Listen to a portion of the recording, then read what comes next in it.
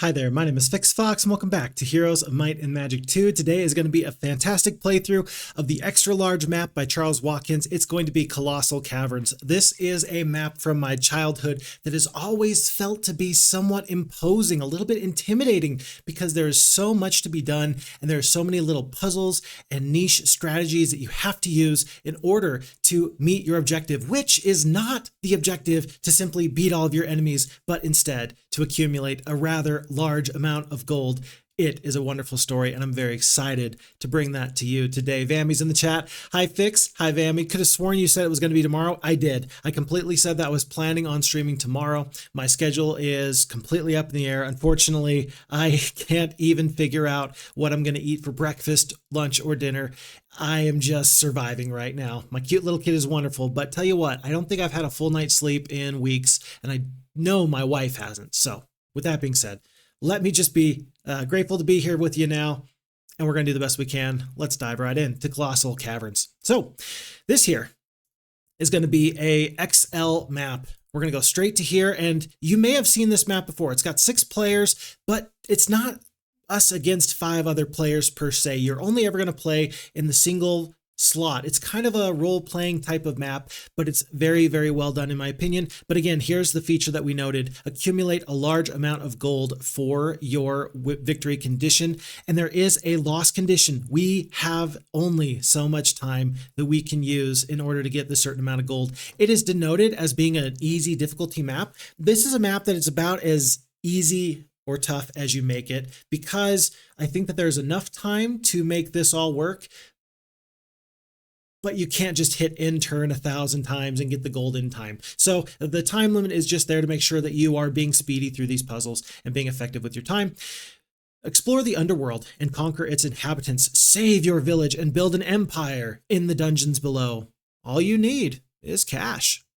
Vammy says, I'm grateful. This is actually more convenient. Wonderful. I'm very happy to hear that. Might have less viewers as others were expecting it to be tomorrow. It's true. My lack of being, consistent, that may be my downfall, but it's what I'm working with, and that's what we're going to do. Folks, rather than roll the dice here and just go with a random start, I feel so inclined to give myself the best possible start. I want to play a faction that I realize I have not been playing much of recently, and I really want to play as the Necromancers. I have not played a good Necromancer game in some time, and I think that it might benefit us in a couple of ways. Number one, any troops that we defeat, any enemies are going to be turned into skeletons in some amount. That's going to be wonderful for us.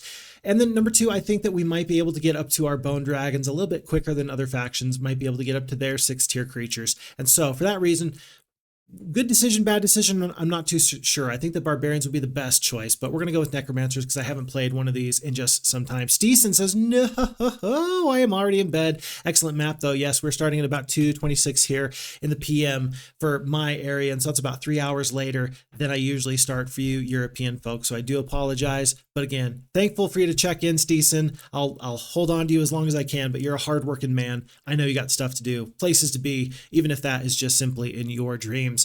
Players, please note, Colossal Cavern is an extra large complex map with lots of animations and events. Smaller's Window 95 configurations may encounter crashes during the play, so save often. You can sometimes get past them by turning off your music and sound or by playing under DOS. I'm sorry about this, but the problem seems to be in the operating system, not the map or the game. From Charles Watkins. Isn't that so wonderful that this game from 1995, 1996 has these limitations kind of built into it? They understood, Charles Watkins, the map designer, understood that some computers were really, truly running off of a potato clock. And that is what it is. Greetings, noble hero. You have just returned from 5 years at the Academy of Might and Magic, where you have obtained some skills you will need to assume leadership of your tiny village. You soon discover, however, that while you were away, your elder brother allowed the place to fall into disrepair. In fact, many of your subjects seem to have abandoned the village. You begin to plan reconstruction. And so we start off here with Darlana as a level 1 Necromancer. We got the 1 attack skill, 0 defense, 2 spell power, 2 knowledge, and perhaps I've made a mistake here. As we do see, Boreaser has subscribed for yet again. Boreas, sir, hello. Fix Fox, hello, sir. Thank you so very, very much for the subscription. It's a pleasure to have you here, as always. I have to tell you, your last subscription was in December, right before I had to take a hiatus. I'm grateful that I'm still worth your time. Welcome. Happy to have you here. Thank you so very much. But Darlana the Necromancer has a couple of benefits to her. Number one, we have the basic wisdom, which is fantastic. You're always going to want that as a Necromancer. But having the diplomacy and the leadership, this means that we can potentially find our way and parlay our way into some really unique forces. Again, if we can get the gold. Now, of course, we win the map by getting a certain amount of gold. Do you need to spend money to make money? That might be the question. 8 skeletons, 3 of the zombies. Basic logistics is going to be very nice. And we do also have our town here. This is Luckenbach. We need to upgrade this into a castle, but we sure can. On a possible difficulty, no resources are available. We will start off with only the excavation and whatever else we can find here and around. Bammy says, hope Charles Watkins is somewhere out there and playing Heroes 2 and being proud that people can play his map without crashes. I think that any map designer has to be feeling something quite similar to that. If not, I wonder where they're at and what they're doing. I would love very much to be able to pick the brains of some of these map designers that were able to get their maps submitted with the Heroes Might and Magic 2 Gold. If you're not familiar, many of these maps, Charles Watkins' map, for example, these were simply community-made maps that were so well done that when the expansion came out for Heroes Might and Magic 2, the developers, producers, they felt that these maps must be included. So hopefully FHeroes2 can do something similar in the future. New Mill and Waterworks, Public Works Project 952, your taxes at work. I am going to be using this water wheel an awful lot, I've got a feeling. There's not a lot of gold opportunities here nearby, and so we're going to have to just take what we can get as I'm picking up 9 wood and whatever this windmill is going to have. I see some pretty unique opportunities here with the Shrine of the First Circle. These 2 first level spells, if I can get through these several Medusa, that might be very much the play. And in fact, several Medusas, not that many. We're talking somewhere in the range of 5 to 9. If I pick up some dwarves at this dwarven cottage, I think that we might be in the driver's seat moving forward in a very nice way. Stisen says, you got places to be, sir, in the land of horses, in the hunt to catch green and red crosses. So be it. Skirwig, nice to see you there. Necromancers without necromancy. Yes, you're completely right. That is a bit of a problem, I just realized. I picked the necromancers in part because I figured, well, we will use necromancy and we would get a nice skeleton snowball, but now my plans have all been thrown out the window. I guess that lets you know that I don't exactly look at these maps and game plan too far ahead before I get started, huh? So yeah, we'll be looking to see if Darlana is going to get necromancy offered very soon or not. Inquiring at the tent that seems to be the only structure left standing, you learn that your brother is nowhere to be found. It seems he became involved in some unfortunate business ventures, and he managed to pile up a tidy debt, excuse me, before abdicating to locations unknown. You soon discover that the loans are legally binding, even though they are held by some very unsavory bankers.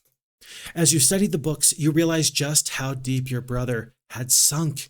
In the years you were away, he managed to borrow 1 million gold. Not only that, he borrowed on loan shark terms that demand monthly interest payments of 10,000 gold or so, just to keep the wolves from the door.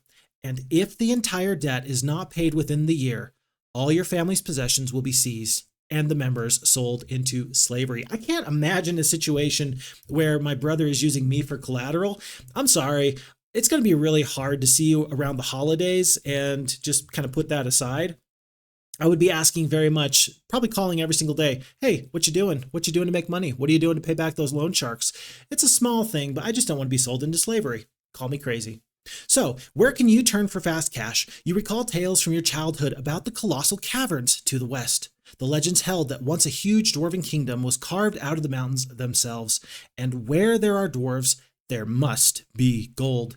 Back then, you were never allowed into the caverns because of the dangers there, but now you decide you are all grown up and ready for some adventure. I hope that we are ready for the adventure that is before us. We're going to pick up 2 mercury here from this windmill, and we're going to head on to this campfire again, looking to pick up enough troops to potentially deal with these Medusas sooner rather than later. This oracle is right here. We might as well step on it, and that's going to give everybody an opportunity to kind of see what the situation is while I get up to speed on chat. Nestled among the trees sits Blind Seer. After you explain the intent of your journey, the Seer activates his crystal ball, allowing you to see the strengths and weaknesses of your opponents. Stisen says, I love Necro Heroes, but not Necromancy skill, though. Their leveling skill rolls, and especially primary skills, are quite nice. I do agree. Necromancers do a really nice job of balancing kind of the might-based capabilities with having that strong disposition towards magic. It feels pretty quality. You are going to lean more into magic pre-level 9 than you are might-based type things, but still very useful. I agree with you, Stisen, on that. And then Stisen says, challenge yourself by not picking Necromancy. Oh boy. I don't know. I have my one starting castle here. I do have the leadership, so I'll be able to mix troops. We'll have to wait and see. We'll have to wait and see. Fix Fox Wife says the quality is so good with the new computer. Hello, Fix Fox Wife. Nice to see you there, my dear. Yeah, I'm very grateful for the new computer. It's working out pretty darn well. So, I have one zombie, and we've got phoenixes, green dragons, bone dragons, black dragons, and more bone dragons on the horizon. Several well-leveled heroes. We're going to have to hope that Darlana can get up to scratch very, very soon. We are last in artifacts, army strength, and income, not to mention precious resources, towns, castles, so on and so forth. Although I suppose we do have our one town. Anyway, that oracle just tells me what I think I already suspected, and that is that we are very, very far behind. Lord Shadowing says I can only hang for about 20 minutes. I arrived 30 minutes. I ended up arriving at work 30 minutes early, and I can't clock in until 3:58. Lord Shadowing, it is always a pleasure to have you. Thank you very much for being here. I always appreciate your insights and your input. Thank you very, very much for being here. I'll be grateful for the time I get to keep you. How about that? Boreaser says that's a lot of dragons. Yes, that's a lot of dragons. That is so many dragons.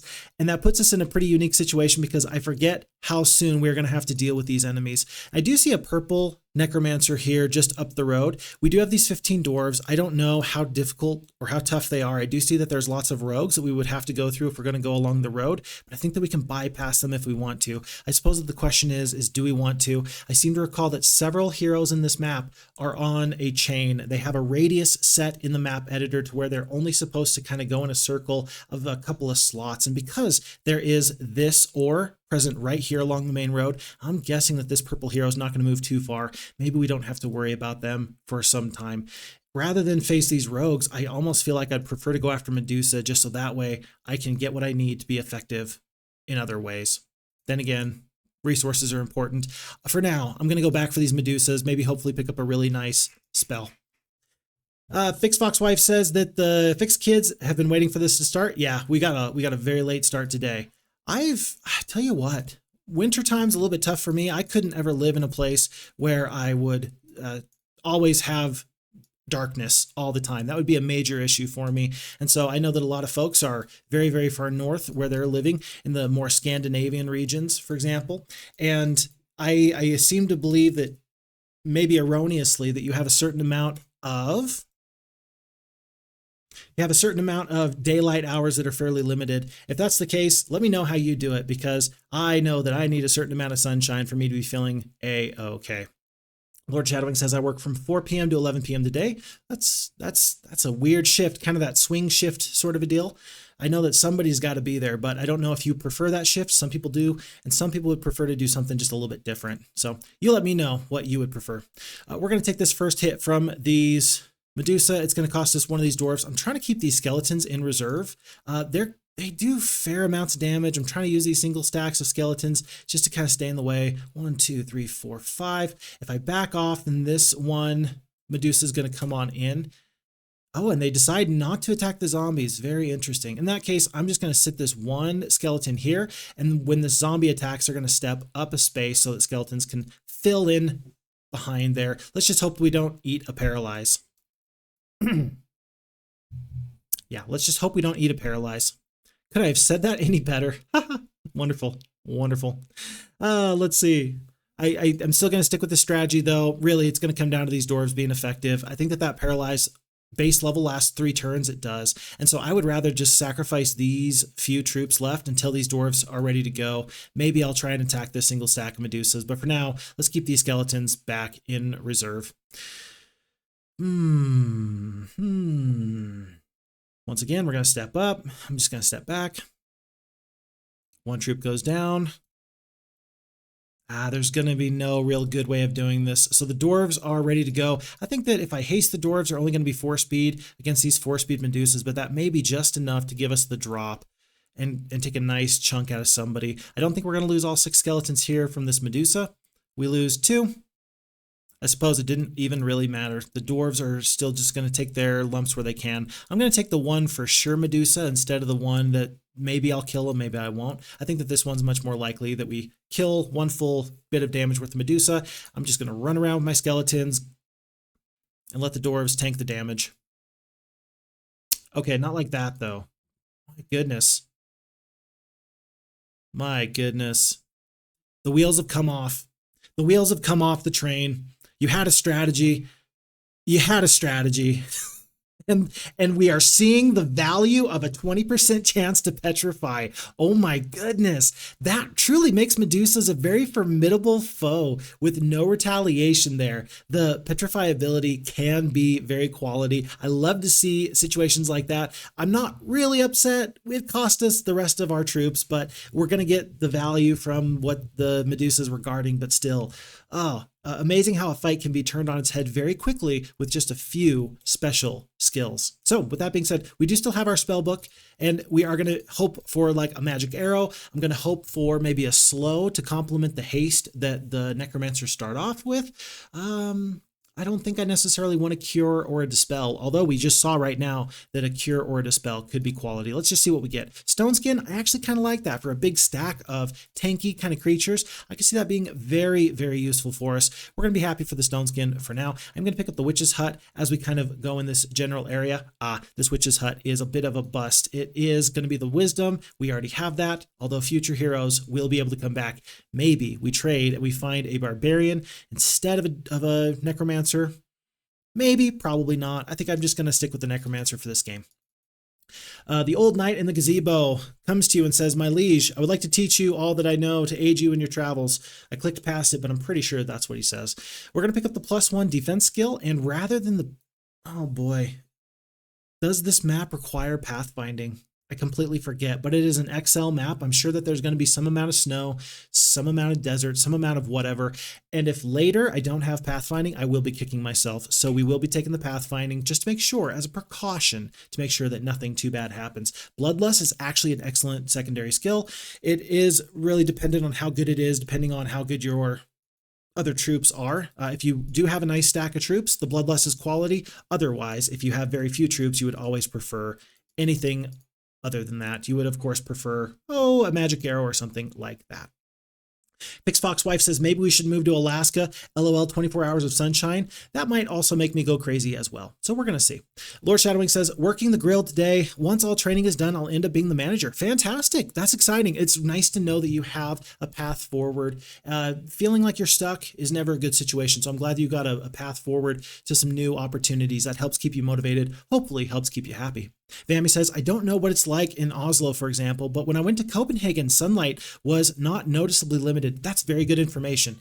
I do hope to travel in the future. Several people overseas have offered. They said, hey, Fixfox, I've always got a couch in case you ever want to come visit. And so knowing that there is sunshine, that actually does make me feel more inclined to come and visit.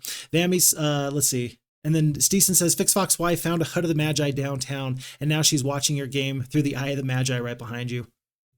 A little scary. Not too bad. Not too bad. And then Vammy says, so someone like Stisen, for example, doesn't have to deal with that.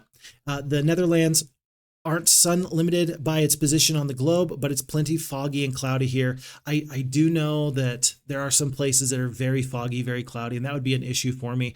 In the United States, our one place geographically that's very much noted for being foggy and overcast all the time is places like Seattle.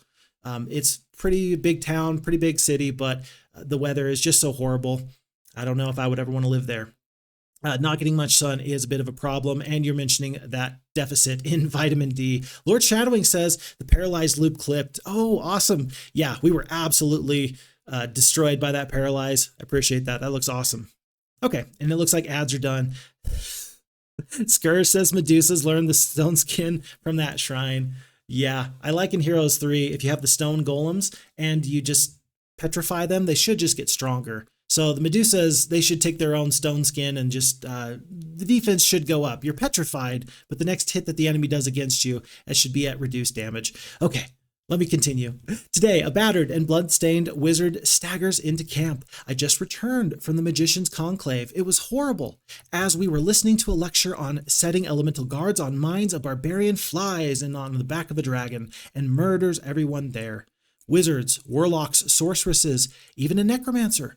All dead or run away. Certainly those who return to their masters will be demanding war, and that sets the tone for the rest of this scenario, I do believe. We have to be very careful because we do see it's Count Iblis, and we don't have a damaging spell. We only have the 10 dwarves. Will they want to attack us? Are they going to stay right there? I'm going to assume that I'm going to be able to beat him even if he really wants to bring war to me. I'm not going to worry too much.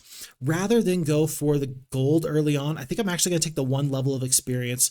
I feel like generally on impossible difficulty, you'll see me taking the gold because it helps me get a nice fast start. I feel like experience here means more because my hero has to be equal to the tasks set before them. If my hero can adventure through the map and take out defenders of certain resource caches, that can do more to propel me forward than a mere 2,000 gold. Although that time will tell if that's a good decision or not. But for here, I'm going to take the experience. And Darlana is going to pick up the +1 spell power. The choice between ballistics and mysticism is kind of an interesting choice here. I don't know how plentiful wells will be, although we do have one just south of our necromancer friend here. And I don't know how likely it is that we're going to get some very high quality troops that are not going to really need the ballistics. And so for that reason, I am going to take the ballistics over the mysticism and hope that we can replenish our spell points in some other ways in the future. And worth noting that we only have 2 secondary slots available still. Are we spelling disaster and doom for ourselves? We will have to wait and see. It is day 6 on to day 7, and we do see Count Iblis not moving, standing stone still. He's just standing there ominously. Could you imagine? Could you imagine? Lord Shadowwing, how's the new baby doing? I'm sure the Fix Fox wife is going to be happy to tell you all about that cute little kid. That kid is wonderful. Kid is very inquisitive about everything around them, and so as far as I can tell, I think that it's a keeper. We're going to keep the kid. Yeah, we're not going to give him back. No, nothing like that. The Old Mill Road, closed for repair, no trespassing. And we are going to make this water wheel here with the very last little bits of our movement point. And it's going to be 500 gold today. And then first thing tomorrow, we just have to make sure that we re-engage with this water wheel for another 1,000 gold. My lord, I've been working very hard to provide you with this gold. Come back next week for more. I shall. Oh, there's rogues guarding, it looks like a pass to the north of this water wheel, kind of hidden behind. And if I defeat them, I'll have access to a witch's hut, Mercury, and a wagon camp. That's pretty intriguing as well. Okay, we're going to look forward to doing that pretty soon. There's no purchases that we can make. We are still shy on the wood necessary to get the castle. We're looking for about 7 wood. So if we can find an ore mine, if we can find a sawmill, we're going to be feeling much better about our chances. New week, and it is week of the Hydra. Hydra growth is up by 5. Pretty interesting there. And then let's see, Vammy says, feel free, there's plenty of nice places here, albeit a bit flat. Bring your own food though. Dutch cuisine is eccentric to say the least. I appreciate that. I try and let people know, of course, I'm from Idaho, which is in the northwest of the United States. And there's some things that we eat that you really ought not to eat. If you ever go to a local fair, you're going to find some really interesting food that we don't eat all the time. But for example, it does not seem to be a good idea to take donuts, fried dough, and then put a hamburger in between them. And yet, that's what you will find at our local county fairs. I've been told that it's delicious. I can't see myself ever getting one of those. They call it a bullseye burger, donuts replacing the bread of otherwise a normal hamburger. I don't know what to tell you, but people swear by it. Not to mention, as far as fair food goes, deep fried Oreos. The whole thing with fat Americans, we're not doing ourselves any service by having everything deep fried and loaded with butter. I can't tell you why, but for some reason, me and my countrymen, that's just kind of what they do. That's what we do. And hopefully we don't die before we hit 35. We will see. Sire, the household staff has cleaned out the basements, knocked down a few fences, and taken some old furniture out of the attics to provide a small supply of wood, says the Kelmsford, the footman. Says Kelmsford the Footman, we hope it is of some value to your campaign. We needed, I think, exactly 8 wood. No, we needed exactly 7 wood. That's going to be just enough to get us our castle. And many of our problems have just been solved because now we're going to get additional gold and we're going to get the opportunity to actually advance, maybe even purchase another hero, which would be pretty unique here. I don't know if either of these heroes are going to be first on my list of things to do, but we shall see. Might as well go back, grab this windmill. I'm going to path through the sign just so I can get to this other water wheel, and we're going to see where this takes us from here. Okay. Seriously, that wood was actually a kind of a big deal. I'm just going to go back here to grab probably zombies, probably skeletons. Anything is better than nothing at this current juncture. At the gate of your village, you find the guards on alert. Sire, we feared you had fallen into a trap, says your captain with visible relief. We had thought our problems were due to a gang of rogues who have holed up over the old mill. But now it appears that something more sinister is afoot. Arm yourself well, sire, for the forces of the undead are loose in the lands. Of course, we have seen this gentleman here. I suppose I played this a little bit out of order. I guess I should have gone to my castle first. I just didn't have any reason to pick up a couple of skeletons, so I didn't. More than picking up another hero, I'm just going to grab these troops. This is going to help me feel much more comfortable about dealing with this enemy here, and then maybe even going through these rogues. We'll see about going through the rogues. For now, they are just stopping us from getting a little bit quicker down the road. I'll go around. It's fine. No. You stay. I'll move. You stay where you're at. It's fine. It's fine. After you, sir. You catch a leprechaun foolishly sleeping amidst a cluster of magic mushrooms. In exchange for his freedom, he guides you to a small pot filled with precious things. And so with that being said, I think it's time to defeat this enemy here. We don't need any more spell points. We're not going to go out of our way for this magic well. The enemy will flee, but we're going to see if we can prevent that from happening. Stisen says, when the sun finally decides to stop by in Denmark, it feels like hugging a phoenix. Really nice for a minute or so, but not hours. I really do love that you say that, though, as I cast haste on these dwarves. I've known many people who they say something quite similar. Not always can you count on a healthy amount of sunshine, but there are those days when the sun breaks through, and it really is truly wonderful to behold. So yeah, whenever the sunshine comes to you, I'm very glad for it, and I hope that you enjoy every little chance you get with it. I think that we might as well kill troops where we can. I think I am going to haste. I think that the zombies are going to get into range, so I'm going to wait. I'm going to send the dwarves into harm's way. Even if I lose one, I do want to try and defeat this enemy. And then I suppose now I will haste the skeletons. We're going to do some damage to these zombies. We're going to kill 2 to 3. We kill 3, and the enemy will flee. We will not get them, but they are going to take off with their legs tucked between their tails tucked between their legs. Occasionally, the idioms do escape me, and I hope that you will forgive me for it. And then Stisen says, wow, you made a grave mistake there, sire. Ballistics over the mysticism on this map? Oof, you will see. I will see. It's been a long time since I've played Colossal Caverns. And then Fixfox Wife does say that the little baby is handsome and wonderful. Deep fried Oreos, potato tornadoes, oh my goodness. And then Lord Shadowwing does say, at least it's not deep fried butter. I've heard that that's a thing. Never going to try that. That just seems like my arteries will thank me if I don't. Stisen does say, what does Fix Kids think that the secondary resources look like in this game? My son says such funny stuff. I don't think I've actually been able to send my kids and really sat them down to really take a good look at Heroes, Might, and Magic, which obviously is my failure as a father. I will have to get back to you on their indications there for you, Stisen. The dungeon is buzzing with rumors of the Wizard's Rebellion. Marionette, the minor mage, admits, our best magicians have fallen against our leader. They say he is mad, yet we all depend on him to maintain our connection with the source of magic, I suppose. Were he to fall before another can secure a castle or town, then surely we are all to perish. This is why many seek new masters. A little bit of extra lore building there. Oh no, we do see a demon cave, and that's going to be fairly unique here. We see a sign, so of course we must pick this up. And west is the Lumber Mill Road, guarded by some ogres, as we can see. To the east is Springdale. I think I saw sprites available if we can defeat some wolves. And then to the north is the Colossal Caverns and Bat Cave. This Demon Cave, though, is also fairly intriguing. If we're able to go through the Demon Cave and fight a couple of the Earth Elementals, that might be useful for us. We're not going to risk it. We never risk it around here. We would rather fight the Guardians. It just makes too much sense. The wolves are not nearly so scary as these ogres. Even just several ogres is very scary, but I do need the wood. Oh boy, do I need the wood. The mansion is going to be pretty expensive for wood. The mausoleum, the laboratory. Yes, yes, we're going to need plenty of wood sooner rather than later. I think that several ogres would be much easier to deal with if we had picked up just one single magic arrow. Perhaps that's the best reason to go back for a level 1 mage guild.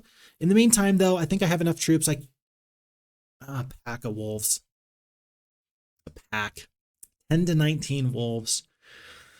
And they are for sure going to get the first hit on me. There's nothing I can do about that. I don't feel very confident about that fight. Perhaps with a couple of additional rogues, then maybe our fortunes would change. Can we defeat lots of rogues here? There's not going to be any retaliations, but I feel like we might be able to give that a shot. Vami says, I think that the Demon Cave is the cave entrance. You go into the cave, sort of like the Cave of Wonders, and then that proceeds on to the next section. I like that thematic take on that. I truly do. So we are going to actually go for these lots of rogues here. I think that with the 10 dwarves, I think we can manage this. We're going to be able to pick up another hero in just a moment. We've got 1,500 gold. We'll pick up one more in just a half a moment, and then we're going to hopefully commandeer their troops. Maybe we can get far enough that we can soldier on with some additional forces very soon. Sire, the ladies of the village have contributed their jewelry to the cause, says Millicent, the seamstress. They're sure that you will bring back plenty for all when you return from your campaign. 2 crystal, 8 gems, 2,000 gold. I don't know if necromancers are really the best for this map. I'm happy for the gems. I'm happy for these loose resources because it's going to get us closer to the mausoleum, but we're still so far, or the laboratory rather, but we're still so far away. I can't fathom a guess as to what is going to be best for us. 250 gold per day. It's going to cost all of our ore. We're not going to have enough ore for the pyramid, but that ore is sort of earmarked for this mage guild. So for now, I'm going to wait on that, but I am going to pick up Rathmont. The scouting plus these specialized troops, that is going to be the best play for me. We have an extra 2,000 gold. Might as well pick up these 2 skeletons, and we're going to make our way over yonder. Are we going to get all the way? We will not. We're going to use Darlana's movement points to come back, and this will be the best thing we have. Yep, the very best thing. We'll stay along the road, try and help our movement points work out as best as we can. Let's fight this fight and go on from there.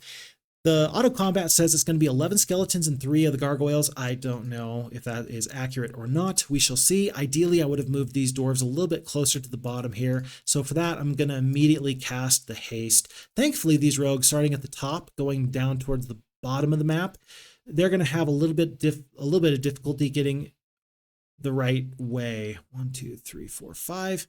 I guess we're going to eat the damage right here. We're going to keep the skeletons free and clear for one more turn. 6 centaurs kills 3 of the rogues. And then because of this terrain, if I don't kill all 3 of these rogues, I won't take the damage from these 6. I'm going to risk it. Yeah, I'm going to risk it. I was too awesome for my own good, and I'm very sad for it. But these things do happen. The skeletons can reach if I use one of the hastes. I think I'm going to have enough spell points later on. Plus, there's that magic well not too far away. Let's just get out of this fight as quickly as we can. No idea if the rogues did any amount of damage that was going to be concerning for those gargoyles, but a glorious victory, one way or the other. We're happy for it. And now we're going to be in this new area, and then we're going to use these rogues to roll into the rest of these forces. So Rathmont's going to end up picking up some of these troops just to make room in the army. Okay. Lord Shadowing says, well, I'm out. Have fun. Have such a great time at work. It's always as good of a day as you make it. So I hope you have a fantastic day at work. All my best to you, sir. Thank you kindly. Skull Pile seems like it's going to be a good investment. We're kind of in the middle of, well, towards the end of week 1, or rather week 2 here. And this might be a problem. We only have 2 secondary slots, but you have to go through this witch's hut in order to get onto this next phase. Basic estates. Every single hero that we pick up from here on out is going to pick up this basic estates. It's so very close. There's no reason that we ought not to. Basic estates is going to be wonderful. This ancient and immortal witch living in the hut with bird legs for stilts will teach us this for her own inscrutable purposes, and it will somehow generate us the gold, which is our win condition. Could we ask for a better witch's hut? I contend no, we could not. Several minotaurs, guards, nomads, boots, and unfortunately they also guard the wagon camp. I think that we can defeat several Minotaurs, and I'm very glad that we didn't attack here or here first. I think that we can defeat these enemies. 11 spell points left. That's going to be 3 casts of these spells. The Stone Skin alone on these dwarves, that might be the best thing for us. And maybe we try and get rid of these zombies just a tiny bit. Let's fight this fight. It's not going to be very pretty, but I do believe that we will win. So a glorious victory at high costs. Tell4HU, hey FlixFox, hey chat. I see I just managed to catch the beginnings of the map. Yes, you have, sir. This is going to be the XL map, Colossal Caverns, a wonderful map, tons of intrigue and lots of story elements. I am going to love this map, I am sure, and I'm going to try to explore as much of this as possible. Stisen says, the godly knights need crystals for their windows. Phoenixes love soup. Dragons need hay for their dragon nests. Titans can't get rich enough. I love every little bit of that. That's some of the backstory to exactly what, why does a dragon need sulfur? Why does a titan need gems? Why do phoenixes need soup? I really appreciate your backstory there, Stisen. That works out very, very well for me. The 6 centaurs are not doing a lot of damage. We're just going to let them do something. With 3 spell power, I can cast the Stone Skin and the Bloodlust a time or two. Will it matter? 4 speed, 4 speed. The dwarves are currently very close to the bottom of the map. Skeletons are going to back off. Gargoyles are going to back off. I was kind of hoping to use this terrain to sort of get these enemies to want to go north. We're going to see if that works out or not. I just don't know if that will. Nope, they're coming for us. 1, 2, 3, 4. Gargoyles are going to be obligated to back off in just half of a second. And I think that we're going to, as we see the bad morale come through, I think that we're going to try and fight in this choke point. Note that I didn't cast a spell on that first round. I meant to, I was thinking about 3 spells that I have, how long this scenario or this battle would go. And then the thought process was, okay, I didn't want to cast a spell on that first round because I want the spells to last long enough anyway, to stay where I ought to go. If I stick the zombies here in this little choke point, I think that I'm going to give the dwarves the best possible shot to stay alive and get this first hit off. I'm going to use the zombies as this just doorstop, sacrificial lamb, and just hope for the best. And for the second time, the dwarves has lost their turn. If they lose their turn again, we're in dire straits, but they lost their turn at the best possible time for me. If you're going to have poor morale, you might as well have missed out on those first 2 instances there. We're going to wait on the Stone Skin, Bloodlust, possibly. We will see. Let's just skip. Minotaurs are waiting. They're not going to get into us this turn. We do lose 1 zombie there to these 2 Minotaurs. 24 hit points a Minotaur there. And then you see that the Minotaurs are tripping over themselves trying to get there. I think we're going to haste these dwarves so they can get this first shot off on this Minotaur. It's not going to be perhaps the very best thing, but I think that, again, these zombies are just going to hold the line here. Another one goes down. I do want to get this first shot off. We have the Stone Skin. You might as well use it while you can. And so I'm going to sit right here as opposed to this spot. I think I'm okay with these other Minotaurs trying to get up and around. I think that'll be fine. Gargoyles, I don't want them to engage yet. They might be useful against enemy range creatures in the future. So they're a specialized troop. This is not their time to shine. They just need to survive this fight for another fight later. And then skeletons, we have a unique opportunity. Do we bloodlust the dwarves with 2 to 4 damage and 7 attack skill, or the 2 to 3 skeletons with the 5 attack skill? I still think that the dwarves are going to be the best bloodlusted target there, but we might as well kill 1 full Minotaur here right now.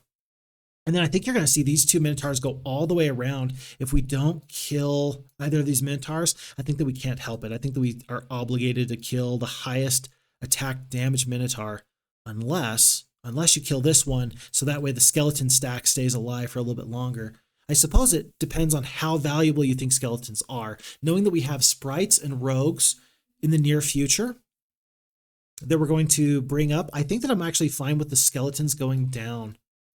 We don't have Necromancy, if you'll recall, and so getting a big skeleton snowball stack is not very likely. I think that we're just going to, well, I said what I was going to say, and then I attacked the wrong Minotaur.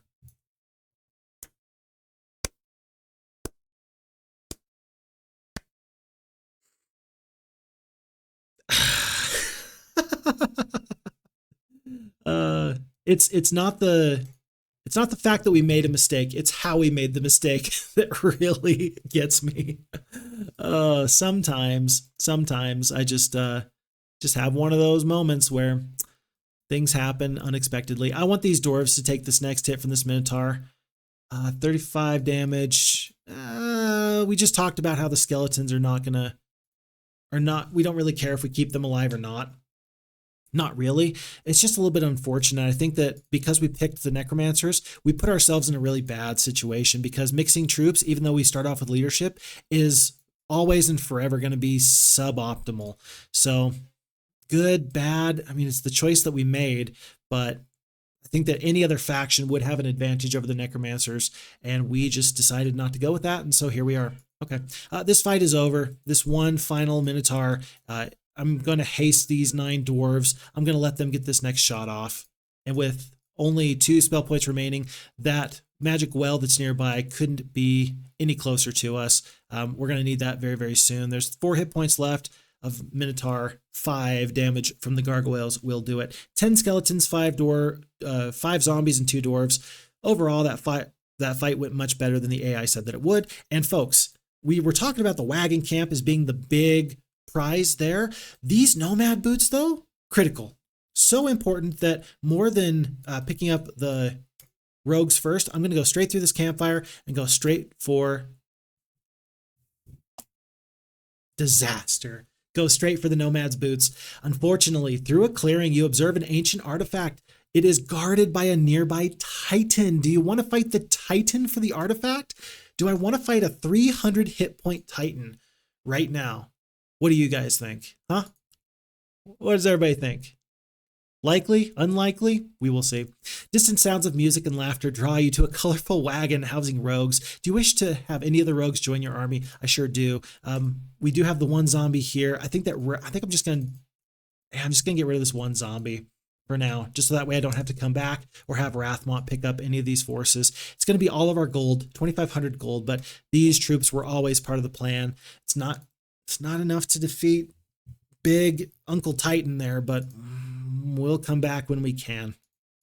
Okay, in the meantime, Rathmont, it's your job to pick up this sign, which is the last sign before the dungeon. There is our ore mine we're going to need to go through. It looks like throngs of goblins and steel golems and iron golems, at least the iron golems, but there's going to be 2 shrines in the first circle. I think that we're going to have to hope that these forces are going to be enough to catapult us through this area, and we're going to still try and build up our main castle, but for now, until we can get the Mage Guild, we're not going to return with our primary hero. It's day 7. Rathmont's job is now to pick up things like windmills, magic gardens, and so on and so forth. And with that, we are on to month 1, week 3, day 1. It is week of the Condor. All dwellings have increased in population. 5 extra wood. We actually needed that. I think that changes my plans because now we're close enough to this Mage Guild here.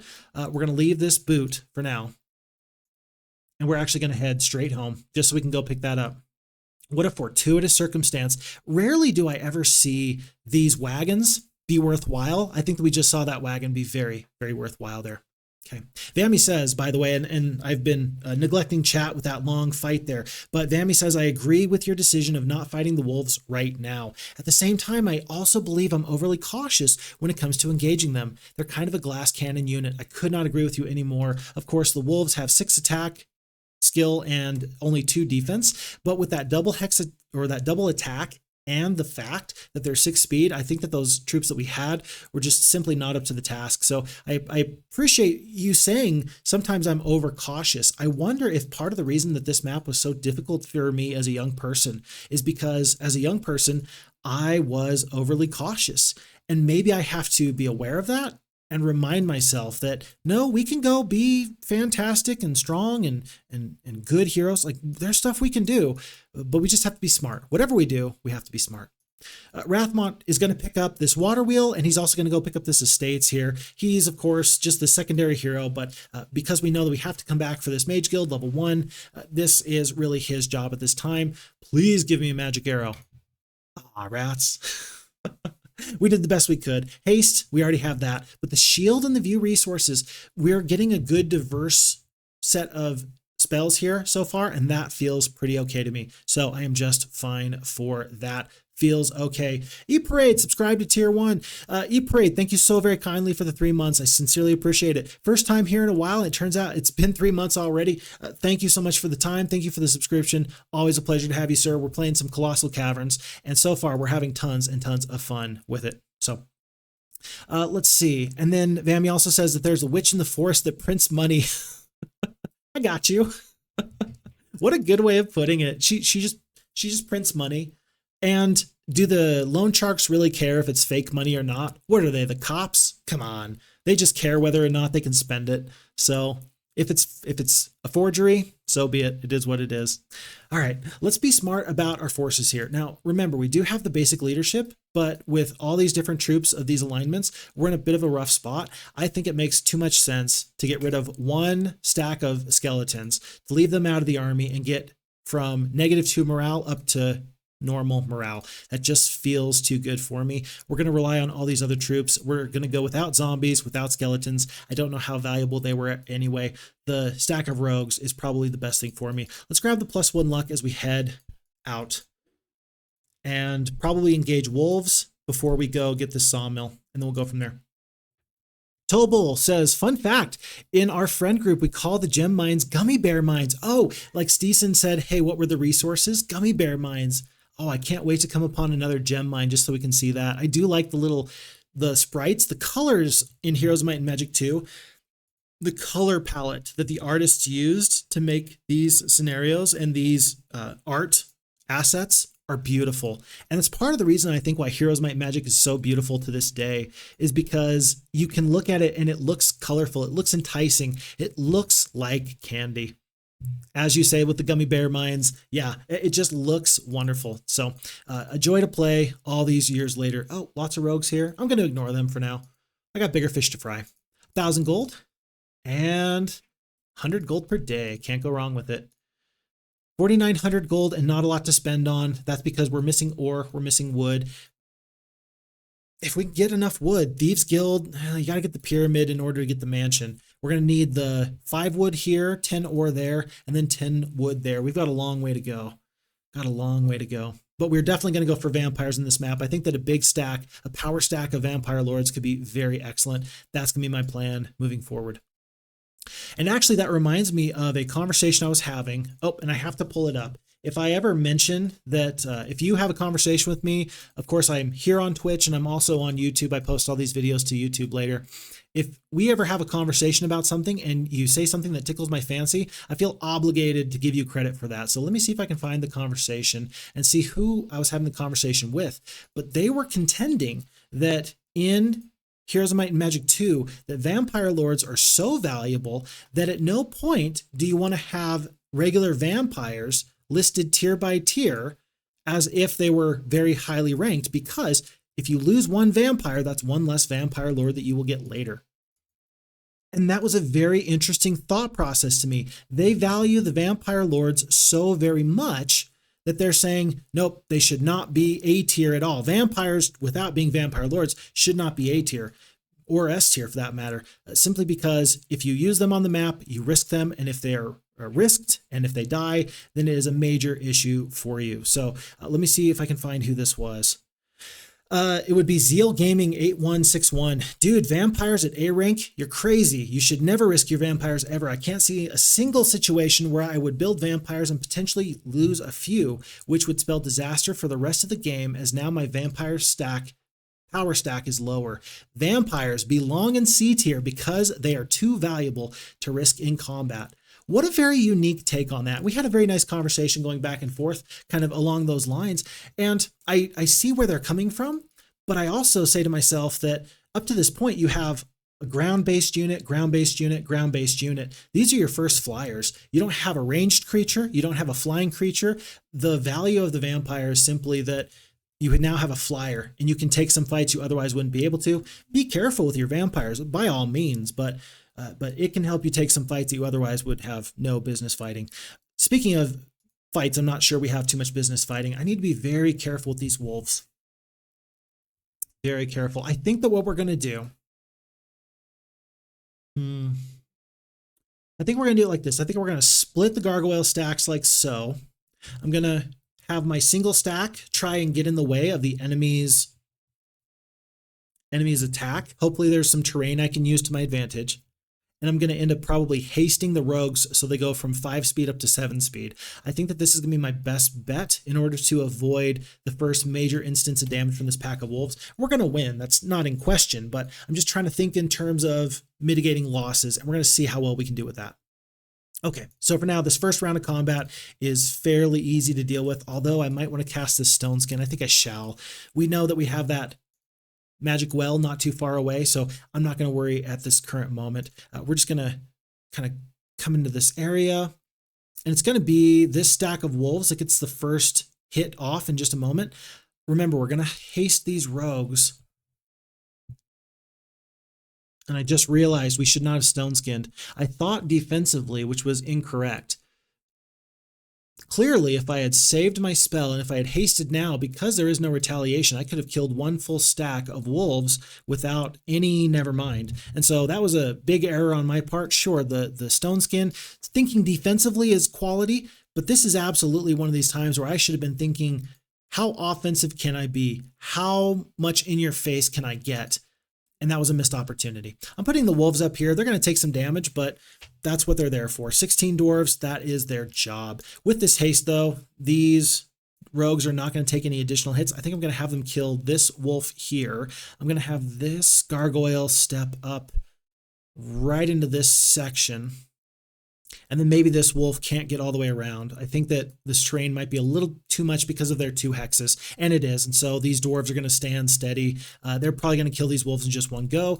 And now we've built this nice little shield wall. It seems a little bit strange to do our best to defend these 6 centaurs, but any amount of defense is going to go a long way. That's going to help them just stay alive, happy and healthy. It's going to be 7 rogues that goes down, and maybe more importantly, we didn't lose a single one of our gargoyles. 6 speed flying creatures are just so valuable.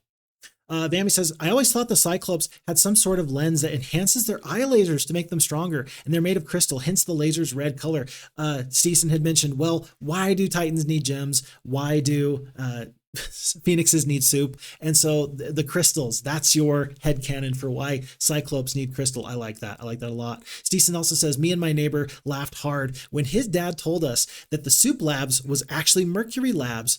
Huh, we thought to ourselves, don't be ridiculous. Mercury would kill the birds. It's soup. Can't you see that? I love that. I really love that. For everybody that spent a lot of time as a young person watching someone else play Heroes of Might and Magic, I learned a lot just by the things that this game taught me. So I'm going to go with that. It was soup and not Mercury. Vammy says, Necromancer start will make your victory all that much more epic. I can't agree with you anymore with that. And Stisen says, if you attack a bunch of Minotaurs like a maniac, you could have at least brought Theseus with you. Theseus, is that a reference to Greek mythology? Help me with that one. Help get me caught up on that one. Vammy says, the silver lining is that you might be able to get 3 or 4 bone dragons relatively soon, and those should win against the Titan. That's very true. Of course, this one Titan guarding these Nomads boots, it's gonna be an issue. And so bone dragons, hopefully we can propel ourselves into some sort of relevancy very, very soon. Bone dragons are going to be the play. Maybe, depends on the sulfur. Maybe we bypass vampires and go straight for bone dragons. We will have to wait and see. E-Parade says, not sure I've seen you playing as Necro for a while either. Definitely been a lot of night play, I feel. It really has been, E-Parade. Completely agree with that. And that's why I wanted to play as a Necro, because I haven't played Necros for quite some time. Although I'm sure if Stisen was there, he would have said, Pixfox, play Sorceresses. And I might have felt obligated to do that just because Stisen was here. But for now, Necromancers it is. Vammy says, Rogue plus Haste should make the wolf fight pretty clean win. And I wish I'd seen that before. Obviously, Vammy, I did make that mistake. It should have been the Haste and not the Stone Skin round 1. We'll chalk that up to my mistake, and we'll try and do better in the future. E-Parade says, I feel like Heroes of Might and Magic 2 has the best look of all the games. That's my personal opinion as well. I'm a big fan of that. The color palette, again, it's so vibrant. It pops so very, very nicely. And the family does say that Theseus killed the Minotaur. He killed the Minotaur in Greek mythology. He had the string that he laid behind him so he could wander through the maze and find his way out. That was Theseus. Okay, perfect. I appreciate you getting me caught up on my Greek mythology. It has been some time since I opened up a Greek mythology book. So I appreciate that very much. Spell power +1. And the reason why I have not made this decision is because this is kind of interesting. With our last secondary skill, how valuable is Necromancy going to be?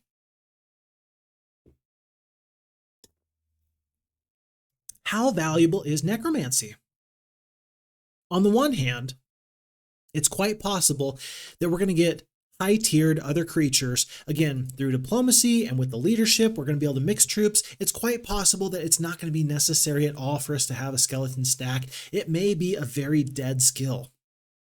However, there may be an opportunity where we come upon throngs of peasants, or, I mean, we've just mentioned a little while ago, there's goblins to the north guarding all of this. Any troops, free troops, are always valuable.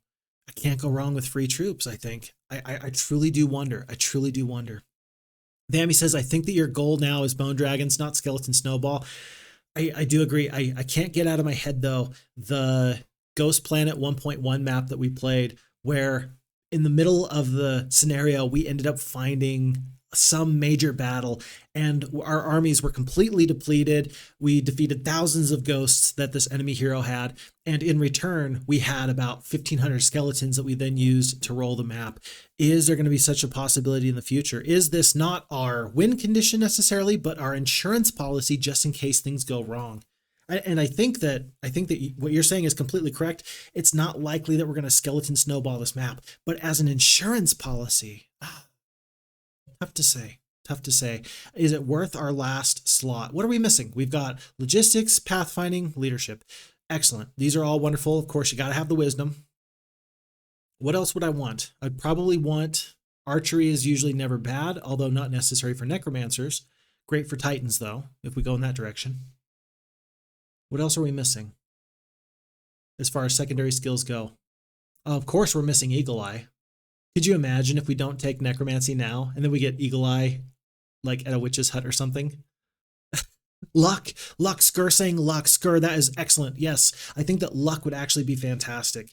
Remembering that necromancers do lean into the attack and the defense skill a little bit more than the other spellcasters, I do think that luck is pretty good. That's a good thought there. That's a really good thought there. Nambi saying, it ain't a Greek hero if they haven't killed the great mythical beast. I'm worried about your morale due to skeletons. Me too. I'm hoping that the leadership kind of can counterbalance that. I think that the early game skeletons will slow you down. Not more so than the dwarves, but still, yeah. I would prefer luck. I would prefer many other secondary skills, but it might end up being that I get offered something horrible like Eagle Eye. As I'm weighing this out, there's the possibility for a really nice decisive secondary skill. But I'm going to take the Necromancy. This is potentially a very unpopular opinion, but I am going to take the basic Necromancy just in case. Just in case. As an insurance policy, Necromancy is my insurance policy. And Vammy says that you think that I can guarantee luck. Plenty of slots to upgrade to avoid Eagle Eye. I'm just not going to risk it. Maybe today is the day that I have to admit that I'm not feeling very risky. Today is not the day that I am particularly bold, daring, although perhaps I should be. Of course, what do they say? Victory comes to the bold and the brave. Perhaps I need to be a little bit more aggressive moving forward. But for now, that's the decision that we're going to go with. And again, it's for no other reason than that it is simply an insurance policy. We're starting to upgrade this castle. We're going to get into the vampires as soon as we can get about 8 more, or maybe some of our kingdom citizens are going to give us something nice. We're going to have to wait and see. A group of sprites with a desire for greater glory wish to join you. Do you accept? I do, but I'm going to have to move some troops over here, make some space. And that's going to be 28 sprites. That's not nearly as many as I thought there would be. 6,500 gold. We're going to pick up all of these sprites in this tree city. Some of the sprites living in the tree city are willing to join your army for a price. Do you want to recruit the sprites? I sure do. 56 is far too many to pass up. And now, thankfully, because we already have the dwarves, our morale is unaffected. This should help us roll into this pack of ogres. And after that, we will head north, maybe through the demon cave, but at least to pick up this sawmill.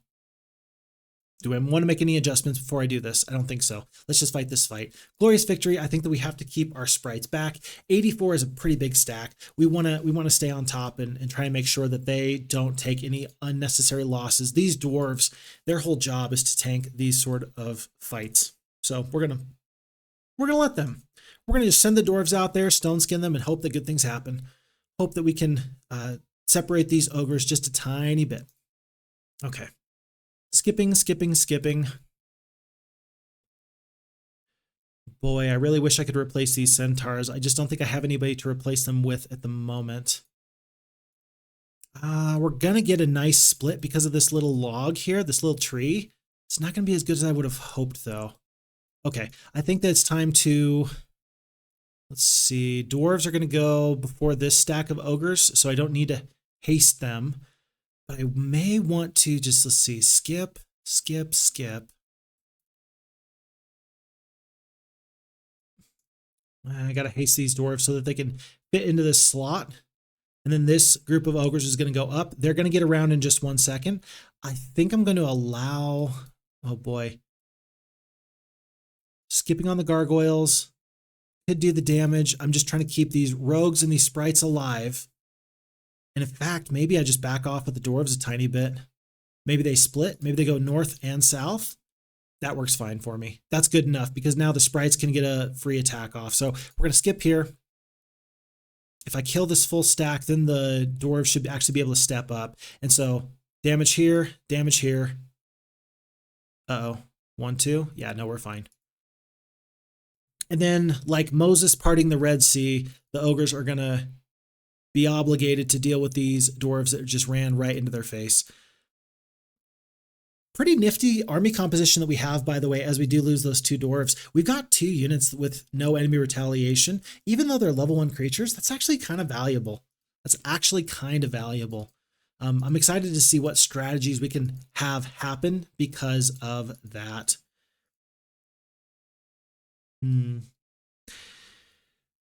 How valuable are Nomads boots? Not enough considering the losses that we're going to take if we try and go through them. I'm not going to spend the crystal there. I am going to pick up this gazebo here for our friend Rathmont. He might as well pick up the scouting. I'm going to see if he doesn't need the wisdom. He's going to grab all this and then he's going to start his long march here. It's day 6 for now, but let's head north in just a second. Okay. Vammy says, on my end, taking necromancy is a bold decision. Okay. I hear that. And I know that oftentimes the great thing about Heroes is that I love when we disagree because I disagree with lots of people on lots of different situations because there's so many different ways that you can go. I'm so glad that there's not always just one optimal strategy. There's lots of different ways that we can make this scenario work. And so I would love, that's why I love to see other people play certain scenarios because then I get to see their thought process and I learn an awful lot from that. The entrance to the cave is dark, and a foul, sulphurous smell issues from the cave's mouth. Do you wish to enter? I sure do. You find a powerful and grotesque demon in the cave. Today, it rasps, you will fight and surely die, but I will give you a choice of deaths. You may fight me, or you may fight my servants. Do you wish to fight my servants? I do. It's going to be a glorious victory. We're not going to lose any amount of sprites. I don't care what else happens. I'm just not going to lose any sprites. Once again, these poor dwarves are going to get hung out to dry. I am going to cast the haste on them. We're going to go back just far enough that we can pick up that magic well, I think. I think that that's going to be pretty useful for me. So the dwarves being hasted now is just so that they can get out into the appropriate spot. I'm going to put them right about here. I do not mind if they take any amount of damage. And these 8 earth elementals, they can put out some amount of damage. It's not too much though. 1, 2, 3, 4. So, or 1, 2, 3 rather. Okay, so we're going to skip one more turn. Maybe I can actually get this top stack of earth elementals to try and fight these rogues. I think that these 2 creatures are probably where all the rest of these earth elementals really want to try and do their damage. No, are you going straight for the centaurs? What are you doing? I'm very intrigued by that decision. Very intrigued indeed. Okay, let's split off one more time.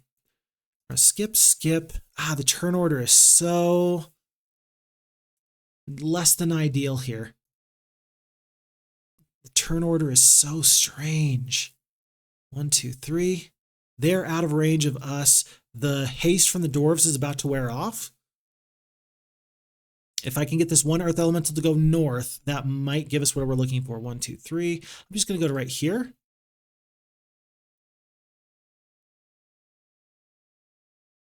and now it's time for us to fight. And so we're going to try and deal with these earth elementals. As you can see, with only 3 speed, they are pretty much putting themselves too far away to really support each other. So these 2 earth elementals are supporting each other, but these 2 are supporting them. There's this decided gap between them. For that, we are going to attack. Save the gargoyles, do the damage with the rogues. It's going to be, 15 points of damage there. Do I want to kill 1 full stack? I do, and I think I can. So we do that there. 15 points worth of damage. Centaurs. And we did lose 3 sprites. I forgot that the dwarves did, in fact, lose their turn. But that makes the rest of this fight go very easy for us. Everybody's back up. Dwarves are going to deal with this top stack. These guys are going to deal with this bottom stack. Easy peasy, lemon squeezy, no issues. Don't tell me that we're having a real bad time, because I'm having a real good time.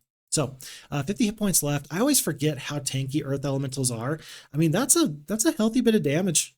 They're not lightweights by any stretch of the imagination. They've got a little bit of meat on them. How about 7 points of damage? We might kill 1. We do not, and that's going to cost us 1 more rogue. So 3 sprites, 1 rogue, 400 experience, but we walk away from the Demon Cave with 2,500 gold, and very excited for that. Noble says, picking up Necromancy makes the game more interesting. I support it. I appreciate that too. Yeah, definitely. Insurance policy, interesting. Is it ever bad to have additional options? Additional options are never bad. How about that? It may not be suboptimal. For example, barbarians may go straight for their attack skill, and they can make a living, a killing, if you will, off of being attacking at a very high damage and rate. But sometimes is it better to diversify, or is it better just to focus on your one strength? You tell me. There's lots of different ways of thinking about that. You let me know what works best for you. Not going to go for the shrine. We're going to need that crystal for some other stuff, I think. Very sad still. We're looking for this pyramid. All the ores over here. We're going to pick up this magic well, and then we're going to head north. The Nomads boots we're going to have to come back for later. 7,400 gold. We'll come back when we can get that. Avatar Hero, wee woo! Lifetime, baby. Greetings, Fixfox. Hope you're doing well, of course. And salutations, chat. Hope you two are having a good time. Avatar Hero, always a pleasure to have you here. Thank you so very much for your time. I hope everybody, by the way, is having a fantastic Friday. I understand that at the end of a long week, we might need a little bit of time to wind down and focus on whatever you need to be okay. I hope that none of us are working for the weekend, as it were. I hope that all of us are doing our very best to be healthy throughout the rest of the week, but it really does help to catch our breath and take it nice and easy every now and again. Count Iblis the Necromancer. Recall that we did defeat this enemy. Level 8 on the Necromancer. I think the Darlana is immediately replaced. Is she immediately replaced? I don't know the question. I don't know the answer to that. What an interesting situation here. We're going to have to think about this long and hard, because we've been offered this very unique situation. Do we take it? eParade says, I'm looking forward to hating on the repeat Super Bowl on Sunday. I am with you 100%. People ask me, are you going for the Kansas City Chiefs, or are you going for the Philadelphia Eagles? And my answer is that I'm going for Bane from Batman, the third one, the Christopher Nolan Batman, where he shows up at the football game and there's a big disaster that he causes. Yeah, I hope everybody loses. I don't really care. I'm tired. I'm tired of Eagles Chiefs. No more. And if they three-peat, then Kansas City fans and players are going to be absolutely insufferable. It was cute when you were the plucky underdog, but now, not so cute anymore. Hate to say it. For all the Kansas City Chief fans in the chat, I make no apologies. Okay. Okay. Why would this Necromancer replacing our hero be a good idea? Number one, they're 4 levels ahead of Darlana. That's good. They would be leaning very heavily into Necromancy. They do still have the Wisdom. They've got the Ballistics. They do have the Pathfinding. What are the reasons not to take this Necromancer? Number one, they've got a dead secondary skill with Eagle Eye. That's just bad. That's objectively bad. That's not good. But also, we would be missing out on the leadership, diplomacy, and the logistics. Those are pretty good skills. Those are pretty good skills. And without a magic arrow, I don't think that the spell power necessarily immediately says that we must switch. 3 and 6.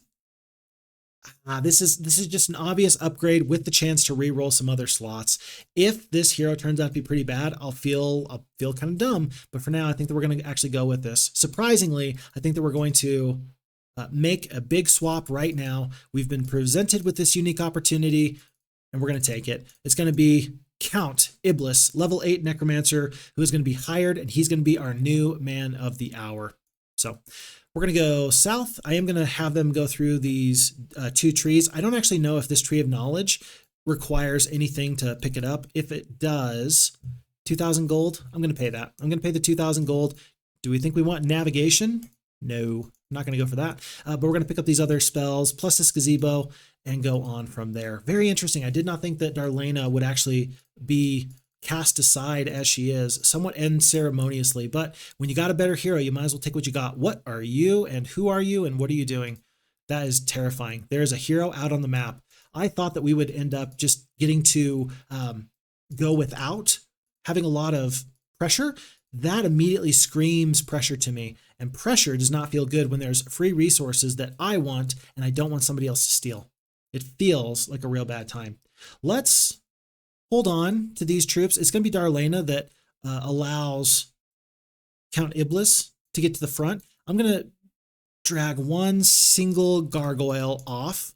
So that way the one single gargoyle can actually go back onto this gentleman. That way he can get to the front of the map much quicker. Stay 3. Oh no, all those skeletons that we could have picked up. Nocturna, lots of goblins, pack of vampires, pack of vampire lords, zounds of skeletons, a horde of peasants. We're in a real bad time. We are in a real bad time. I don't like that at all. Vami says, I think Darlana tries to do what she can with the diverse force, but Iblis kills goblins for more skeletons. I think that that's the play, except, now I'm looking at this. This is horrible. And you're completely right. The liches, that would be the thing. I wonder if this map is different simply because the FHeroes2 AI plays differently. For example, FHeroes2 AI, it will walk through signs, it will path through certain obstacles that the original Heroes of Might and Magic 2 Gold AI never would. I wonder if this is a situation where we are seeing that enforced. Maybe Nocturna, by the original map designer, was locked away in a place where they wouldn't cause too much hate and discontent.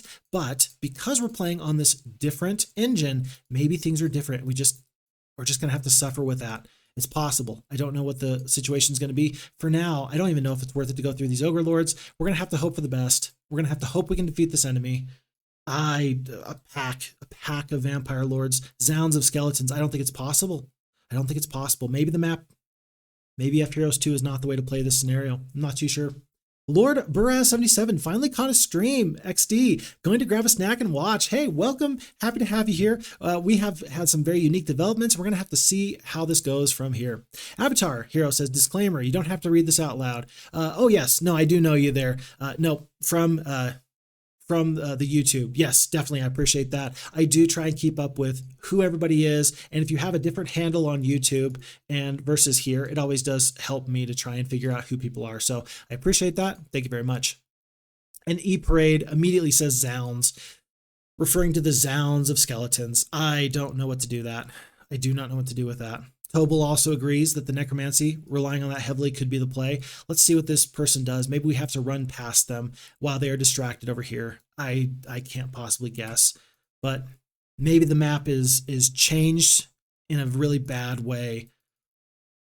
Maybe this is not looking too good.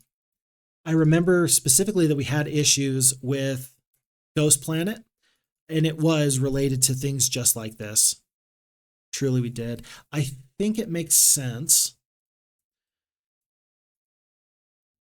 6 Centaurs just isn't doing it for me. I think I'd rather be able to split my forces as necessary.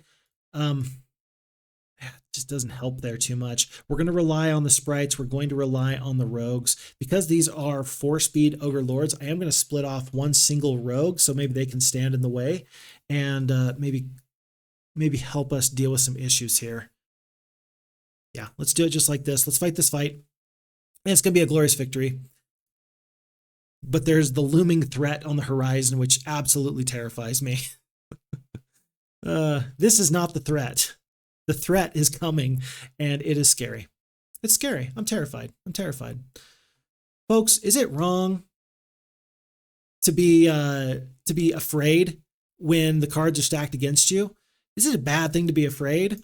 Or is it worthwhile to recognize that it's smart in some ways to be scared in the face of absolutely overwhelming, dangerous odds? I think it's fair to say that dangerous odds are afoot. And we're going to have to just wait and see if we can manage to move forward. I'm going to cast a Bloodlust here. It's going to help me kill. It didn't help me kill one full stack. That's incredible. I really thought we would kill 3 of those Ogre Lords. We're going to have to haste these sprites in just a moment so they can get the hit off here as well. But we're going to just ride these sprites for the rest of this fight. That's going to be their job, is to just really pack a punch and do tons of damage. Yeah, you see? You can. I knew you could kill a whole stack. All right. We'll figure it out. Skipping, try and use the terrain, get this nice split between the Ogre Lords. One going this way, one going this way.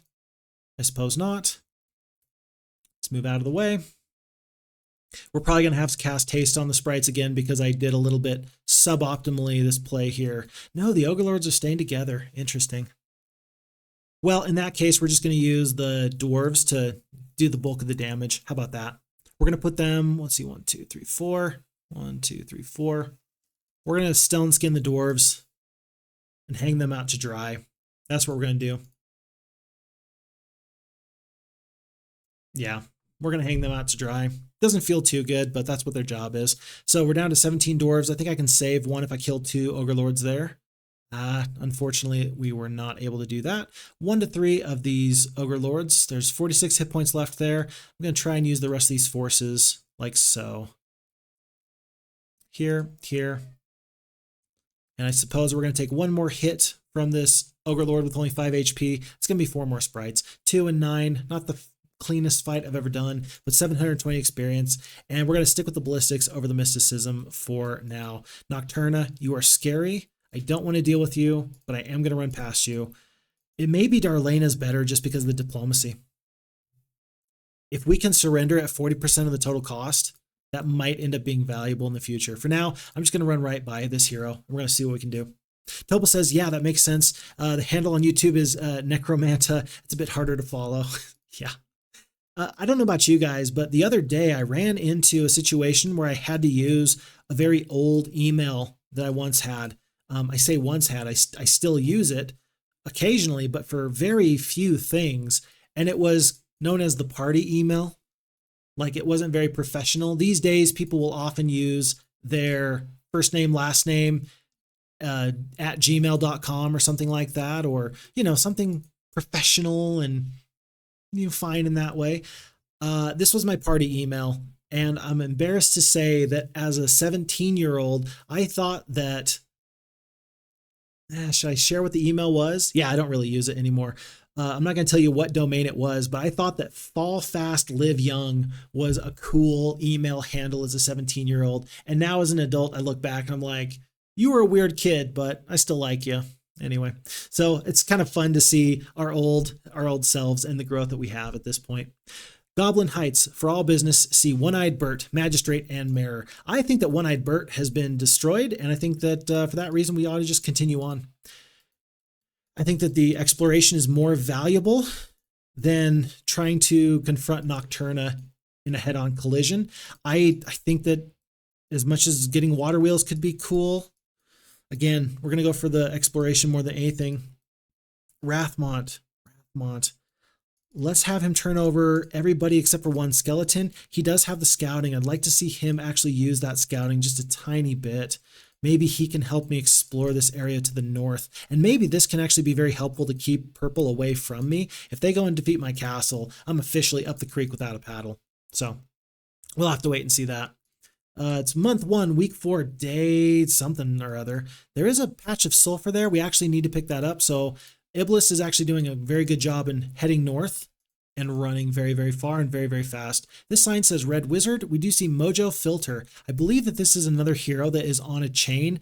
They don't leave this radius. I think that so long as I'm sitting right here, I am safe. I do want to pick up this observation tower, maybe get some treasure. I need to know where to run before Nocturna can get me. And because she's so close, I'm actually going to turn right back around with Rathmont. I do not want them to turn south. South is destruction for me.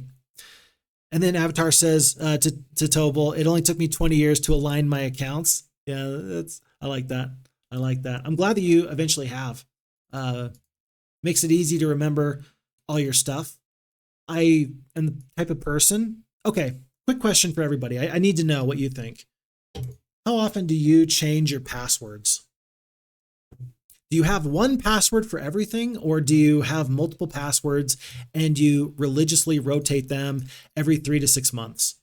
Like, I need to know, because I have a feeling that I'm in the minority here, where I kind of use the same password again and again and again and again. And so if ever somebody picks up my one password, they're going to have access to about 60% of all my stuff. Thankfully, I've gotten a couple of diversified types of passwords, but in general, you'll get about 60% access with my passwords. This is definitely, hold on, don't answer this question. I just realized. Whatever you do, do not answer this question in chat, because someone is going to use that to bring you down somehow in some way, shape, or form. They're going to guess what your pet was and what your teacher's name was in the 3rd grade. They're going to figure out all your questions to your security codes, and then you're going to be in trouble. And then I'm going to feel bad because I'm the one that encouraged you to say if one password accesses all your stuff. Don't even talk about it. I don't want to know. I don't want to know. And I shouldn't have said what I said. You ever make a mistake and just wish you hadn't? That's me right now. That's a mean-looking customer up ahead, probably an orc leader by the look of him. Fortunately, he's been chained to a stake in the floor. If you run fast enough, you might be able to run right by him. We are going to try. We got this observation tower, and we're going to hope that this tells us an awful lot, though. From the observation tower, you were able to see distant lands. Oh, Traveler's Boots are so good. Red Wizard. Orange Player with Phoenixes, Magi, guarding boots, and this red tent. I don't think Nocturna was supposed to be let loose, but they are. Is the map broken simply because of that? I cannot say. There is a jail to the north here. There's no way I'm going to be able to go through Druids. Not anytime soon. Although it might be worth it. It might be worth it just for the spells and this looks like a spell scroll. It could be worthwhile, perhaps. Maybe it's rolling the dice a little bit too much, but it could be worth it. I think that all these watchtowers, Mojo Filter has been picking those up, so I'm not going to worry about those. And knowing that there's an enemy hot on my heels behind me, Stone Lith. Now this is a way that we can go, and while there may not be safety on the other side of these liths, it will be a solid door that the enemy cannot go through and grab me. So I think that unfortunately I'm going to be way slower than this hero. I'm guessing that they've got not pathfinding, but probably logistics. My 2-speed dwarves, they're 2-speed peasants. I don't know if I have enough speed to be able to pick up anything. I think that they're coming just too fast. So we're gonna run. We're gonna go grab this aqua tent. We're gonna leave everything else behind, and then we're gonna hop into these stone liths, hopefully lose that aggro, and then we're gonna come back another day. But let's see if Nocturna makes a stop to defeat Mojo Filter or not. I don't know if the enemies are all allied or not. We got to pick up the sulfur. It's going to potentially cost me Wrathmont, but we can get there in 2 days. I think that we must. Not even saying it would be nice. I think that we just simply must, because the sulfur is going to get us into the mausoleum. Well, it'll get us closer anyway. In the meantime, marketplace just so we can trade, and hopefully ore very, very soon. Nice of the AI to leave that for us. Darlana, she's just going to stay put here in the castle, and we're on to a new day. Oh, and there's purple, and purple does defeat that hero. So purple is not allied with at least red. Maybe they're allied with nobody else. We will have to wait and find out. Folks, month 2, week 1, day 1. This is month of the Druid, so the population of Druids have doubled. And our banker informs us that our monthly interest payment is due. On your way to the treasury, you pause before a portrait of your elder brother and wonder at what a fool he was. Are we completely broke? Nope, we still have a little bit of gold left over, but it's not much. It feels bad. Feels bad. I wish I had known that. Sort of like the Athland playthrough. You kind of want to know these things before you end up dealing with them. What is that? Hold on. There is sulfur right here that I never saw before. Folks, I think that we're going to get, I think that we're going to get enough sulfur to at least get our power liches, or at least our liches. Okay. All right. Well, things are looking up already. Let's grab that now. That's only 3 sulfur. Not as much as I would have hoped, but doing better than we were. And then while there are druids here, we're going to come back with some other forces later and try to pick up some other free stuff. Wow, druids guarding the water wheel, guarding the dwarfs, guarding this water wheel. We only have the windmill and the gems or the gold from the magic garden free. Even the boots, my goodness. 1, 2, 3, 4, 5 stacks of druids. Darlana, your diplomacy might be valuable. We will see. We will see. And in the meanwhile, oh, you are kidding me. Folks, what devastation. What devastation. One major key strategic opportunity taken away, another here, and then this opportunity for Rathmont to come on through. Horrendous, horrible. That could not have gone any worse. I'm very sorry to say. Although, look at this. Look at this. Look, look, look, look, look, look, look, look. Look at Nocturna. She lost so many forces. Let's be clear, Zounds of Skeletons is way more than I want to deal with, but that feels better. That feels better than it felt before anyway. Huh, major losses. Major losses, maybe with bone dragons. I don't know. We're gonna have to wait and see how many Zounds is. I'm sure that Zounds is still way more than we want to deal with. I just really sincerely hope that Nocturna doesn't take this jail or something else like it. Oh look, we can't even pick up. E-Parade, wow, this month hates your guts. Avatar says, oh my, this is bad luck. Vammy says the RNG has seriously screwed you over this map. You are all obviously wildly correct. What can you do but laugh? What can you do but laugh? We can't even escape through these liths anymore. So I think that we are obligated to just go in this direction, hope for the best. Maybe looks like we can at least get to the hill fort. Yeah, that's something. We'll go to the hill fort. Maybe we'll come on through these water wheels. I don't think I have enough movement points to even go through these signs, unfortunately. So we're gonna have to wait and see a little bit more on that. Bammy says maybe if she goes through some druids, she will end up with net negative skeletons. She might actually become defeatable. I think that's our plan. I think that we're going to let her try and forage for loose whatevers. Maybe she even attacks the red wizard and we come in and we clean up after that. That would be actually insanely nuts. Possible. Likely, not so much, but we'll see. We'll find out. We'll find out. And then there's a couple other things. Avatar, or rather, Tobal says, by the way, the best way is to use a password manager, which changes your passwords automatically, and you don't even know the actual password when you log in. I'm just lazy to configure it. I see no problems with that. Because I don't know how it works, but I imagine that it's like an authentication key and it changes often enough, so long as you have access to your phone, so long as your phone is not physically compromised in some way, I imagine that you're probably fine. I don't know the ins and outs of it, but that's what it makes me think of anyway. So let me know if I'm completely off course on that. I'm always happy to hear one way or the other. And then Avatar Hero says, like, of course you should change your password often, but you shouldn't eat sugar either, right? Shrugs.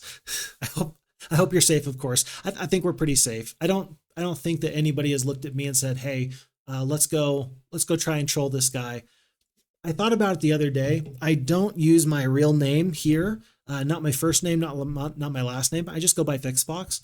I'm a face here in the world of Twitch and YouTube, and that works out okay for me. I don't mind being a face. I don't mind people being able to recognize me, because if you're in my neck of the woods anyway, I'm pretty sure that we're going to be okay with getting along together just fine anyway.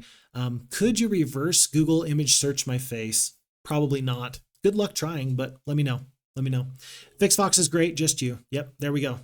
Cheers. I'll drink to that. And then also Avatar Hero says, I don't think I've ever seen this happen to a player before. Negative 777 luck. Yep, I feel that. Having paid your interest for the first month, the passing of time becomes more pressing. Benny the bookkeeper has a scheme, however. If you could just manage to capture a few gold mines, sire, we could generate sufficient revenues within the allotted time, but not if you continue to deplete the treasury with your campaigning. Yes, it's best to just sit at home and work at the mill. Much less dangerous, I must say. It's also the coward's way out, but what choice do I have? What choice do I have? Given that we have Zounds of Skeletons riding at our backs, that might be the very best thing for us. It truly might be. I'm not going to go through these water wheels. I think I have enough gold, 5,300 for now. I think it's more valuable to get my dwarves up to 4 speed. That'll help me adventure much faster. And then picking up the curse is pretty nice. I'm happy for that. We'll see what this other shrine has. I do want Darlana to go through this pack of druids. And the best way of doing that is to pick up these vampires. But we need the ore. We need the ore. We're 4 ore away.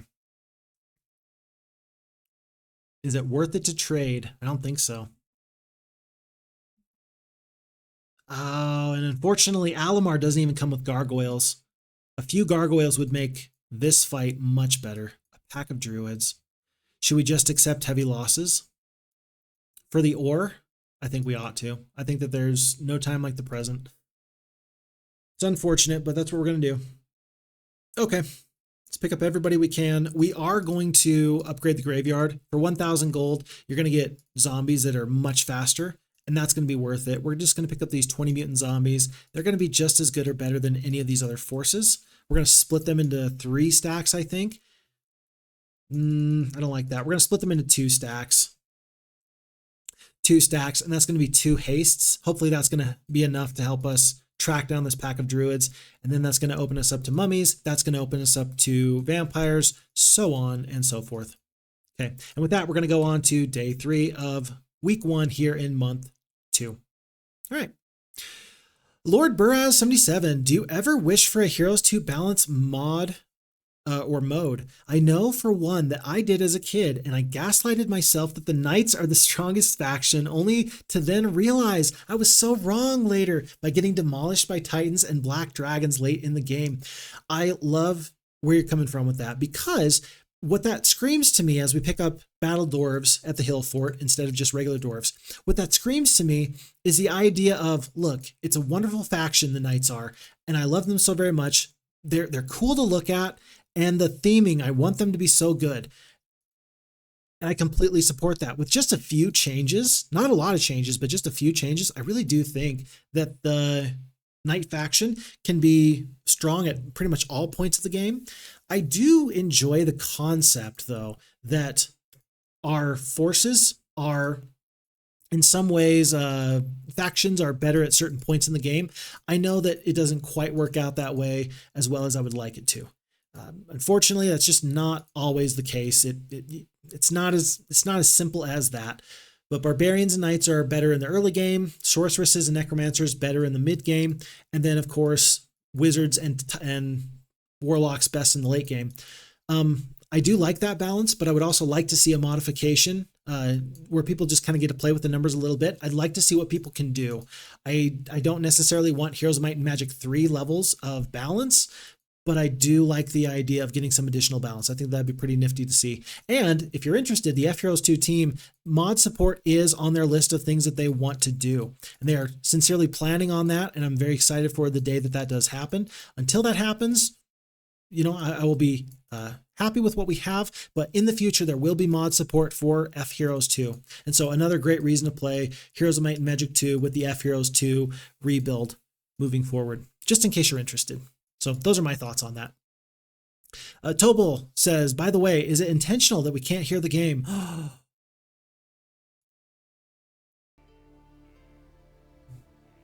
It was not intentional. Folks, we've been on stream for an hour and a half and nobody said anything? It's been an hour and a half. As I've mentioned, I'm on a new laptop, and so some of my macros, they're not set the way I would like them to. Usually that's a macro for me where it will just make sure that the sound is on in case I forget to manually tick it on. So thank you. I appreciate that very much. And you say thank you. So thanks.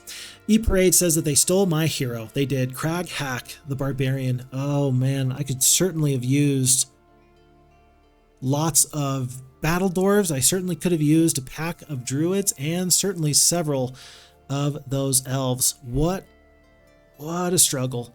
We will see. We'll see. I'm not throwing in the towel just yet. I'm truly not. Although we do need to pick up this pretty soon. Let's make that happen. And our enemy Nocturna just decides to eat all these dwarves like potato chips. Hopefully none of them joined her. I don't know. Maybe they did, maybe they didn't, but we will have to wait and see. All right, we have to go through this pack of druids. I am going to have 2 stacks of these skeletons. I'm going to do it just like this, though. Yeah, we're going to do it just like this. And my goal is to just get down the battlefield as quickly as possible with the hastes. We don't even touch them. You're kidding me. You're kidding me. The hastes have to be enough to make this fight happen. Oh, this is so many druids. Oh no, devastation. I don't like my chances at all. Folks, we have already dropped, it looks like that was 8 mutant zombies and 6 of the centaurs that goes down just that quickly. That is horrible. The haste is going to be useful. It's going to be better, but these 5-speed druids are all going to get to go very, very quickly. Oh no. No. Not good. Not good. Now, zombies are going to get into melee range at the beginning of turn 1 because these are druids, not greater druids, and 6 speed versus, other speed. So we're going to be okay, but not good. This is not good. Okay. Avatar says, because you just get more damage and HP for the money. You are of course right. The Titans and Black Dragons are stronger, but I have done a deep experimentation of pitting Knights versus Warlocks, and Knights are actually more cost effective and will beat most factions if there is no magic involved. Very interesting. Avatar Hero, I'd be interested to hear more about kind of what that looked like for you and what your experimentations kind of did for you to help make that a reality. I'm always interested to hear kind of what that experimentation looked like. So Avatar Hero goes on to say, because you just get more damage and HP for the money, after Knights comes the Barbarians, but it was experimental in a vacuum. In real life Heroes, I would go Barbarians most of the time and then take over the Wizard or Warlock town when they have built up my town for me. And of course we're saying my town because it's really my town. It's just on loan. I allow them to keep that town. That's pretty much what it is. I could have hasted one of these skeletons to prevent the full damage from this bottom stack of druids. I decided to go with the stone skin instead. We're going to do stone skin one more time. In fact, 13 hit points here, 18 hit points here. Let's try and kill this top stack. We do kill one more druid there. And then let's actually try and kill one druid here. 6 damage, one more druid goes down. Let's cast the stone skin on this big stack of mutant zombies. Why we have to cut these things so close, I don't know. I've said it many a time, and I mean it every single time. This is not going as well as I would have hoped, but we figured that there would be heavy losses. It's just always very scary whenever the auto combat thinks that we're going to get absolutely destroyed. Thankfully, we knew that we had a couple of opportunities for strategy, but still, it feels kind of bad. Feels bad, man. Feels real bad. Thankfully, we can drop down here with these zombies. So everybody's doing half damage. So that's really good. Skeletons, we still have a healthy stack. Well, not really. 5 skeletons left. They're going to do enough damage. And I'm just going to roll from top to bottom. 18 hit points here. 3 zombies. 17, 18. We'll do damage there. I was really hoping that retaliation would work there. These skeletons are going to drop down, and then these zombies are going to finish off this 1 hit point worth of druid there. 11 HP there. 15, 11. Let's do it like this. And then, I will kill them on the retaliation. Let's just kill this stack right there. Okay. 15 hit points, 25 hit points. And we're making this work. We are climbing the mountain, but it was ultimately a pretty devastating fight. We do have a couple more stone skins left over. Actually, wait, 2, 3, there's 5. No! We have 4 mutant zombies left, and there are 5 druids left. Oh, no. I thought that we had climbed the mountain. I thought that we did this. We have not. 1 attack, 1 defense, 12 hit points there. There's about 75 hit points worth of druids there. This isn't it. Oh, this is a disaster. Oh, this is a disaster. Well, if I was the enemies, I would use my druids that are left over to do 2 points of damage to this mutant zombie, and then these druids would do full damage to this top stack and then take the first shot again. I could be in danger of losing this fight right now if I don't run. And so as much as I'd like to kill one more druid, I don't think it's the play. I think that you have to play this smart. I think you are obligated to run. And folks, I hate that so much.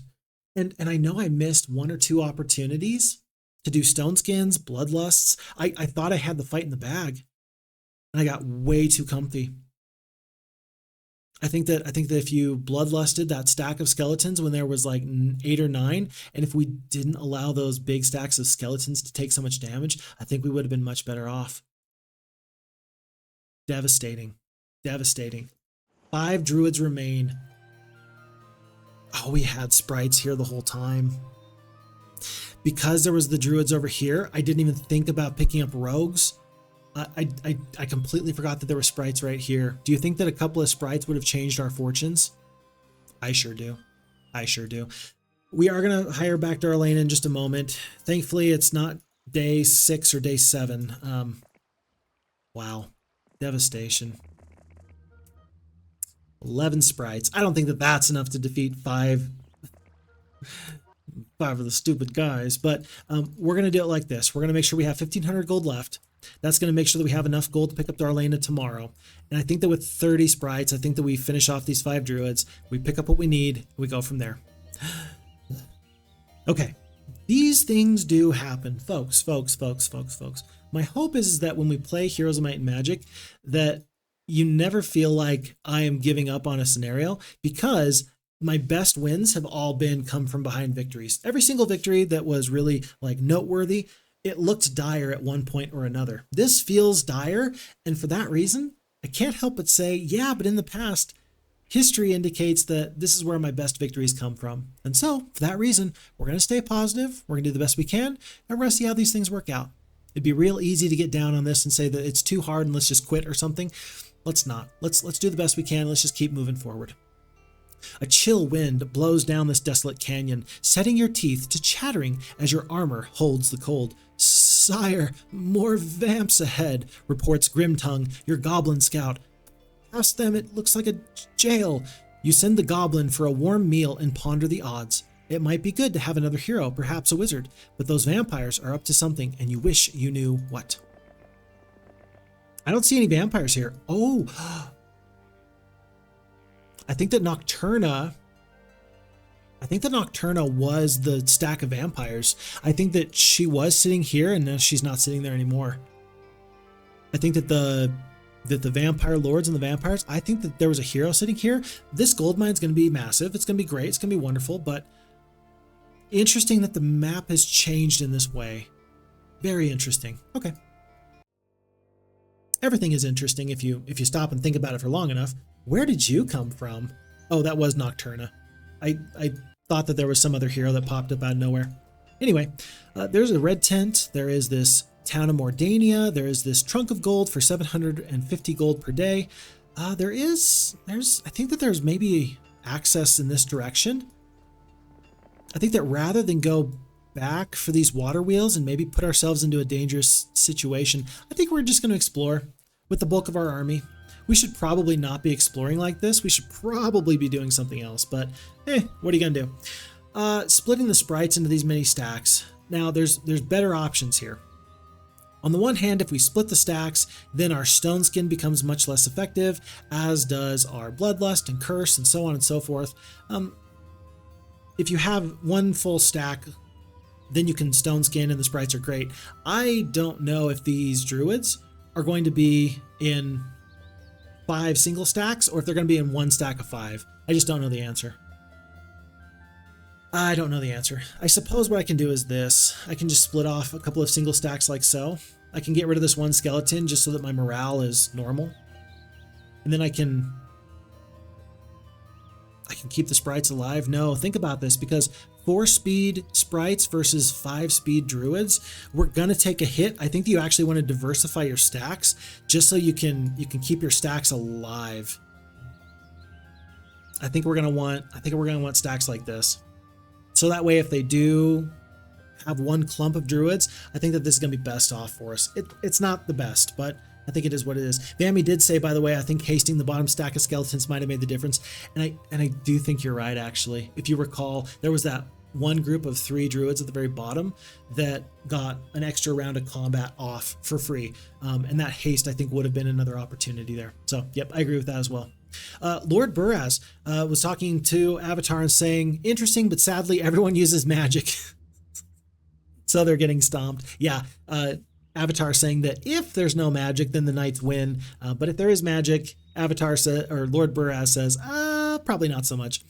If they had more HP or some spell resistance like the dwarves have, for example, I think it would serve as a good buff. Same for the Cyclops. That would be a very interesting deal. I do like that idea. We will see. Maybe in the future, maybe that's going to be something that people provide. We will see. All right, several druids. Let's do this. I have to. I'm an idiot. I'm just an idiot. I'm the worst kind of Heroes of Might and Magic player in the world. What am I doing? What am I doing?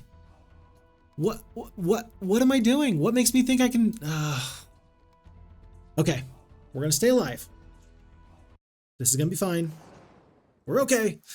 We're okay. We are gonna pick up Darlana. She's gonna do much better with her attack and defense. She's got 1-in-1. She's just a higher level in general. We'll come back. It just kind of feels bad that the Druids, I felt obligated to go because it's day 6 and I know that she can't reach.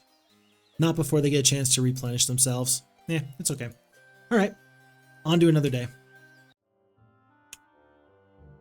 Oh, you are kidding me. Did you see that? No. Oh, no.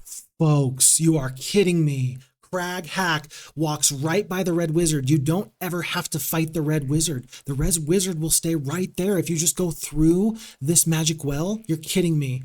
I missed out on all these opportunities. You don't actually have to fight this guy. You can always get around if you don't want to fight this guy. What an interesting situation. The pathing for the FHeroes2 AI is absolutely destroying me, and I'm loving it. That actually is that tickles a very interesting part of my brain. I really like that. Okay, new things I'm learning. Hey, those weren't spooks. You shout to no one in particular. Just a bunch of ugly trolls. We've had worse for breakfast. At this point, the cook appears with some disturbing news. It seems that the supply of eggs hatched overnight, producing not chicks but dark skeletal creatures that winced against the sun and died. Yep, no spooks to worry about here, you say, but the cook has already left. That's a little weird, a little scary. There's a boat in the middle of the water. I don't know if we can reach that. We're gonna have to wait and find out. It's day 7, we're gonna wait for more troops and then more sprites before we set off. Yeah, oh my goodness, if I had known that I didn't have to defeat that guy, I would have been much better off. But it is a new week, and Crusader growth is up by 5. So, Dead Man's Gulch, beware of spooks. You do believe in spooks, don't you? I suppose you could have come at this area from the south if you had wanted to. Instead, we came from the north, but we are where we are. Ogre Grad, I don't think that we're going to fight that fight anytime soon. This boat is in the middle of nothing. This looks to be a witch's hut. Witch's hut? Pack of druids, that seems like a lot to deal with. Crag Hack is here, and Nocturna is still fairly far away. I think I need to just head home for now. The adventuring out here isn't really serving me very well, I fear. Not more than getting bone dragons and stuff. Feels like I'm falling very, very far behind. Let's pick up everything we can here. This is not much. And then once we get out and about, we'll pick up the rest of the sprites. Okay. Boreasur says, okay, have a nice stream. Already Saturday here and I need to catch some Z's. Please do sleep.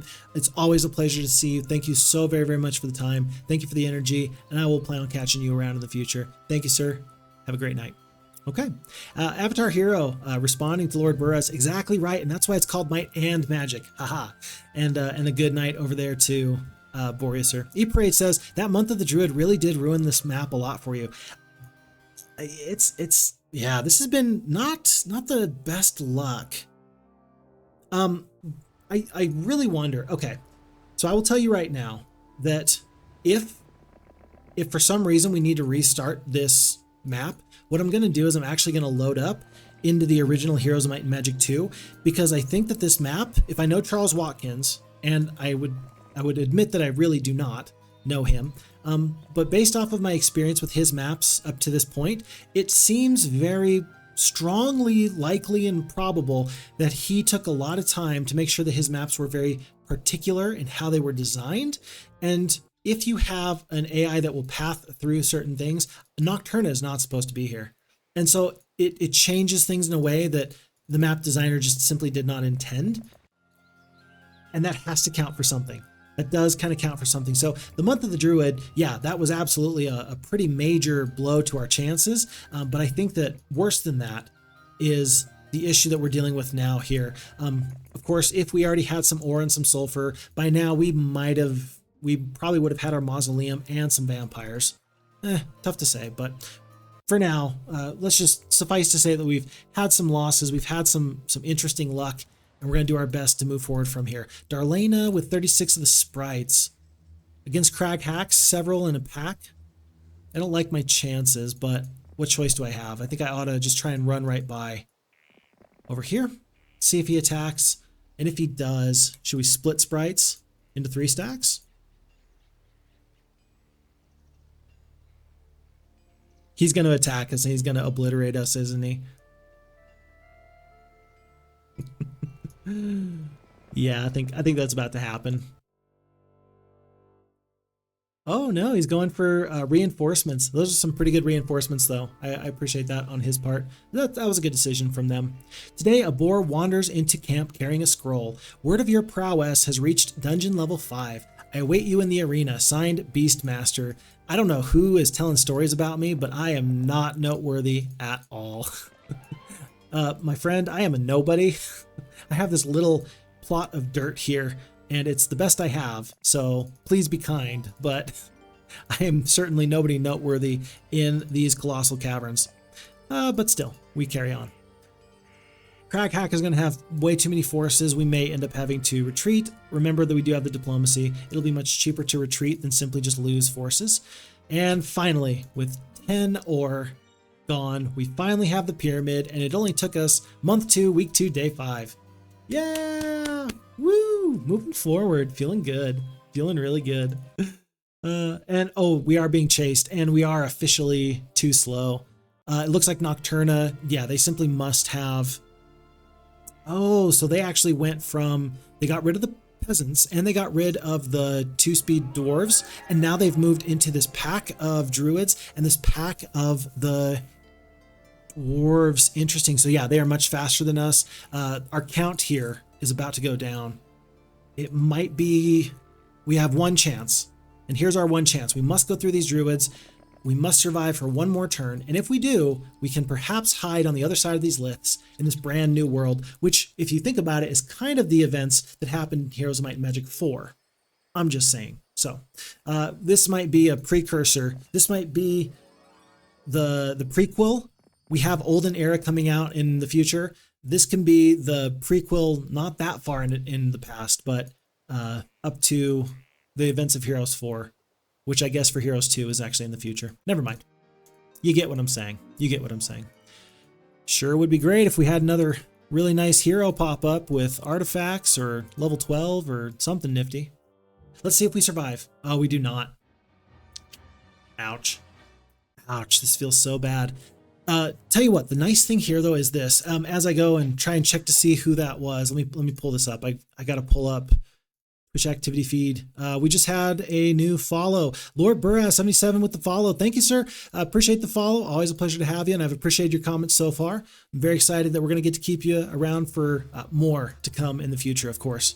So 3 attack, 2 defense, 6 spell power, 3 knowledge here. But maybe the best thing to note here is that it's 718 skeletons. That's what we have to deal with. Is it possible if the enemy heads directly south? Is it possible for us to win? I think that the answer is absolutely not. I think that there's no chance in winning this scenario at this point, especially if Nocturna has 11 attack and 1 defense. I think that this scenario, I think I'm going to have to call it. I think that at this point, even though I just had this rousing speech about my best wins have come when things looked their very worst, I think that there's also something to be said about being smart and recognizing that this really isn't the play. This hero is going to make sure that we never escape the initial part of this dungeon area. We have no choice, no chance of defeating these skeletons.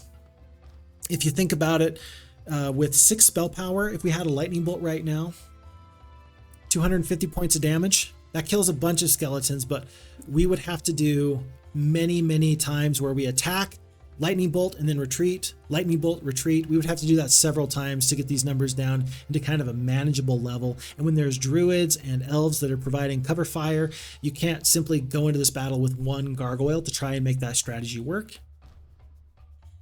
I wouldn't want to fight 718 skeletons with 11 attack backing them up with any amount of bone dragons. I think you would need at least, right now, I don't even know if 10 to 15 bone dragons beats 700 skeletons. Not with this hero. So it's looking pretty bad. It's looking pretty bad. Looking pretty bad. E-Parade saying, yeah, very poor odds. Too big of a snowball effect with those skeletons once they get started. Avatar says I would replay too. I think that is going to be what we end up doing. So, so with that being said, I'm just going to hit auto combat. We're just going to see what the AI thinks about this fight. The AI thinks that they should charge into those skeletons recklessly with no sense of self-preservation and simply die very valiantly but very stupidly. I'm not here to tell the AI what it should or should not do, but that felt suboptimal. 3 battle dwarves, 3 of the skeletons. That's all we were able to kill. And yeah, it just takes these enemy heroes heading south in order for us to just be completely obliterated. I do want to see what this Crag Hack hero has though, because this should be an opportunity for us to pick up something nice in the future. 7 attack, 3 defense. We might not even want to invest. We may not want to even invest in our own type of hero. We may just want to run straight to that prison and pick up Crag Hack if at all possible. That might be the thing to do. Okay, E-Parade says the AI wants your troops to become skeletons faster. The AI has told me, hey buddy, I know that you think that you know what you're doing. Let me just tell you how this is going to go. You're going to be skeletons, you're going to join my army, and then you're going to be dead. And I think I'm inclined to agree. A couple things that we've learned from this map. There's a hero here, there's a hero here. There is plenty of opportunity. You got your ore and your wood over in this direction. And you've got some reinforcements here. You can bypass the red wizard and pick up all these freebies if you just go through the magic well. This hero, it looks like, was even very difficult for Nocturna to defeat, which must tell us something. And then there are some opportunities to the east of this section here. So there's more opportunities, but we're going to continue this. I know that we're about 2 hours into stream, but I committed to being here for a couple of hours today, more so than this. And so I even brought snacks. Oftentimes you'll hear me say, well, I need to go eat some food. My blood sugar's low. Don't worry. We're going to stick around. So we are going to load this back up into Heroes of Might and Magic 2 Gold instead of FHeroes2 though, because I do want to see how differently the map plays with the old AI in mind, because I think that Charles Watkins did design this map. So certain things are only accessible by us, the player, and not the AI. And that will change things an awful lot. So give me just a couple minutes as we kind of move this over. And that'll give me some time to answer this question from Lord Buraz77, who says, thoughts on the Heroes 3 board game? And also Avatar saying, I have defended some maps by just running laps around the enemy, starving them out, but it took 5 months and 3 hours, very tedious. I don't think we're going to do that here today. I don't. Okay, but thoughts on Heroes 3, the board game. I have to tell you, I don't think I've actually done much to see Heroes 3, the board game. I'd be very interested in seeing how it plays, but the general feedback that I have gotten about it is this. Many people have told me that they like the Heroes of Might and Magic board game, but you need a calculator to play it because you are essentially replacing the computer for keeping all the damage calculations, and that there's many damage calculations to be had. I think that it's very difficult to kind of maintain that sort of, call it, oh, what would you call it? It's very difficult to maintain that sort of atmosphere. Yeah, atmosphere might be the right word. Without making sure that the calculations are fairly exact. So I don't know, just my couple thoughts on this, but anywho, let me bring this audio down a little bit here. I think that the DOS box as I'm loading up into Heroes 2 is a little bit louder than we're otherwise used to. And I can't make it be quieter unless I do that. Okay. So those are my thoughts, but the reality is that if I have not actually played it myself, it feels kind of bad for me to pretend like I know what I'm doing. So I would need to actually take a look at the board game before I could have a real thought process with it. Does that kind of make sense? I would really want to know for myself, having played it, what to expect there. Because if I don't have that, then I can't really say for myself. I'm a big fan of trying not to pretend like I know what I'm talking about. If I don't have enough experience with something, I would prefer to not just guess an opinion. So I'm excited to find out. Have you played with the board game, and what are your thoughts on it? What other thoughts from anybody else who has played it? That would be very interesting to me to maybe understand kind of what I'd be getting myself into if I am to take a look and make that happen. So always interesting to hear that. Let me see. We're going to do this. Unfortunately, I was not set up for Heroes of Might and Magic 2 with the DOS box. And so now I'm just having to get it going. But we'll get there. We'll get there. This is actually going to give me a little bit of a unique opportunity to maybe have, we're just gonna play with this. I'm going to get bigger. Chat's going to get moved a little bit. Oh, you see? Okay. We're going to make this a little bit niftier than it otherwise would have been. Cool. Let's not look at this as a issue or a problem. Let's look at this as a unique opportunity. Maybe that's the best thing we can do there. Okay. Alrighty. And so with that being said, I do have the DOS box up, and I am going to get loaded back into standard game, original map. It's going to be XL, and it is going to be back to Colossal Caverns. Where are you? Standard game? Oh, expansion map. Interesting that you have to go all the way to expansion maps to find it. Very nifty. Huh. Who would have thought? Okay, we're going to keep it on a possible difficulty. Do I want to stay as the Necromancers? I feel obligated. We started as the Necromancers. We should kind of see this thing through. And with that being said, let's just dive right in.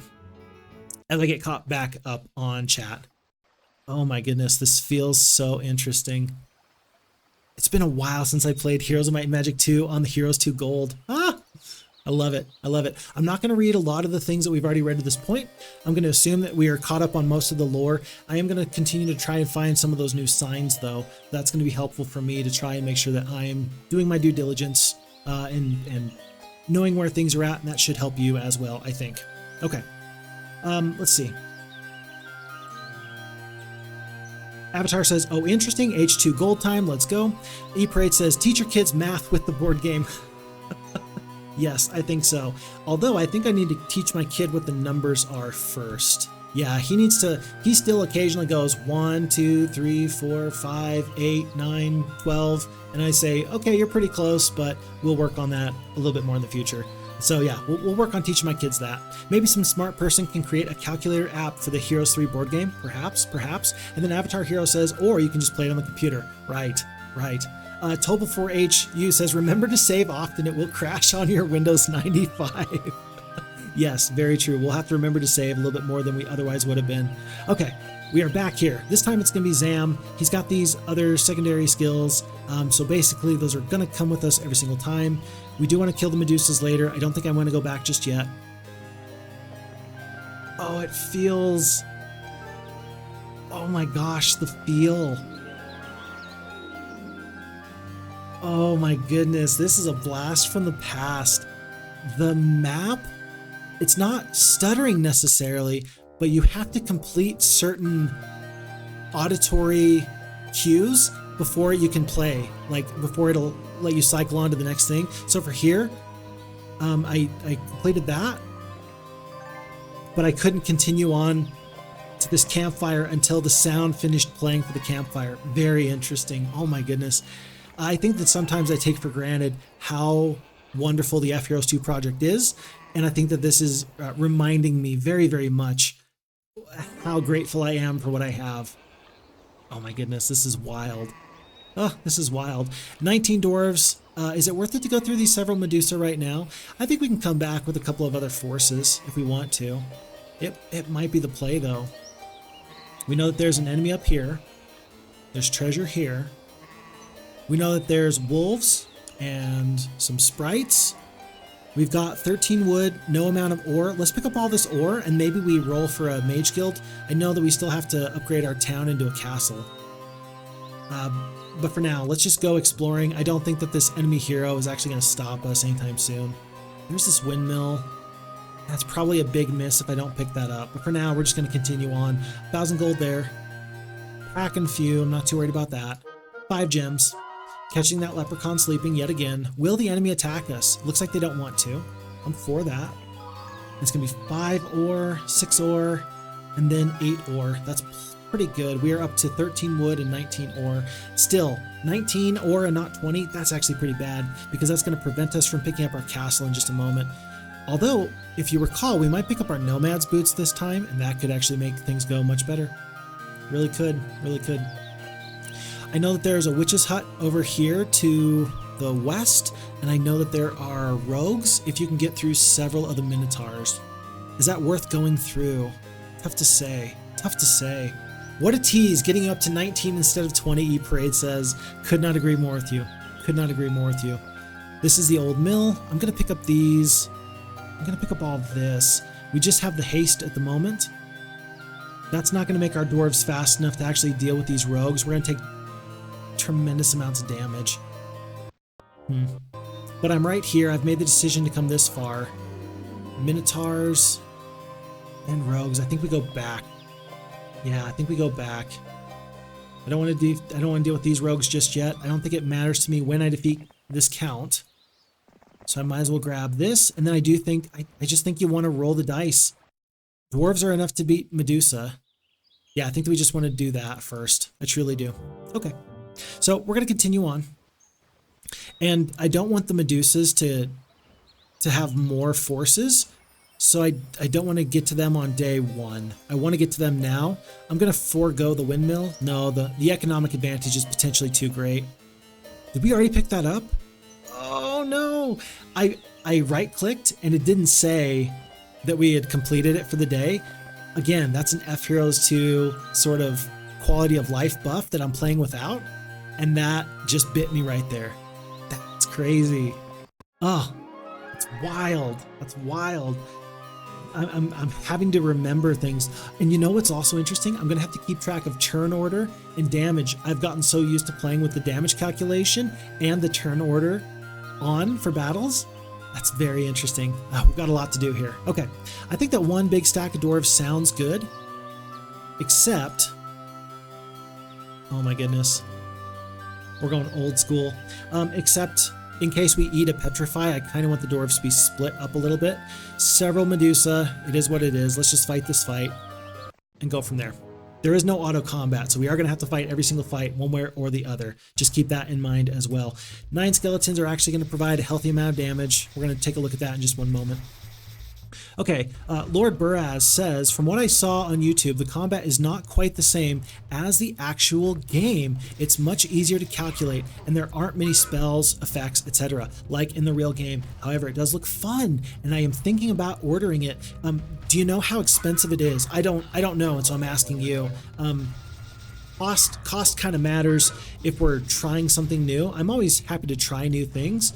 I always worry about, you know, am I going to regret my purchase later? I don't know, but interested to see if you know kind of what the price point is, because it's a big box game, and so I worry that it's going to be pretty expensive. Let's see. And then, however, it does look fun, and I'm thinking about ordering it. I suggest that you check it out. Check out a video on it when you have time, because it is fan service in a sense. You know, and I'm okay with fan service. I really am. I really don't mind people giving me what I want. It seems okay to me to just say, hey, these people are interested in this game. Why don't we cater to them? Like, please give me a gaming company that caters to my needs and interests and wants. And if you do that, we're probably going to have a real good time, and we're going to get along very, very fine. For some reason, there's people out there that feel like they know better, and they think, oh yeah, you don't want another addition to Heroes of Might and Magic. Yes, I do. I absolutely do. Which is why I'm surprised that Olden Era took so long to come out. But anyway, I'm just saying. Do we want to spend 2,000 gold to pick up another level here? I don't think so. I don't know if Zam is going to be my primary hero moving forward. I'm going to send him up through the bit of shrines here. By the way, it was slow in both of these shrines. So he's going to go through the sign, pick up the sulfur, grab this stuff, and then he's going to head on over. I'm going to hope that I pick up 8 wood right here, and I just feel bad knowing that I'm 1 ore short. What a pity. E-Parade had it nailed down when he said that it was an absolute tease, getting me so close. Okay. I don't see any reason not to purchase these skeletons. 16 could be pretty useful. Whoa. Like so. And then I am going to grab windmills and water wheels as I head to my next destination. I think I am going to go through the Minotaurs to the south. That just feels useful to me, because if I can get those Nomads boots, I'm going to be much faster anyway. And maybe there is some resources over there to the west. We'll see. Not many dwarves here, I'm sure, but we go back up to 19. That feels fine. Lots of rogues. I didn't fight that fight before, and I really should have. That observation tower early on is pretty useful, I'm sure, but I never did pick it up. Right now, I'm just trying to keep the troops alive. So we're soldiering on, making my way downtown. Strategy has changed quite a bit though, because with the haste and the slow, we can do an awful lot with turn order to manipulate fights. In the Great Return map, we did see an awful lot of that, of which I was very happy to be included as one of the heroes that had to fight one of those challenges. And in fact, it was the FixFox player who had to play with turn order with the Crusaders against Bone Dragons, going as 5-speed and 6-speed creatures to make the fight work. Playing with speed is always interesting, so having a haste and having a slow, you can do an awful lot with that. A group of rogues with a desire for greater glory wish to join. Do you accept? I do. That is going to give us 29 rogues. I will take it. That's going to help us fight this fight against these Minotaurs. Basic Estates again. That feels great. Basic Estates again. So good luck and bad luck, right? Basic Estates here, that's good luck. Having week of the, or month of the Druid, that's bad luck. Yeah, pluses and minuses. Pluses and minuses. 2,000 gold, 8 gems. Last time I thought it was something different. It's kind of interesting there, but we'll see. E-Parade, I like that quote out of context. It's wild having to remember things. I did say that, didn't I? Yes, I did say that. How dare you make me use my brain power for stuff? How dare this game be difficult? Yeah, I'm with you on that. That's a good quote. I hope that somebody reminds me later that that's a pretty important quote to remember.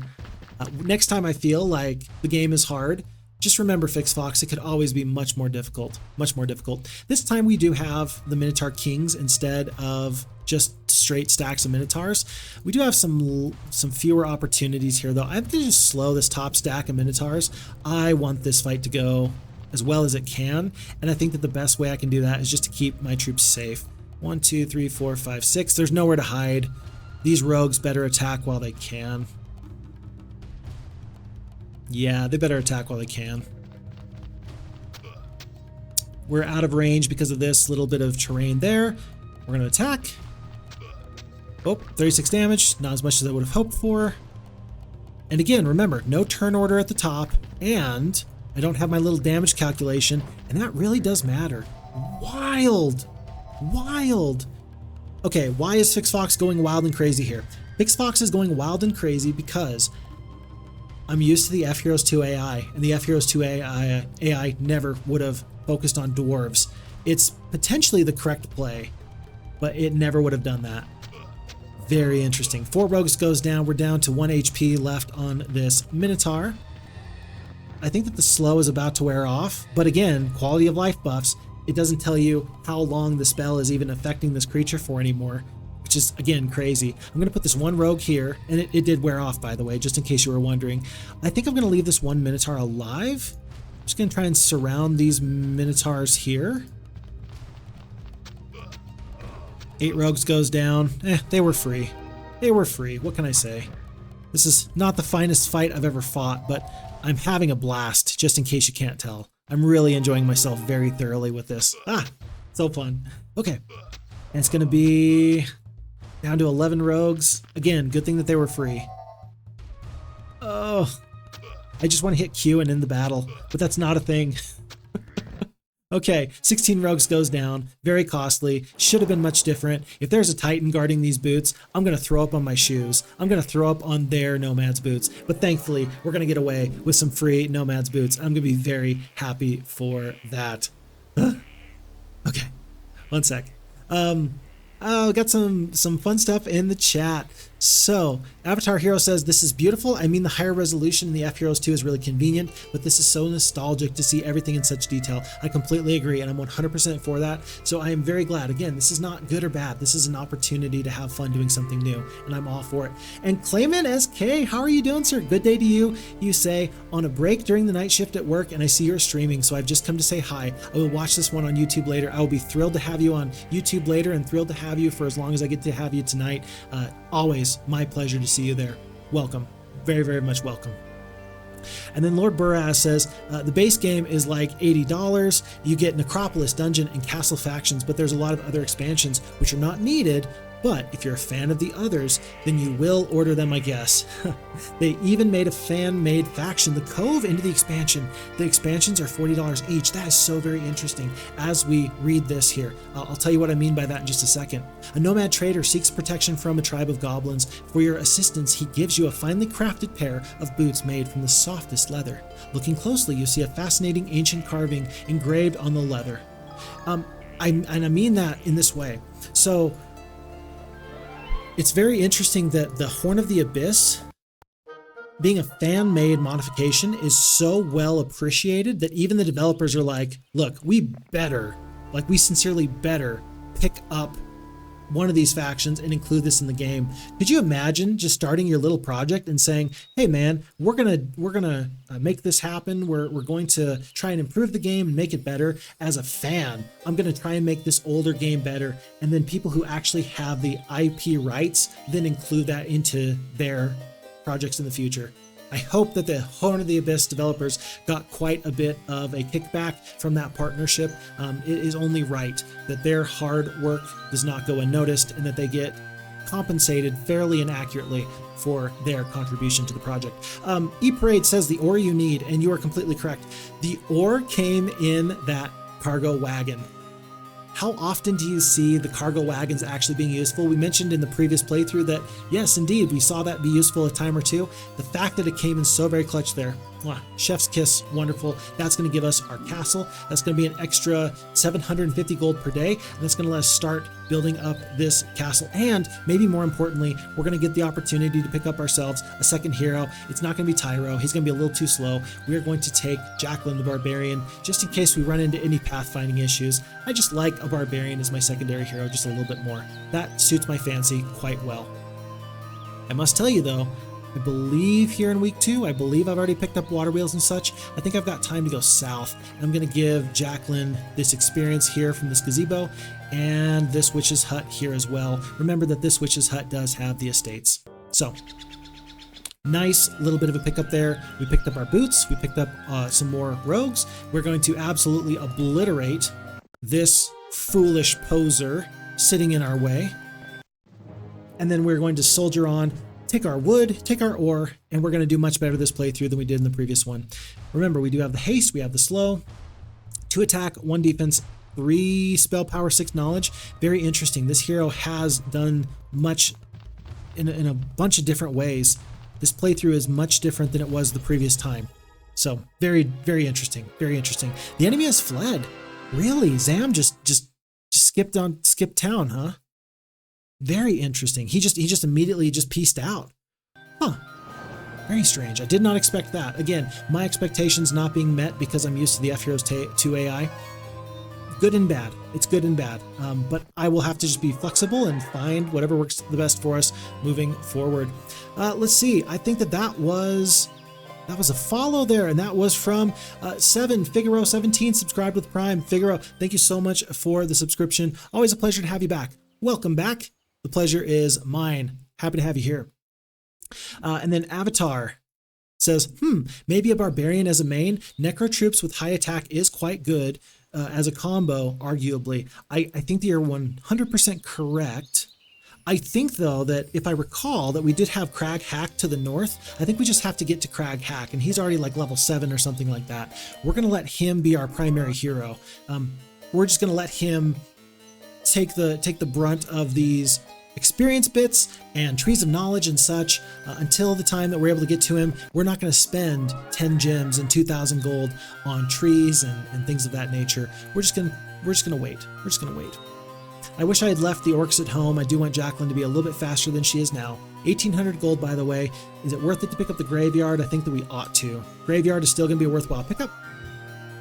And then we're going to go on to month 1, week 3, day 1. That was a really important week too, as we hit week of the Aardvark. Pretty good, pretty good. Avatar Hero says, if she gets good secondary skills, I completely agree with you there. It'll really depend on whatever the secondary skills look like. That's going to make the determination on what we ought to do. And then we got LaForm in the chat. Hello. Hey, this looks fun, you say? It's a pleasure having you here. Yeah, we're having lots of fun here with Colossal Caverns. And as you can tell, we are on the old Heroes of Might and Magic 2. This is not FHeroes2. The map that Charles Watkins made is a little too different without some of the original Heroes of Might and Magic 2 game mechanics. And so we are here doing things just a tiny bit differently, and we are thrilled for it. So we are doing the best we can with what we have, and I think we're having a real nice time. I'm going to leave these rogues here. I think I'm going to let the dwarves attack here. I think skeletons are going to deal damage there. Unfortunately, this wolf is going to get the biggest attack off on these rogues unless I slow them. So I feel obligated to slow this top stack and then deal damage here where I can. So I'm going to move this rogue. No, I'm not going to move them at all. They're just going to stay there as a door. We're going to try, let's see, 4, 2, 23 skeletons. I think that skeletons can actually do more damage than anybody else. 19 dwarves should kill 3 wolves. But there's no guarantee that the dwarves are going to get their turn because of poor morale. Just poor morale. There's no guarantee. I'm going to risk it, and I'm just going to move these 11 rogues to this position so that skeletons can attack across, dwarves can attack across. And as we do this, then we're able to do damage there. I'm going to back off, and either skeletons or dwarves are going to hopefully do the killing blow here. They do. One rogue goes down. It was more a calculation of what are the odds that the poor morale comes out and bites us. In this case, not too bad. So we're fine for that. Okay, and that's a very big deal because that's going to give us access to this treehouse. And so this was a tactical decision to go in this direction against the wolves instead of against the ogres. We'll come back to the ogres in just a second, but we're going to pick up, it looks like 65 sprites. We're a little bit behind in gold, although it's a new week. Tell you what, let's grab 1,000 gold here. I stepped off of the tree city a little bit prematurely. We're going to step back on. It's only one step out of the way. And that's going to give us the last of these sprites. And that's going to help us get our Sawmill through this pack of ogres. Is there any turn order adjustments that we want to make? A lot of our creatures are going to be much faster. I am going to send... Oh, I'm going to make it one single skeleton. One single stack of skeletons. I'm just going to try and have them stay in the way. Flyers at the bottom, dwarves in the middle of the battlefield, and this should fight pretty well for us. Okay. Avatar, AA, the hack, the Crag Hack. Yeah, I love that Twitch also has the pickaxe as an emote. If you're unaware, Avatar Hero on YouTube, we've talked many a time about how good Crag Hack is as a hero, and that pickaxe gets an awful lot of use as we're discussing our man, the myth, the legend, the Crag Hack, the infamous guy himself. I'm going to haste these sprites. I don't want them to take any damage from these ogres. It's only 2 hit points left. It seems reasonable that they could have beat them. They just ended up not doing so. So I'm going to fly them back to safety. Spell points don't really matter at the moment. I'm going to skip, lose 1 skeleton, fill in, and as we talked about previously, let's let the dwarves try and take the brunt of this aggression. In fact, though, let's do it like this. This should kill 2 ogres there. Sprites are going to step up in a moment, and they can actually step up into this little square there. So we're going to just, let's see, 4 speed. We're going to skip, do our damage, and then dwarves. Dwarves are not going to get the drop on these ogres, and I'm not going to cast the haste. But I think that due to the 2 speed of these ogres, we're just going to let sprites clean up along with these rogues. And it's going to be 1 skeleton that goes down, glorious victory. We did not want to fight that fight any sooner as we pick up the advanced wisdom.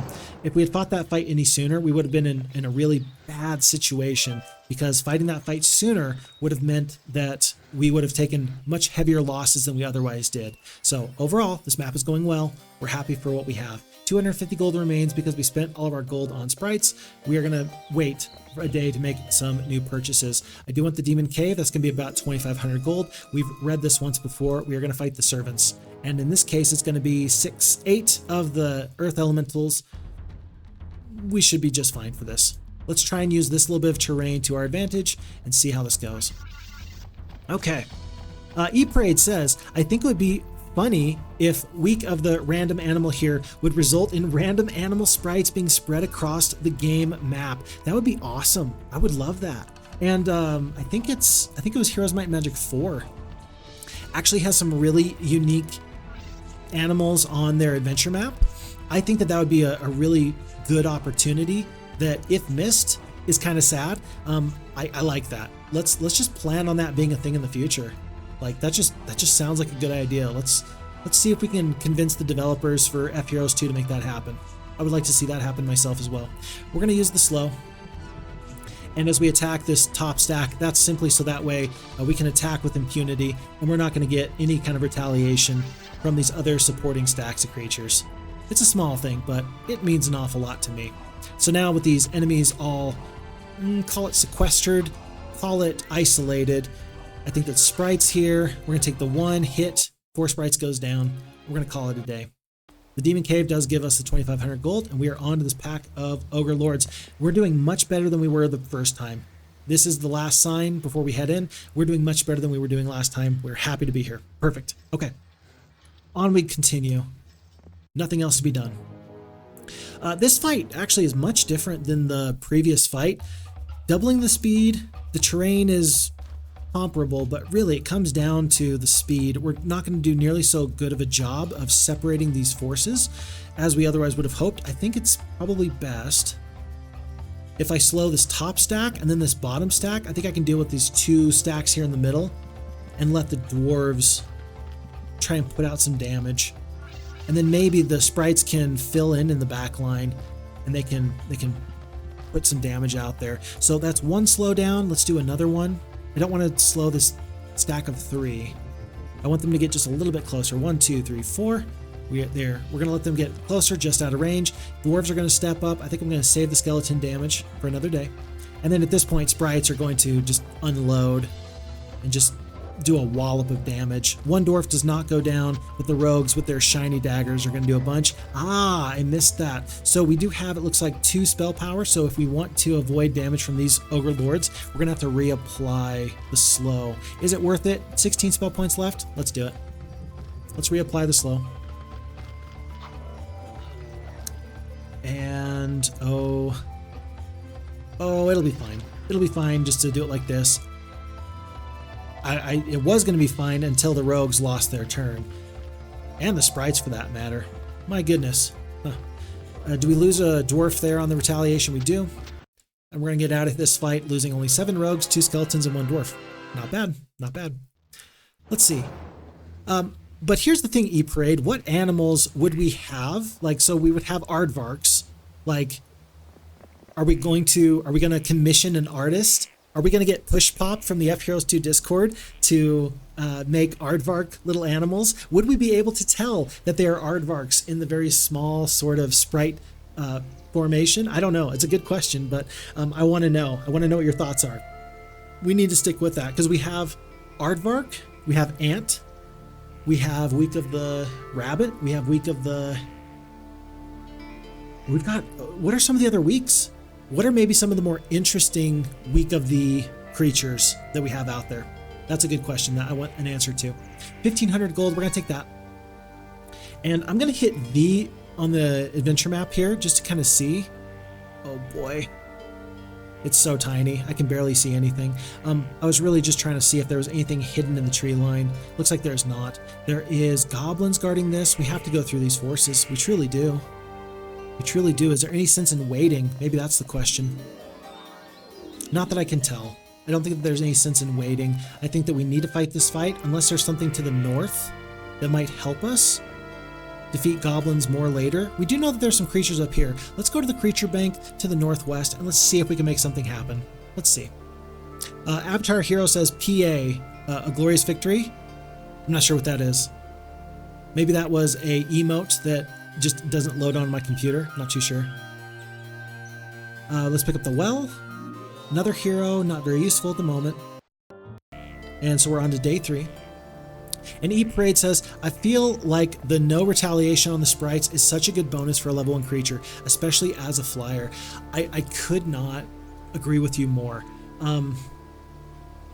When I look at the tier ranking list for tier 1 creatures that I did on YouTube, and that video's out there, I really truly believe that I need to revisit that list a little bit, because sprites are quality troops. You're looking forward to sprites from the sorceresses and gargoyles from warlock troops in the tavern. You'll hire a hero just because of those forces, and the fact that they fly is fantastic. You throw on the ability that they can mitigate some damage by not having to take a retaliation, and all of a sudden you got a really annoying force that you have to develop some time to. So I think I agree with you there in a big way. It's incredibly valuable, very much so.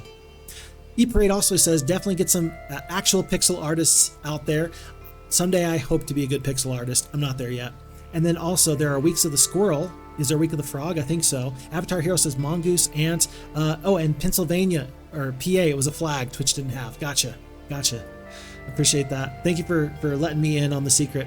A few Cyclops. I think we ought to fight this. Are the Cyclops named Bert? I think so. I think it's one Cyclops, and this is Bert's field. I think that if we get the drop on him, we should be fine. Oh, there's 2 Cyclops. What a unique... Folks, I'm going to let you decide for me. This is a very unique opportunity. I'm going to let you decide for me whether or not I accept one Cyclops for 1,500 gold and not fight the fight, or if I should just fight the fight myself. What do you guys think?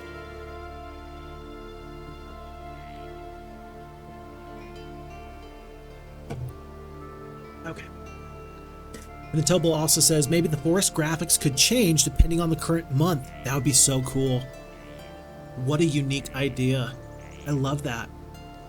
Like month 1 is like spring or something, and then oh, that's such a great idea. I love that so much. What a good idea. Tobal, thank you. Good idea. I wouldn't put it down. I wouldn't put down actual monsters for every animal, because then you would have to create new creatures with animations and stuff, but the forest could change, and that would be easier to develop. That'd be so cool. I love that idea. What a creative, out-of-the-box sort of idea. I love that. I love that. Avatar Hero says yes, take them. Tobal says yes, accept. E-Parade says, ooh, this is a good one. It's a high-level creature early, but morale is horrible. You know, I've got a couple of yeses, and I got E-Parade kind of questioning. I think that I feel obligated to accept this for 1,500 gold. Gold I have, and this is going to be a good opportunity for me to avoid fighting these 2 Cyclops. Maybe mitigating the damage is going to be worthwhile, if nothing else. So that's what we shall do. And we're going to head on here. And maybe that one Cyclops is actually going to do tons of damage to these throngs of goblins. And in fact, I think that we can plan on it. We'll plan on that being a wonderful pickup. By the way, we found sulfur here, gold, and I do want to go through these several iron golems because I want to make sure that I have access to these other dwellings here. The morale is going to be horrible, but though it is horrible, it will be worthwhile. I'm going to fight this fight.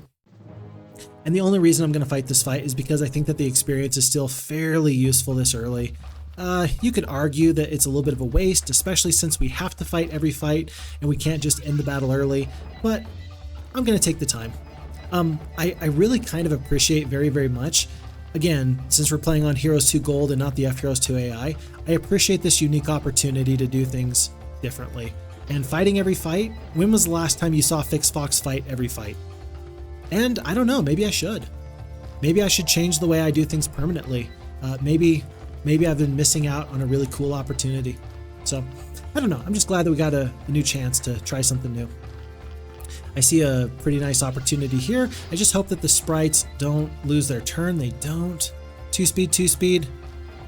Here they come, boys. Stand your ground. Stand and deliver. I will let the dwarves do this damage to these iron golems.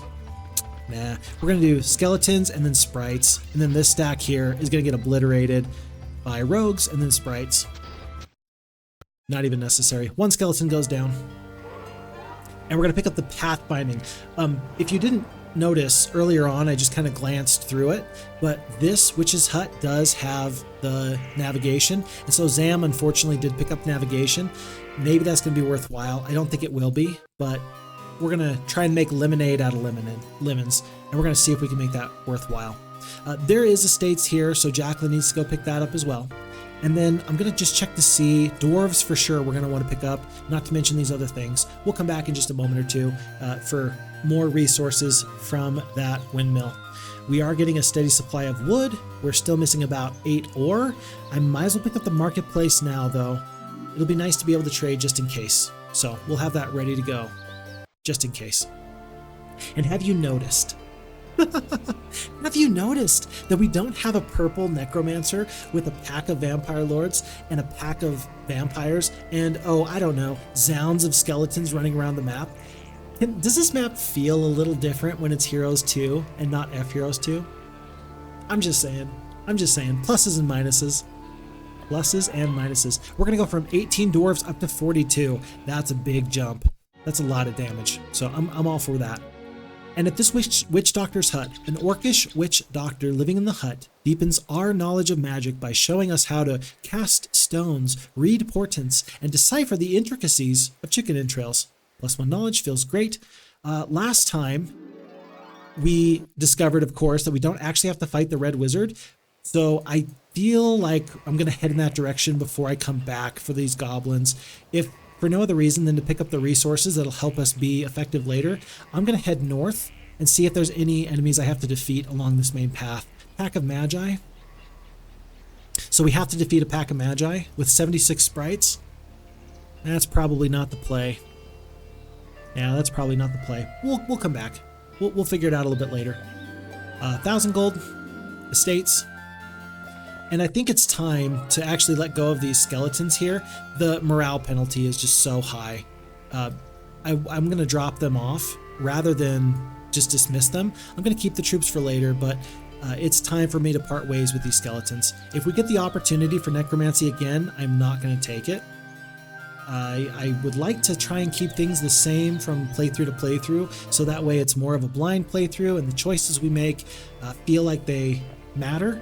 And they're not cheapened simply because we have better experience now and more information. But with all that being said, it just feels like it'll be the better thing for us. I will tell you what, I'll defeat these goblins and I'm gonna just try and put these skeletons into harm's way. That way we can still do damage with them, but it won't hurt me too bad. This Cyclops is gonna have a field day. Oh my goodness. He is going to do some serious damage. These poor goblins don't even know it yet. Although, I did just block myself off with this one 4-speed skeleton. Well, what did we say? We said that we wanted to use the skeletons. We're probably going to use them in just a moment or two. Okay. Goblins, goblins. That looks like a tasty double hex attack. Never mind. We're just going to... Whatever. Whatever. Oh, great. Whatever. I love it when I try and make a plan and it absolutely falls apart. There's something very funny about seeing a plan not come together, but instead absolutely get destroyed. It makes me kind of happy. These goblins might actually end up joining us with the diplomacy here. So I do want to wait and get these skeletons gone. I'm going to go to here so Jacqueline can reach us next turn, and then we're going to go in there in just a moment. 8,800 gold, tons of gold, skull pile, and on to a new day. Okay. Let's see. Ypres does mention for the Cyclops that the double hex attack can make for some very creative battles. We did see very recently that the Medusa, the 20% chance to paralyze, that came in very clutch for some of those neutral creatures. Let's just plan on getting just as lucky with our chance at the paralyze happening against our enemies with our Cyclops. And so here we have the chance. Do you want to pay... 32 goblins for 5,200 gold. I think not. I think that this is a huge mistake. We're not going to make this happen. We're going to fight this fight. We're going to suffer through it. We're going to be just fine. But that amount of goblins with just basic diplomacy is unacceptable. We really can't manage with that. We really can't. So, also eParade says, sometimes it's good to have not fought, have you fight them all though. You've gotten distracted while telling fun stories before. I have. I get distracted all the time, and I hope that that's charming and not annoying. I've seen very many people who, they're very just fun and unique sort of people, and that's great, and I love it. But fun and unique can sometimes go south, and it can turn sour if we're not careful. So my hope is that my telling stories and sometimes making me play suboptimally, I hope that that's not a drawback. I hope that that's a feature, if nothing else. So we'll see. We'll see. Figaro says, I really hope you get that death ripple. I remember that death ripple. Do you remember the death ripple? That would have been, oh, that was the Price of Loyalty Scenario 7 map. The one where, as the Necromancers, you have to make your way up north along the side of the map. That was a very tough scenario, and we played it several patches in the future from when I'd originally played it, Figaro. I remember that map, and I remember that death ripple, and still, one of my top 10 moments. I should make a top 10 moments list for Fix Fox in the future. I think that would be excellent. So, yeah, not if, but when I do, that'll be on there. Guaranteed. Guaranteed. We have, let's see, 20 hit points left on the Cyclops. Let's not play it so close like that in the future. Let's try and keep it a little bit closer together. 16 of the sprites goes down. We got a little bit more to go here, but we do find, looks like the Gambler's Lucky Coin. Yikes, looks like those bad boys had some buddies. There must be almost 1,000 goblins massed in the cavern ahead. Behind them is a figure that can only be Bert. Ah, this is Bert. And this is Bert's cousin? Question mark, question mark, question mark. We'll go with it. I think that we're going to be just fine, and I don't think we're going to need any other forces to kind of travel through this area. Although, you know what I just realized? So we might as well take these goblins here, because we've got no issue with morale, because we've already got barbarians in the army. And these goblins might be the difference between some fights going very badly and very well. In fact, I wish I had taken these goblins from this goblin hut as well. We'll see how this goes. I'm going to avoid this throng of goblins to the south here. I'm going to attack here, and then just try and skate through the top. Oh, this feels so bad, but I can't in good faith spend 5,200 gold on 30 goblins. That's just unacceptable. It really is. Keon's in the chat. Nice to have you back. Always a pleasure there. Excel maps are the best. Hope everything is good with you, FixFox. Things are going great, and it's a pleasure to see you there. Welcome, welcome. I'm going to cast one of my slows right now. I'm just going to get this middle stack down. I am going to run out of spell points if I keep using them so flippantly, but you gotta spend spell points to make spell points. It's not true. Don't believe me when I say that. But I'm gonna say it as if it's true. I think that we're gonna keep sprites back for one more turn, and maybe the dwarves can take a nice hit of damage for us. Cyclops are gonna stay back. Goblins are gonna wait one more turn. Okay, 2 dwarves goes down. Remember, that's what we have them there for. And now I think it's actually worthwhile for me to attack. Let's see. How many spell power? 2 spell power. I think I am going to use the sprites to do damage here. And I'm just going to have to kill both of these stacks this upcoming turn, which we'll do pretty much right now. Unless I step right in front of myself. Turn order, it's going to go 5 speed and 5 speed. Tell you what, let's just do the haste. Let's just avoid a major stack of damage onto these creatures that have no retaliation. So, another set of creatures goes down. Epray says, oh, it's always great to see your oh no face as a result. I do. There's definitely the oh no face. That does happen quite a bit. That's for sure. And Avatar says, always charming with all the stories in the Curiosa. I'm very glad that it's not a distraction from such a great game. If you distract from such a great game, that might be a mistake, but it lends itself well, being turn-based, to provide some time to have some stories. Also, Tobel says they look alike. They could be cousins. They could be hey, they could be cousins. They have their mother's eye. No? No? Not funny? Funny? Not funny? Not funny. Okay, we'll move on. Okay. I think we have 9,000 gold. There's this swarm of goblins here. I'm going to wait one turn before I move on, just in case I might be able to avoid this fight by paying my way through it. We will see. Not likely, but we will see. We have to pick up this ore, and so we're going to go this way tomorrow. But for now, I'm just going to leave a couple of movement points here on the board, and we'll set off tomorrow. It's day 6. Let me just see if there's any other purchases that we need to make. None to be had. None to be had. And so, on to a new day.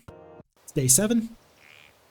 Swarm of goblins. This fight is not guaranteed to go well, but I think that the dwarves are going to do wonderfully for us. We got 6 spell points. That's going to be 1 haste, 1 slow. Going to last for 2 turns each. Let's fight this fight. Okay. Avatar Hero does say, I see what you did there. Everybody else was groaning. Very, very sad to have their poor ears feel that bad feel. I make no apologies for puns, though. I truly do not. I'm not saying that puns are the pinnacle of humor, but there is a time and a place where a pun is exactly what's called for in a given situation. So there's times where it is the best thing I can do. 1, 2, 3, 4. These goblins, if I slow these goblins, I can get a hit off with the sprites right here. And I think I will. I put the sprites in a bit of a bad position. I'm probably going to have to haste them on the Cyclops turn just to get them out of trouble. I got them into trouble. It's kind of my obligation to get them out of trouble now. That's going to use both of my spells here. The rest of us are going to back off. Sprites included. And they're going to be hasted for 1 more turn. Cyclops is going to sit and stay. These goblins, do they attack? No, they do not. 3 dwarves goes down. Again, not too bad. That's kind of what their job was. And I think that they should be able to kill 1 full stack of goblins here still. They do. 173 damage. That's a bunch of damage. And now because this group in the back was slowed, we can attack them with impunity. Nobody's going to pay us any never mind. The fight is now in front of them. And if you want to go defend your back line, you can, but it's going to cost you. It's going to cost me, though, 3 dwarves, 4 sprites to kill a swarm of goblins. I will take my lumps and move forward. Folks, it's happened. Do we take the necromancy or not? I think no. I think that we have learned our lesson. I think that we've recognized that it's really, really fun to play with necromancy. It's a fun kind of situation. But skeletons just bring your morale way too far down. It's going to be the wisdom that we go for. And I am going to continue on again because we have to pick up these ore. And since it's day 7, it's going to be mummies here at the end of week 3 after we go through these Cyclops. Hopefully we don't need the spells. Well, what do you think we do here? Anyway, okay. Eon, hey, cool. You did the highlight the message kind of a deal. Love that, love that. And you say, I like the voting on different Heroes of Might Magic 2 topics on YouTube. Pretty cool. I'm so glad you like that. If you're unfamiliar, on YouTube, I will occasionally put out poll questions, and I've gotten a really wonderful response. It's really fun to see what other people feel about topics such as, what is your favorite 4th tier creature? Who is the true king, Roland or Archibald? What is your favorite spell? What's the best spell out of these 4 choices? And most recently it was, what is your favorite alternative win condition? Which is kind of how I thought about doing this scenario with Colossal Caverns, because one of the options, of course, is not defeat all your enemies, but achieve a certain amount of gold. In this case, we are trying to get to a certain amount of gold in order to win. I think it's 1 million gold pieces, but it's kind of hard to get there if you keep buying Cyclops for 750 gold at a time. Are we going to accept? The answer is absolutely yes. And folks, we now have 2 Cyclops, or as Avatar Hero says, nice, now we have 2 eyes. Yes, we do. And we are very happy for it. The soldiers living in the fort teach us a few new defensive tricks. And we're going to pick up 7 ore. We're going to pick up another 5. This is going to be sulfur. And if we ever want to come back for this throng of goblins, we sure can. But for now, this is immediately going to be my chance to purchase the pyramid. And then first thing tomorrow, we're going to pick up the mansion. And we're going to go from there. That's a real good time. That's a really good time. All right. Yeah, this map is going much better than the previous one did. So I'm not sure if Zam is going to be my main hero, so I'm not going to worry about the experience as much anymore. He's level, oh geez, where does it say? He's level 5. I'm used to it being here at the top, but now I have to click here. So he's level 5. I think Crag Hack, it depends on what level he is, but I think I'm okay with that. Still kind of planning on Crag Hack being the big bad guy. We pick up a curse, pick up a little bit of gold, and I think that this is the Everhot Lava rock that will increase the damage of your fire spells. I don't know how likely it is that we're going to be thrilled to see that, but we're going to make it work. No problems. This sign, we never did pick this up. To the east is Ogre Grad, which we have seen. South is the exit. North is New Orc City. We built this city. We built this city. Not on rock and roll, as you might suggest, or think, but actually on orcs. That's how we built this city. I don't know, by the way, if we need Troyan. We're going to want another hero. We might as well have it be Troyan. Can't think of anybody else we would rather have. The sprites are still going to be pretty valuable, so we're going to keep them. And she's going to stay here for now, and we will send her to pick up water wheels and such at the beginning of the new week. Folks, it is time for us to go on to Week of the Gopher. Somebody send that to Push Pop. I need him to start working on Gopher sprites for this map. And the gophers, okay, what if it was Week of the Gopher and then all these like little digging holes just appeared all over the map? Would that be cute? Would that be funny? I think that'd be hilarious if on Week of the Gopher, there was just holes everywhere, scattered, littered, if you will, throughout the map. They don't really get in the way of anything, but they're just there for decoration. I think that'd be funny. So even if you don't think it's funny, I think it's funny. So that's what I'm going to hope for. Although, did you know, I think it applies for both Heroes 2 and for Heroes 3, that if you have, if you have a beach and you don't want an enemy to land, I don't think that the AI actually can land anywhere that there is a hole dug. You can pass over that terrain normally just by walking over it. That's not a problem, but I think that if there's a hole in this, like just on the beach, that is now impassable terrain for someone to land on. Why that is the case, I don't really know, but I do believe that that is the case. So if I'm wrong, if you know better, please let me know, but I think that's worth knowing. So yeah, interesting stuff. Fix Fox Wife, we built this city on rock and orcs. I was trying to make that joke and you just made it much better than me. If anybody wonders why I asked her to marry me, it's this exact moment. It's that exact level of humor. Yeah, she completes me in a way that makes me very, very happy. And I hope that I still make her happy after this 7 or 8 years that we've been married. We're in our 7th year together, and I'm looking forward to many, many more. Many, many, many more. Through a clearing, you observe an ancient artifact. Unfortunately, it is guarded by a nearby genie. Do we want to fight the genie? Of course we do. If we lose half a stack of dwarves or half a stack of rogues, I'm going to be pretty upset. 22 sprites goes down. That's not because they have the stack. That's just because genies are ridiculously tough. Ouch. It hurts so much. But one genie is going to perish there. 22 sprites. It is the Everhot Lava Rock, but I just couldn't bear to leave it behind. That's kind of a big loss. Probably wasn't worth it. Probably wasn't worth it. Oh well. It's happened. Let's move on. Keon says 1 million gold. Holy crap. Yes. Is it a community-made map? No.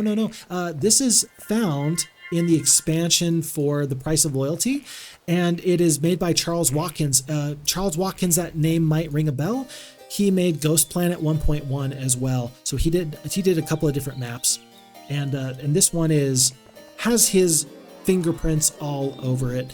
It's got his style of storytelling and interesting puzzle elements. It's very, very good. I consider Mr. Charles Watkins and Timothy Duncan, of course, making maps like Thunk to be exquisite, really, truly excellent map designers. And as someone mentioned earlier, I really hope that they are still active in the Heroes of Might and Magic community in some way, shape, or form, even if all they're doing is just seeing other people like ourselves enjoying these wonderful maps. I hope that they get a certain amount of satisfaction in knowing that they did a tremendous job, a really, truly tremendous job. By the way, just in case you haven't seen this, this is the first time that we've actually taken a look at this for this scenario, we did of course have to restart at about the 2-hour mark. But this oracle, nestled among the trees, is our blind seer, and they explain the intent of the journey, and they tell us what we can be told.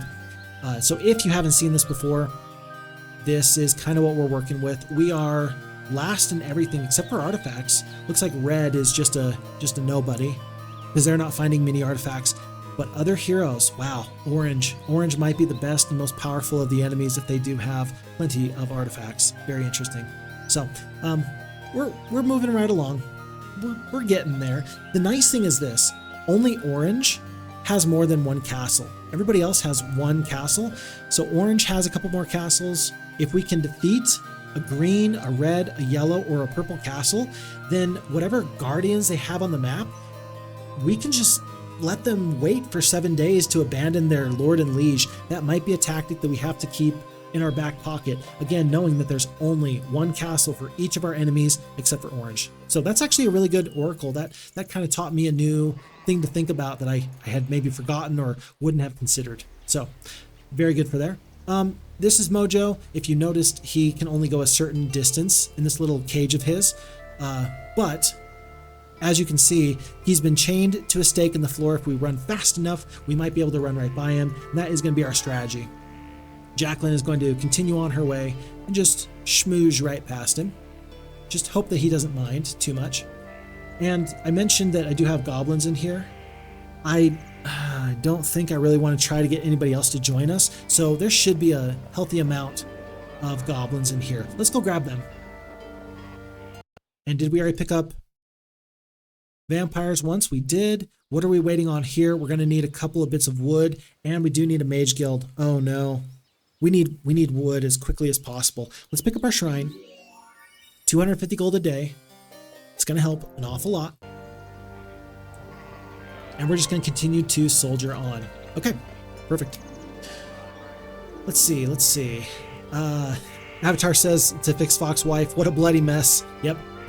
And yes, I'm stuck with her forever. You heard it from her, folks. That's what you heard. And she is not too big on lying. She's a pretty honest soul. So I don't think that we have to worry about her reconsidering what her plan is.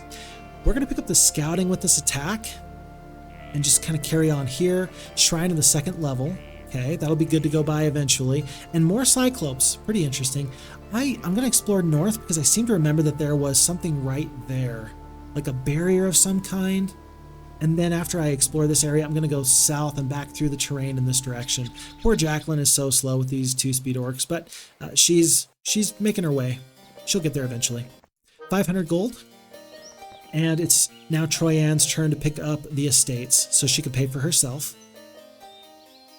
What else to do? We're just waiting. And I would like to be able to pick up this observation tower without having to defeat this red hero here, but I don't think that that's very, very likely. I think we're just going to have to wait and come back another day.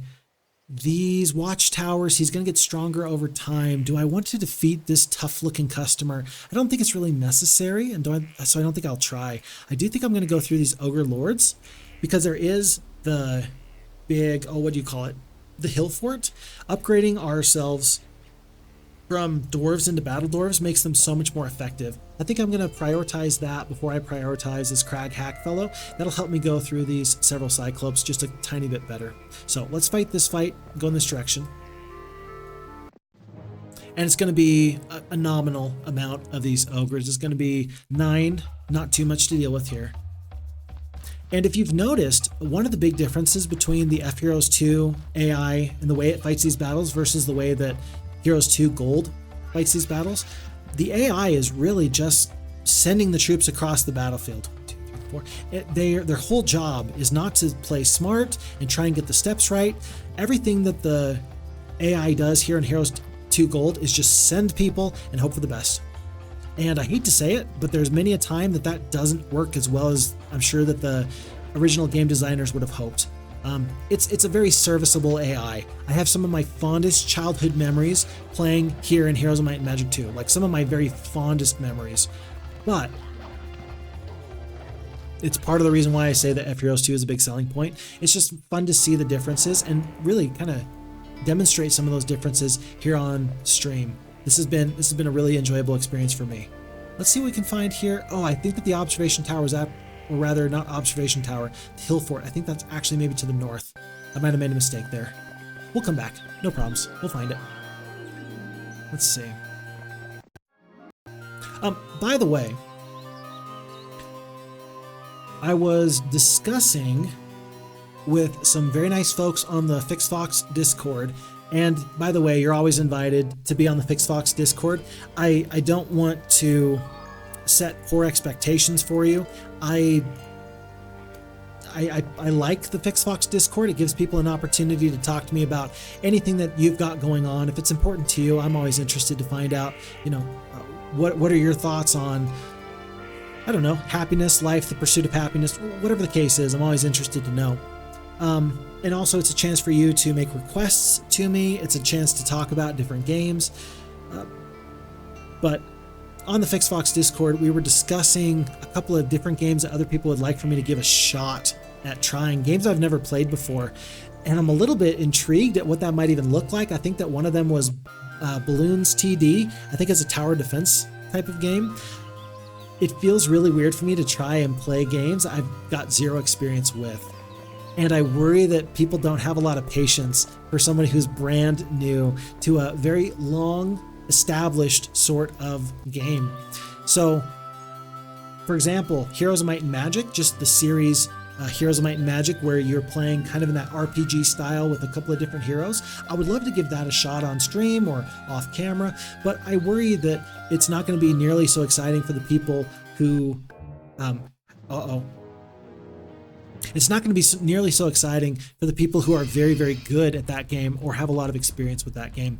So I'm always interested to hear your thoughts as to whether or not I should try and branch out a little bit, maybe try games I'm unfamiliar with. You might find out that FixFox is actually not amazing at games. I just tend to have a lot of experience with this game. For example, that might be something that that we find out is actually true of me. If you ever thought that FixFox was just awesome at everything he does, not necessarily true. Although I do tend to just get good at games simply from spending a lot of time and not necessarily by outthinking the game. Maybe the best example of that, for example, is a game like Teamfight Tactics from Riot Games. I really enjoy that auto battler, or at least I have in the past. And the only reason I'm good at it is because I've spent a lot of time playing it. I don't know. I'm interested to hear y'all's thoughts about games that you think are interesting, that maybe would be still fun to enjoy watching somebody play, somebody who's not maybe familiar with that game. We did just lose Jacqueline to this hero here, Arcana. Very interesting. She's not much of a hero, but we're going to go track her down because I want to deal with her as soon as I possibly can. I want Mojo to step off on my observation tower. Oh, and I really want to pick up all this. Is it worth it to go through a pack of Magi? Let me think about that. Keon says, I tried Factorio like you said. Seems awesome, but way too complicated for me. Felt more like a chore than a game. I'm so thankful that you tried Factorio. And just because I liked it does not mean that that everybody's going to like it. So I'm thrilled to hear that you tried it, and I'm kind of really happy that somebody tried something that I liked. Yeah, I'm glad you kind of branched out there. That's really cool. It's really cool. I love that. That, for example, did you know that my #1 video on YouTube, I don't know how many views it has, but it's my Why FHeroes2 is a modern day classic video, and it's very much not a playthrough. It's just like it's just kind of like a documentary type deal I put together. That's my #1 video. You know, my #2, #3, and #4 most viewed videos behind those are all Factorio. Here I am, primarily a Heroes of Might and Magic player and enjoyer and enthusiast, and somehow the majority of my attention from the YouTube algorithm has been Factorio. But I like Factorio. I don't want to play so much of it, because Heroes is relaxing. Heroes is fun. Heroes is not work. Like you said, Factorio does feel like work at times. I think I would go bananas if I tried to play Factorio all the time. So just kind of interesting. When I think about, you know, what kind of video should I do or where should I spend my time, it's always this weird kind of push-pull between doing what is popular and interests people, but also doing what I like. This is what I like. I like Heroes. So I'm glad that you put that feedback out to me. Thank you so much, and I'm glad that you tried it again. Avatar says, hey, I just noticed you have a new mic. Nope, same mic, same one as always. It's just more front and centered. Hopefully the sound quality is okay. And then Tobal says, we talked about Shogun 2 in the YouTube comments. That would be cool to watch you play. You know, I haven't played as much, like, I've been playing it. I haven't played as much as I want. That's an example of a game where I'm really good at Shogun 1. I'm finding that I'm not nearly as good at Shogun 2. But I love that comment chain that we've had in the YouTube comments because, yeah, I'm not incredibly good at it, but it interests me and it's really fun. So, I don't know, that's an example of another opportunity for me to learn more about a game and kind of find the minutia of it. So I'm excited to do that at some point. I really am. All of this has been me talking while I'm thinking about whether or not I actually want to fight these Magi, by the way. Do I want to fight these Magi? How valuable are Traveler's Boots? Do I need the crystal? Do I need this artifact? I don't have to fight this red wizard. I can go right around him. It's a pack of Magi. Let's just assume it's 19. We will win because of the Dwarves. But we're going to incur heavy losses. Heavy casualties. I don't even know what to do there. Oh, Shogun 1, you'd be interested in that too? Okay, tell you what, Shogun 1, I will plan on doing Shogun sooner rather than later. It's my favorite entry in the Total War system. So we'll plan on doing that at some point. Friends, I have to capitulate. Avatar says it is 1:27 a.m. here and I have to work tomorrow. Sir, please go to work. I'm grateful for the time. This is so fun. It's always a pleasure having you here. I really appreciate your input here. But please, I will look forward to seeing you in the next one. Until that time, take real good care. We'll catch you around. Thank you. Is it worth it? I think it's worth it for the Traveler's Boots. I don't think that we need to worry so much about these forces. Although I could go and get this other hero and come back. Maybe I ought to do that. Tell you what, we're going to do that. We're going to bypass Mojo because I don't think he's going to want to fight me. We're going to grab this treasure. If he wants to fight me, I will beat you. And then we'll head north. We'll pick up Crag Hack. And then we'll go from there. That's what we'll do. Because, hey, we've got Vampire Lords. It's kind of a big deal. It's really a huge deal, actually. And the only reason not to pick up the Vampire Lords would be if it would prevent me from getting the laboratory with the 5 crystal. I think if I need to, I will trade for the crystal. Let's get these Vampire Lords. Huge upgrade. And let's let them slowly accumulate over time. And he does want to fight me. Incredible. I did not think that he would want to fight me. Let's see how this goes. Now, I did not think he'd want to fight me. How tough are you? 4 attack, 4 defense, 3 spell power, 5 knowledge, good morale, Irish luck. Was this a mistake? Ooh, was this a mistake? He's got the Irish luck, good morale. These vampires are going to engage with us immediately. These orcs are going to do a fairly consistent amount of damage.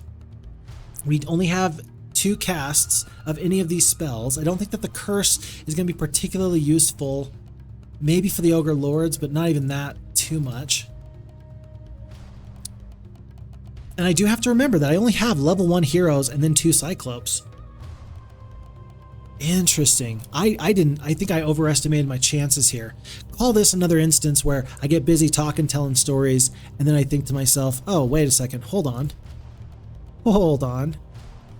You're going to take the damage from these vampires. You can't help that. It's going to be 5-speed creature, 4-speed, 4-speed, 2-speed.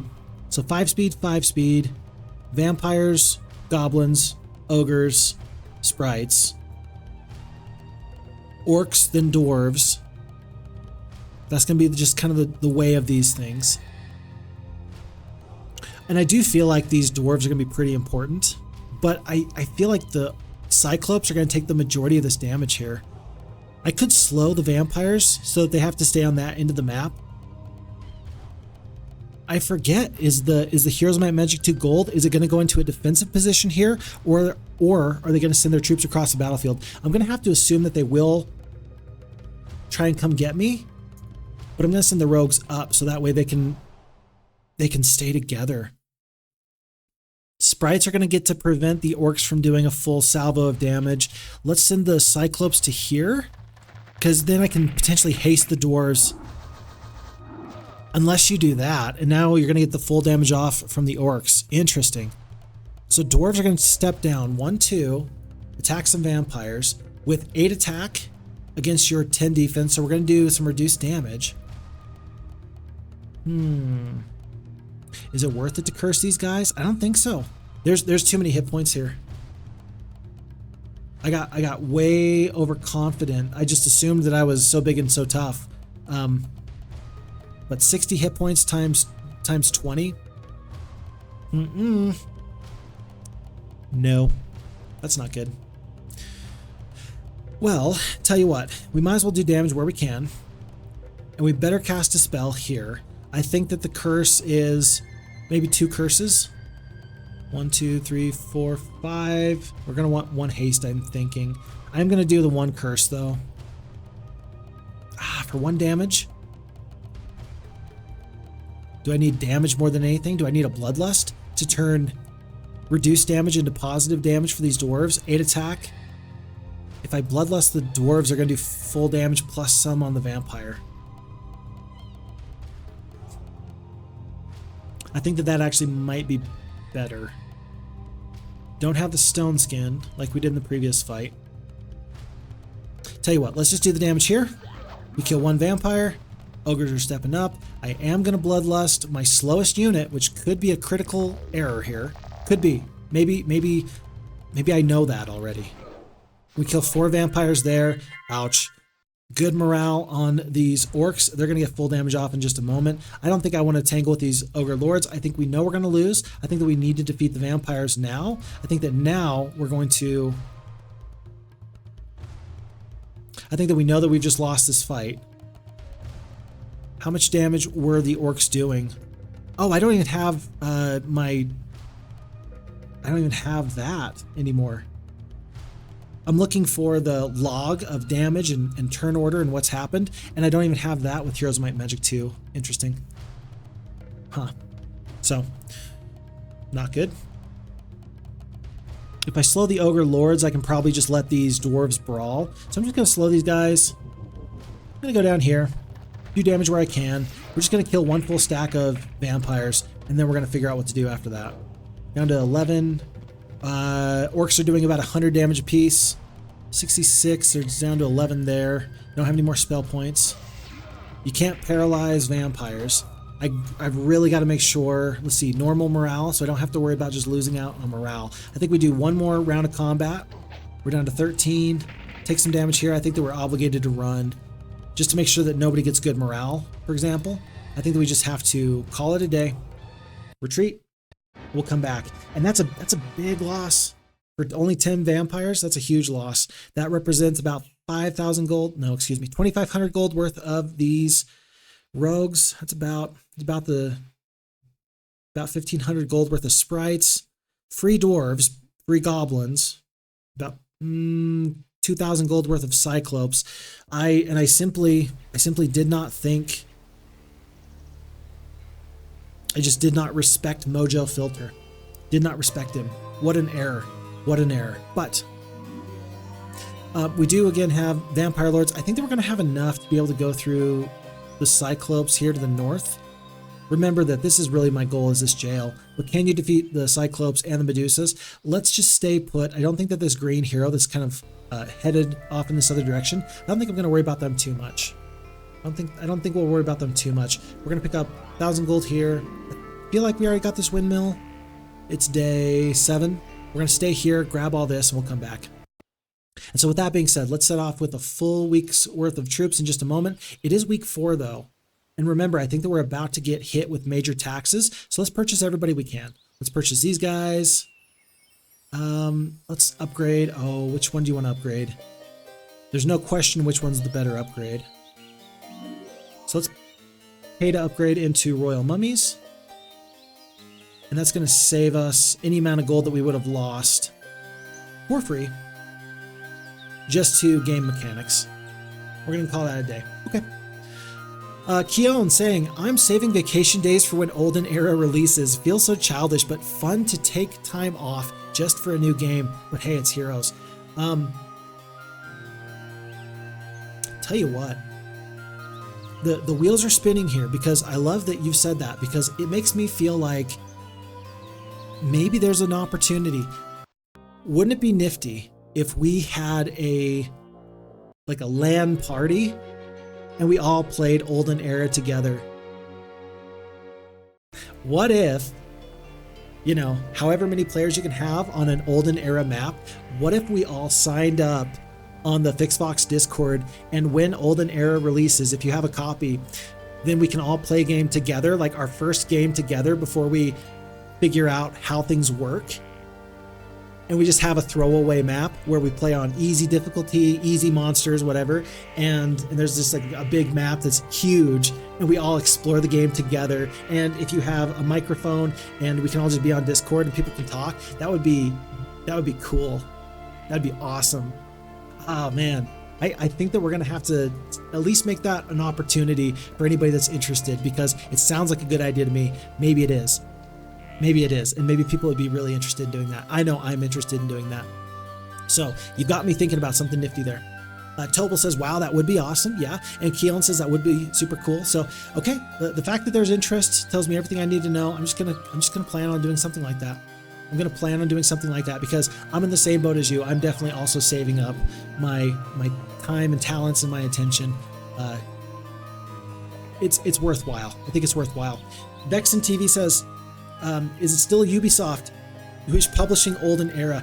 It is Ubisoft, but there is a different, let me look it up. There's a different company. I think it's like Frozen something, who is developing Olden era. Unfrozen is the developer, and it's published by Ubisoft. But I have to tell you, and I'm not shilling for the game, but I'm here to tell you that from everything I've seen, it feels like they're actually taking some real notes from the community, and they are getting good community feedback. They're getting community feedback and they're taking it. They're modifying the game in real time as they're developing it, so that way they can carry on and make a good quality game. It feels like they're actually fans of the series, which it always felt like Ubisoft, it was not. So the publisher is not a big fan of us as gamers, but it feels like the developer, Frozen, it feels like they are fans of us as players. So, you know, again, pluses and minuses. I don't know. This is just my 2 cents on it from what little I've seen, but I'm more than cautiously optimistic. I'm really planning on this being a smash hit. I'm hoping I'm right. I'm planning on being right. And so I know that we have a lot of reason to not be happy with Ubisoft. We'll have to wait and see. We'll have to wait and see. But I'm planning on this being very excellent. And in fact, maybe I shouldn't share this, but I will. I've actually reached out to the developers for Frozen, and I've asked for material. I've asked for game material and anything that might be intriguing. And they've actually responded. They've been pretty nice in saying, yeah, we're going to put out a package of graphical art and so on and so forth for anybody that's wanting to make a video about it. Of course, I mean, it's free publicity. Why would they not do that? And so I'm expecting to get some amount of in-game art or some insights into the game, and so hopefully I can put together some kind of video for that in the future. If not, if they don't follow through on their end, okay, their loss, I suppose. But I'd be interested to see what kinds of things that they'd be willing to share before their official team really gets into the meat of things. And I don't know the answer, but I'm excited to find out. Okay, we are out of resources, but I did just pick up another hero. It feels useful to have another hero as often as possible, and this way Carlon can bring up some more Necromancer troops to the front. That's my thought process anyway. Witch's Hut, we do find these trolls here. We're going to avoid them just for now. I think I'm going to go sailing with Troyanne. She's going to pick up this free stuff, and she's going to probably go to the other side of these Cyclops in just a moment. Let's see, Vexen, or the license, have turned more AA. AA. Have the licenses turned more like like free to, like the licenses are more open to the public kind of a deal. I do know that they own the IP. And again, I'm not a big fan of Ubisoft. They've really done some pretty rough stuff. But again, the publisher, I think, I'm planning on that being wonderful. So we'll take time off of work together. Let's do that. Okay, let me get back to where we were. So we're trying to head back up north. We're trying to go pick up another hero. Right now it's Zam. He does have the Nomads boots. I do need to head north so we can grab the Traveler's boots as well. I am going to go back just enough to pick up these troops. We're so fast. We better do that. Interesting that we have the arrows here, but the arrows don't work. The arrows, I think, are from Heroes of Might and Magic 2, like the FHeroes2 version. It's just kind of interesting that the arrows somehow made it into this Heroes 2 gold, but they don't actually work. Huh. Very interesting. And so we're heading north as fast as I can, staying away from Mojo, the jerk face. Oh, and we better pick up sprites. They're absolutely free. We go from 9 to 19, and then this group of sprites is not so free. We're going to have to leave here tomorrow with them. Keon says, also, if you do content for the game in the beginning, maybe you get more YouTube views. Possibly. It has absolutely, I'd be lying if I said it didn't cross my mind that this might be a unique opportunity for me to help be at the forefront and help pioneer a new game.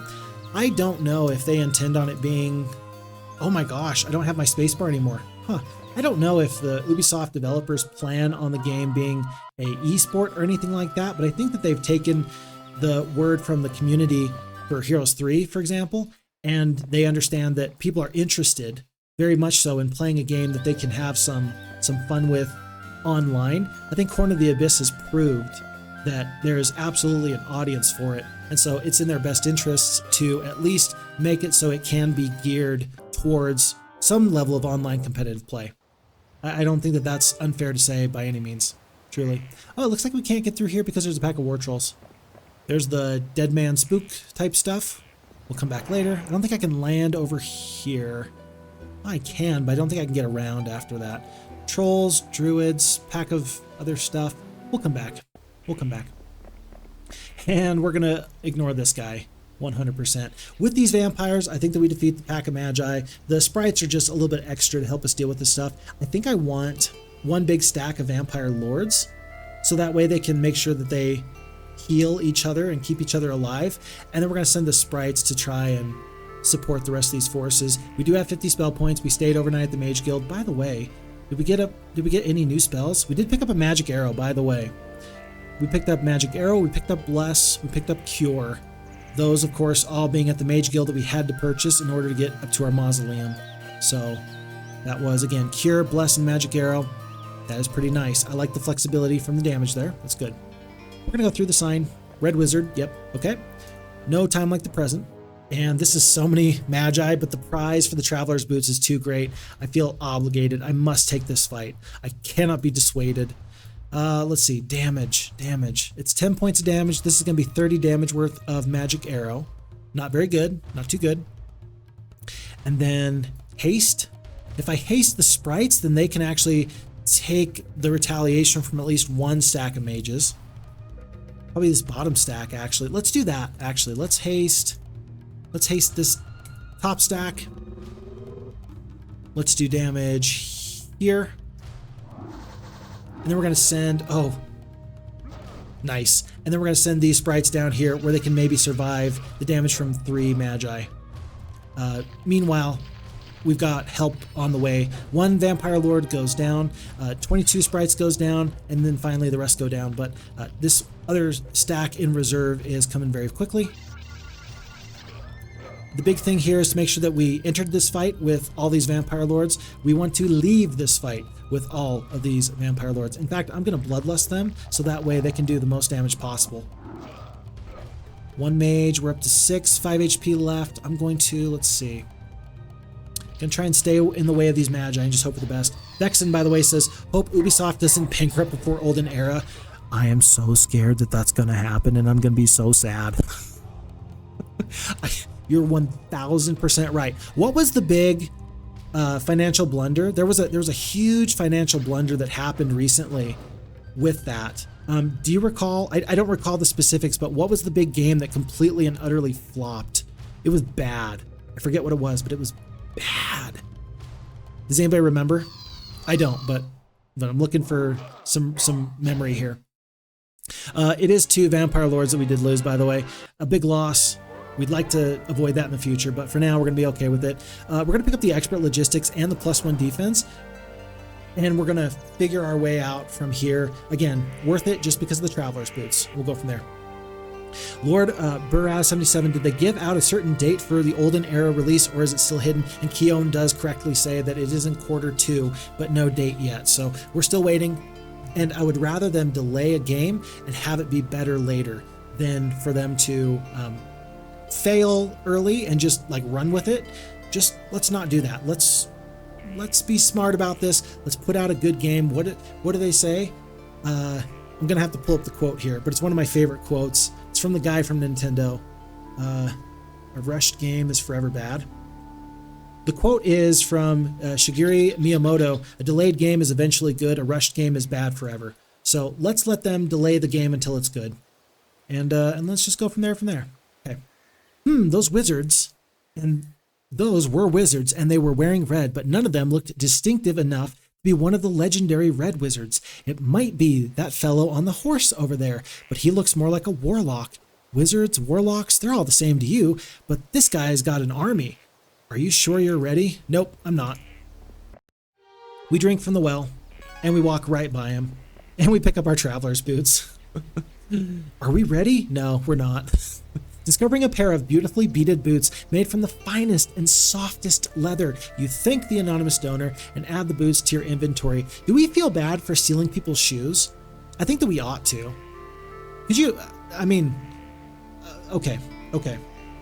I seem to recall some events that happened when I was a young kid. I seem to recall being at the beach and having to be told to put those things I just found back. I seem to recall I had an armful of stuff. I was like, Mom, look, someone just left these towels and these things here. And my mom's like, put them back. It's like, yeah, those people are in the water right now, like not far away. Put the stuff back. I'm pretty sure our hero never had that lesson. Zam never had someone tell him to keep the boots where he left them. So I'm just saying. They probably weren't an anonymous donor. They were probably an unwilling donor. How about that? We are going to pick up this fire cloak for 2,000 gold. Sure, 2,000 gold. Oh, we don't even have the gold for it. Huh. We'll come back later. Oh my gosh, I forgot. We have to take a picture of this with my phone. And the reason why is because in Heroes of Might and Magic 2, originally, you've always had different tents. And the different tents have different keywords, and when you come to the barriers, you have to put the barrier words into effect there. Now, FHeroes2 does not require that, and I have fallen out of the practice, I have fallen out of the habit. It's no time like the present to return to those things. They're so very wonderful, and this is simply one of those. I just realized I actually need this hero to go north. I think she's got to pick up water wheels and windmills and stuff like that. So she went the wrong way, but she'll come back the correct way in just a moment. Okay. By the way, Keon says, Ubisoft Bankrupt is just good. They suck. Someone else will buy up the IPs and Olden Arrow will be released anyway. Yeah, I couldn't imagine someone saying, no, I know that you're almost there and you've almost put out this game, but I don't want you to actually finish it. It would be like going 95% of the way and then just quitting at the final bit. Yeah, it just doesn't seem like a good idea to me.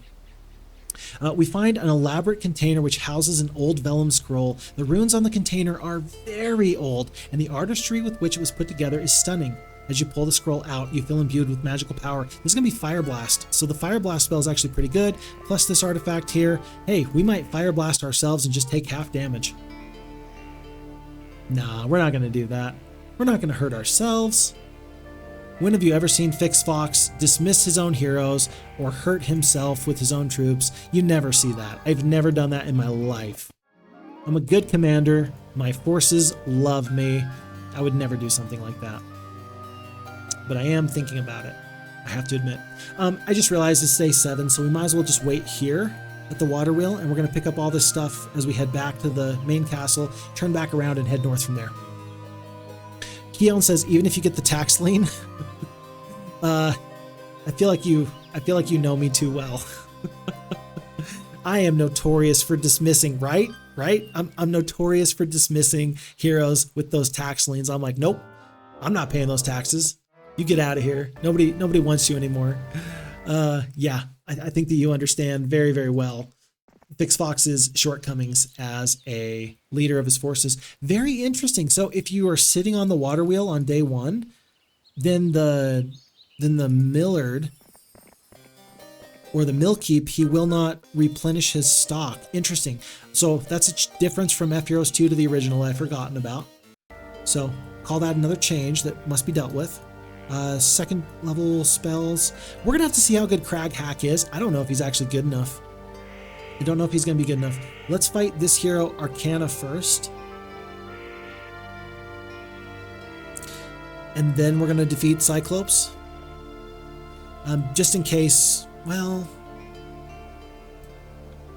if Crag Hack is really good, he's gonna have some forces with him, and then we can send him back over here. We'll wait and see. How come no FHeroes 2? Is it because of the map? It is because of the map.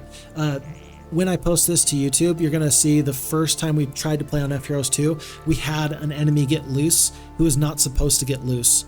And the map plays impossibly differently simply because the FHeroes 2 AI is too smart for its own good. And this map was made with the original Heroes of Might and Magic 2 AI in mind.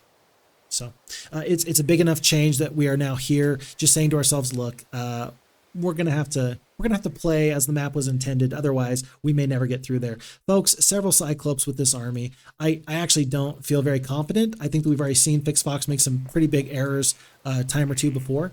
So we are gonna fight Arcana. If she has tons of spells and we just lose, I'm gonna feel dumb, but we're not gonna know until we fight this fight. Let me just take a quick peek here. We got 50 spell points. We're going to keep the Vampire Lords in one big stack. We're going to split... We're actually going to split the Mummies, I think. I think that that's a good split just to prevent major losses if there is some spell damage.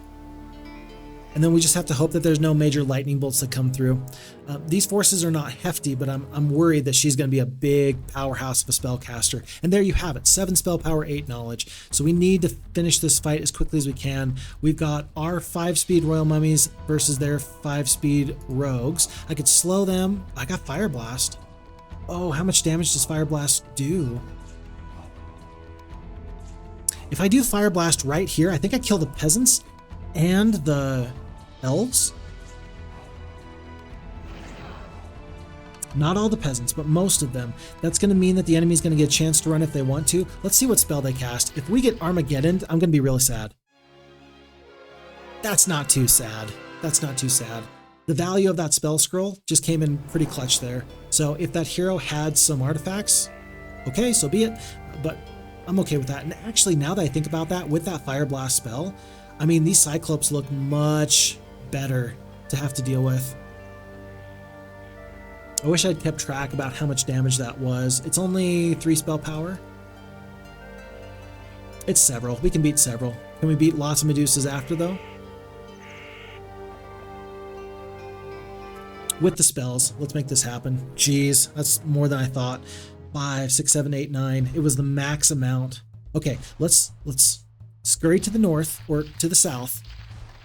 Let's get the Cyclops to all kind of combine into a big globule so we can Fireblast all of them at the same moment.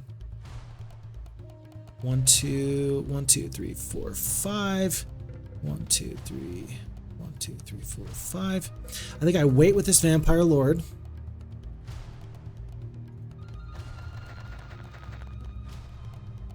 Royal Mummies are going to step up.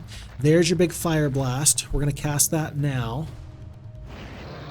And it's doing 45 damage, but that was 45 times 3. So over 120 points of damage. That's not bad. And let's see. 1, 2, 3, 5. If I back the skeleton off, they're not going to take that first hit there. And I think I might as well get the free damage off with the Sprite.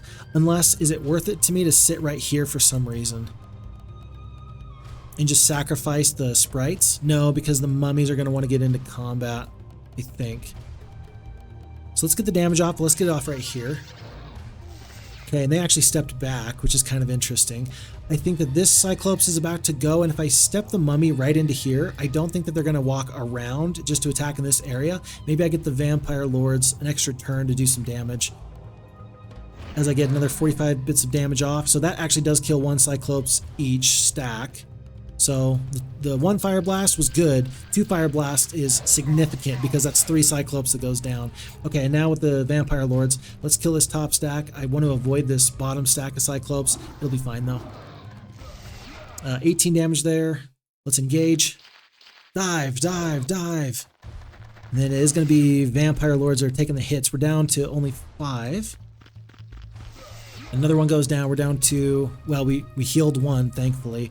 And it feels bad to lose any amount of these vampires, but we're just going to have to suffer with it. 30 damage goes down here. Did we kill one more? Not quite. Down to 4 Vampire Lords, 5 hit points there, 59 here. Let's work on the stack. It's going to be 57, 59. Might as well get the damage off here. We probably should have attacked here, simply because they've already had their retaliation eaten up. Will we kill 38 hit points worth of Cyclops? We do. And there's not a lot of HP left for these vampires, but they're going to drain life. And actually, we were able to get back up to 6 with that final hit. That was wonderful. So it only cost us 6 of these royal mummies in order to take out this big fight, although it took us much in terms of our spell points. So pluses and minuses, but that worked out okay. And I'm actually really happy to see this +1 knowledge. When we have Fireblast, it's a very expensive spell. That +1 knowledge is maybe more valuable than the spell power itself. At 50, this is going to take us up to 60 spell points. That's going to be 4 casts of the Fireblast. I think that that's a very unique and interesting break point. That I think that you'd prefer the damage from 1 extra Fireblast than you would from just having 3 Fire Blasts do a little bit of extra damage and then having some leftover spell points for things like a slow or a haste. But really, I'd really prefer 1 additional knowledge as soon as possible. Archery is interesting. Really useful if we're going to go up to Titans. I don't know if we're going to. It's doubtful. Let's go for the estates for now. And we cannot go through these Medusas just yet.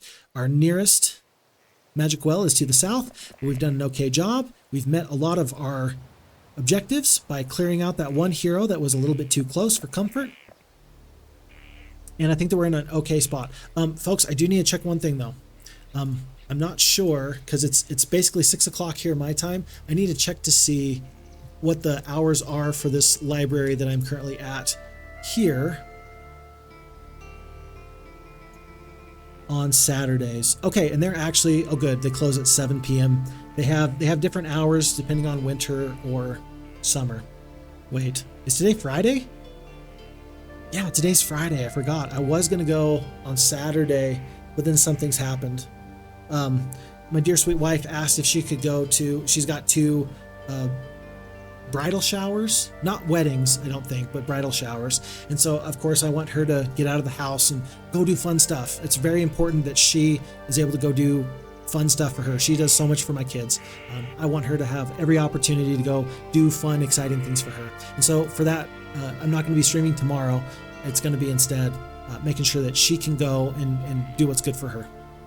So I'm not going to be streaming tomorrow, but I am going to play here for the next, it's going to be about half an hour to 45 minutes, and we're going to see how far we can get. So let's speed this up. Let's soldier on, and let's take care of business. No druids. None of these guys. Let's just head south. Again and again. And go from there. Tobal says, come on, you already did like 10% of the map. It's almost over. Yeah, it's basically over. I mean, you know. Hey, we got up to the mausoleum, so it's basically over. If we can get it to the lab, though, we only need like 2 more mercury. If we can get that by the end of this week, I think that we're going to be feeling wonderful. And so there's a couple of different windmills here. Maybe we're going to get lucky with 2 mercury at one of them. 2 sulfur there. Happy for it. Not too bad. And then otherwise, we're about to turn back around after we pick up the spell power, or the spell points rather. With Zam, we're going to go back and we're going to defeat all these Medusa. No resupply is necessary, I don't think. I don't think it's necessary, but we're going to wait and find out. Pix's wife says, and thank you for changing your schedule for me. I didn't know you were here, my dear sweet. I like it when my wife hears me say good things about her behind her back.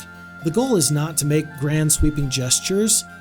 My goal is always to try and instead, you know, say nice things about her behind her back, because then she's more inclined to believe it when I say it. That's my 2 cents anyway. So, and my wife says that she's been in and out of the stream today, so I happened to catch her at the right moment. So, that's wonderful. Keelan says, oh, you stream at the library? I do. So I'm at the library right now. And the reason I stream at the library is because my internet's just not fast enough to really stream at the level of quality that I would like to have from my home internet provider. My residential area just doesn't have good enough. So I just don't worry about it. I just come here to the library. And so I am a little bit at, a little at odds with their schedule and my schedule, but we find a way to make it work anyway. And we have a lot of fun doing what we do.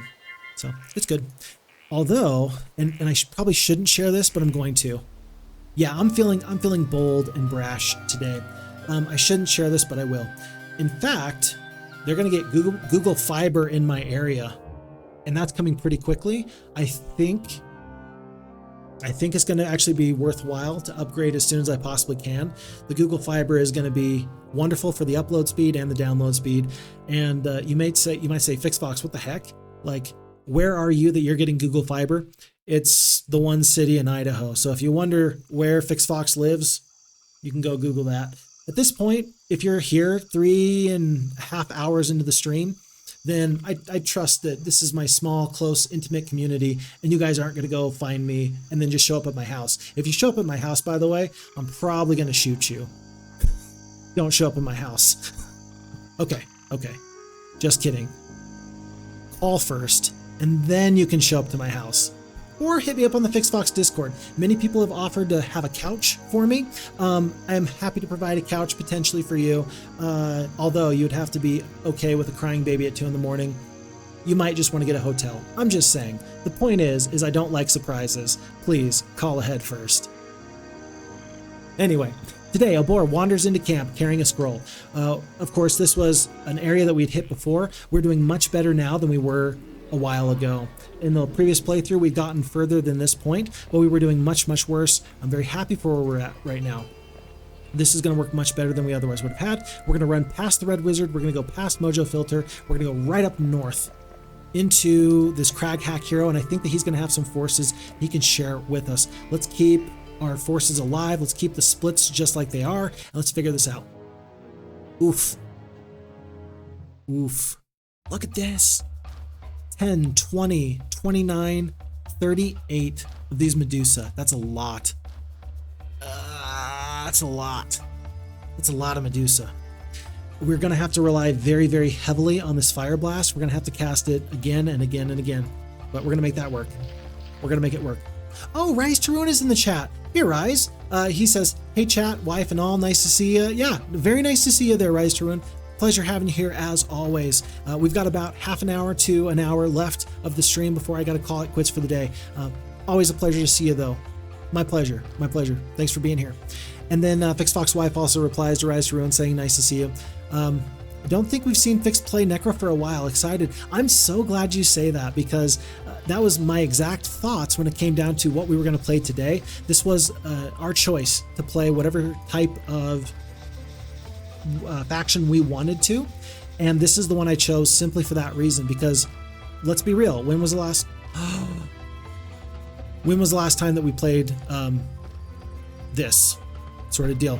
Folks, I missed one whole turn of Fireblast. The 4-speed skeletons, that was my chance. Oh wait, no it wasn't. I wasn't going to get a good shot because it went Medusa, skeletons, and then the rest of their Medusas went. So this was actually kind of the earliest I could have done this. It just feels bad because I don't know how this fight's gonna. I was really planning on getting at least 2 Fireblasts off. Here's the question: do you go out and attack, or do you try and stay local? I think I might just try and sacrifice this one Royal Mummy. No, maybe not.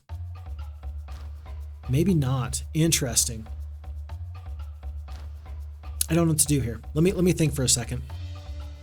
And Fix Fox Wife does say our couch is comfortable, but we aren't just drop-in people generally. It's true. We're just kind of private people a little bit. Petro, how you doing? Nice seeing you there. Haven't seen you for a minute. Then again, that's my fault. I haven't been streaming very consistently. Have we considered Starlink? We have. We've looked into it and we're just not sure if it's as stable. And we saw that Google Fiber is coming to our area in the future. And so I think that part of our plan in not going for the Starlink was just knowing that we had this other opportunity in the future that would be a little bit more consistent, being that it was fiber optic as opposed to satellite link. But many wonderful people had kind of shared that thought before, and I'm very glad that they did, because it's the right thought, and I'm very much for it. I think we're just going to skip, folks. I think we're going to skip and skip and skip, and it feels so bad. Like, I do think that this is the best choice that we have. One more skip and we're just going to take a ton of damage. We're going to take a beating here. 23 skeletons goes down. Is that going to be one mummy here? It is going to be 2 mummies plus the paralyze coming out there. One Fireblast is going to do a healthy amount of damage. I wish I could make sure it was on the right stack. It's got to be, let's see, 1, 2 hexes. If I do it right here, I've got to make sure the damage gets down. I do hurt my own royal mummies, but I needed the damage more than I needed to prevent damage, if that makes any sense. 14 damage there. That's not good. Vampire Lords. I think that we need to stay back one more turn. I think you have a lot of... I think that if you are complaining about the way I'm fighting this fight, I think you have every reason to complain. I do not love this fight. I do not like it, Sam. I do not. I'm thinking, though, that it might be time to work on the Bloodlust for these Vampire Lords. The Fireblasts are just not lining up the way that I would really like them to, and I need to drain tank as much as possible with these Vampire Lords. And so I think that we ought to just focus on wherever we can do the most damage. Right here we can take out one full Medusa here and stay far away from these bottom ones. I'm going to use this one Royal Mummy to kind of step to right here and try to keep the Vampire Lords going. Oh no, it's a lot of damage. That's down to 4. Down to 4 of the Vampire Lords. I think that there is a chance for a nice Fire Blast right here. This should do tons of damage. It does. But now with 4 Vampire Lords left and 12 spell points left against these stacks, this is so much. This is so much. Not good. Not good. 26 spell points, 23 spell points, 25 spell points. 6 to 10. I almost wonder if I need to go into this area and just kind of play with this terrain. I think I ought to. 1, 2, 3, 4. If I go to right here, I think that I'm going to be safe and I'm going to get the nice split like I want it. Yeah, I think that this is going to be the best thing for me. The Bloodlust is lasting another 2 turns. I don't have a Bless because I'm undead. I could curse when the time is right. Magic Arrow is only going to do 30 points of damage at a time. That just doesn't intrigue me so much. But really, this terrain is going to let me fight and drain tank better than I otherwise would be able to. I think it's going to go this Medusa, then that Medusa. I'm going to wait on my curses for the big stack of 8. I'm going to hope I don't eat a Paralyze anytime soon. Okay. Okay. Not good. Bloodlust, you got to drain tank the damage. Come on, baby. Drain tank the damage. I think I actually want to attack this bigger stack to the right-hand side. And the reason for that is that I want a stack of 2 attacking me. I don't want to kill this stack of 2 and then have another stack step up. Okay, retaliations, and we're in a positive here. If you notice, we were at 5 hit points, now we're up to 13. So this is actually correct. This is the correct play. We're going to kill this stack right here. Can't help that, but you can't get all the way up into me. So I'm going to curse the stack of 5. I'm going to probably play with terrain in just a second here. It's all going to come down to whether or not I eat a Petrify. If I eat a Petrify, I think I'm in really bad shape. So let's do our curse here to mitigate that damage. We're still bloodlusted. We're going to kill this full stack? Not quite. That's okay. Okay. We do need the bloodlust again. We're down to 10 HP. I think now we kill this big stack here, and we're going to retaliate and wipe out this stack right now. Oh, you see, that's what I'm talking about. Oh no, disaster. Disaster, disastrous. 31 HP. Can we recover? Can we recover? That's truly the question. The curse is worn off here. This is a tough fight. Are you guys feeling this? Can you feel it? Okay. 8. We're up to 15 here. I think I can just wander back and forth. Let's see. 1, 2, 3, 4. I think I can just go back and forth and then just fight one at a time from this point on. So it's going to come down to, let's see, is it the Bloodlust or the Curse? Do I need to curse here or do I need a Bloodlust here? I think I need to actually curse here when I fight the big stack. And I cannot eat another Paralyze. Oh, we're not going to make it. Despite my best efforts, we're not going to make it. And if I eat a Paralyze, I just lose, because then this big stack of 8 is going to hit me. I think I do 16 points of damage here. I don't. I do 13. Okay. And then, oh my goodness, I hate this so much. Even with the curse, 3 spell points left. We did the very best we could with this drain tanking stack, but we had that bad run of luck with the Petrifies.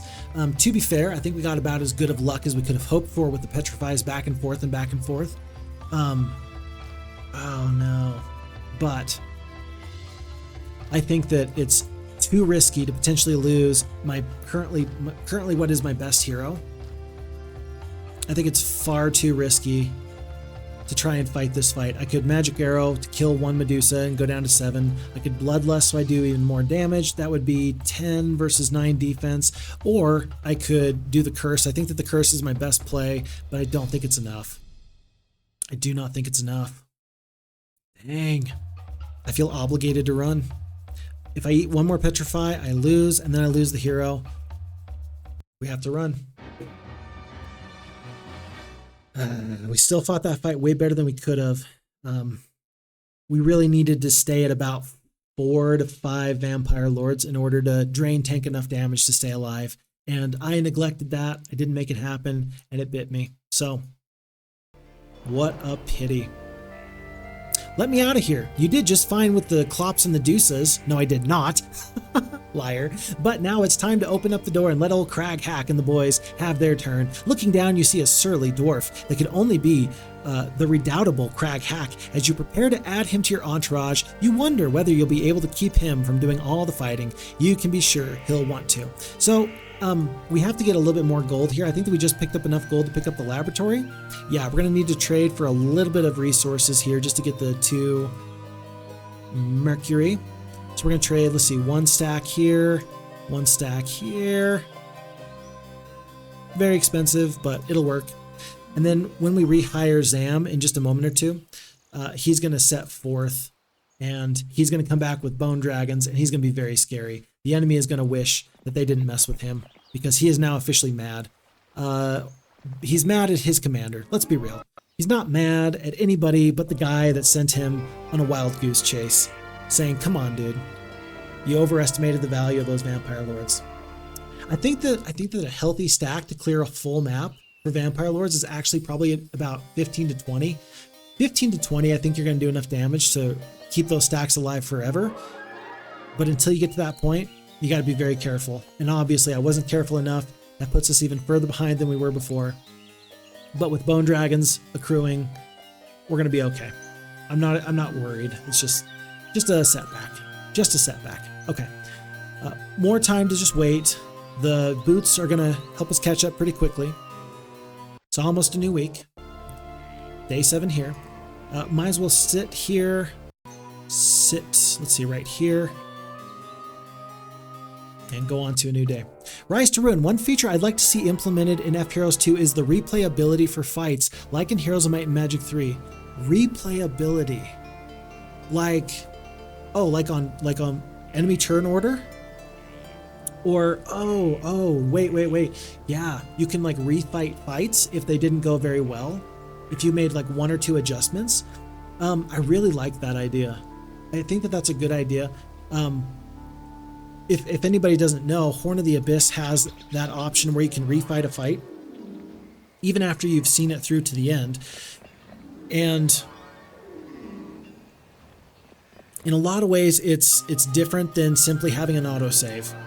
And it's really a good opportunity for people like me who say, I feel like I could have done that fight much better. I want to learn how to play the game and get even better at playing the game. How do I do that? We ask ourselves. And it helps you figure that out because you can actually play with some in-game options to do better than you otherwise would have done. And so as a teaching tool, I think it's really pretty fantastic. I really do. So I would love it for that reason. And I think I would love it just to encourage myself to be able to go back and try a new opportunity whenever that opportunity might arise. So yeah, Rise True, and I agree with that 100%. I'd love to see that implemented, and I'd love to be a part of that. And yeah, I'm with you. Very, very much so. Very, very much so. And I'm sure that there's other reasons why people might want to do that too. But those are the immediate reasons that come to my mind anyway. Okay. 1,000 gold here. And I think that there's... I don't know. I think if I can get through here, yeah, there's some water wheels up there. We're going to want that gold in just a moment.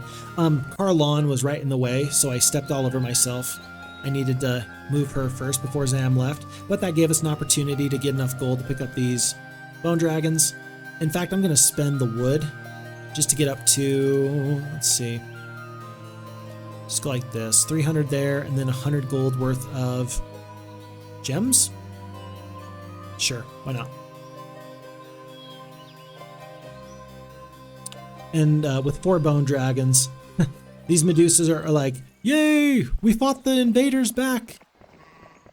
Really, they just made me mad. We're coming back. We're coming back. It'll be fine. It'll be fine. Okay. Keon says, it's 2 in the night here. Good night, folks. Keep staying awesome. Keon, always a pleasure to have you here. Thank you so much for your insights. And I really appreciate your support and the care and consideration you have. Thank you so much for your time. It's always a pleasure. We'll look forward to seeing you in the next one. So thanks so much. Have a great night. All right. And that could have been an opportunity that I missed, by the way. It would have been probably really nice if I had worked to pick up a 4th level mage guild. I went for the bone, or not 4th level mage guild, 2nd level mage guild. I went for that instead. That might have been a bit of a mistake, possibly. There's a lot of things over in this area I'd love to grab. I think with 4 bone dragons, I think you can beat, I don't know, I think you can beat ghosts. I don't really know, so I'm not really going to consider it just yet, but that might be something that we can look at soon to do there. Every gold mine we get is probably going to get us one step closer to that 1 million mark, where there's so much gold that we need. I'll be excited to see what that looks like in just a moment or two. Otherwise, I think that this is just out of range of Mojo, but I don't want to wait and find out. I don't want to be caught in the wrong spot. So we're going to sit right here. Wait a day. Oh, no.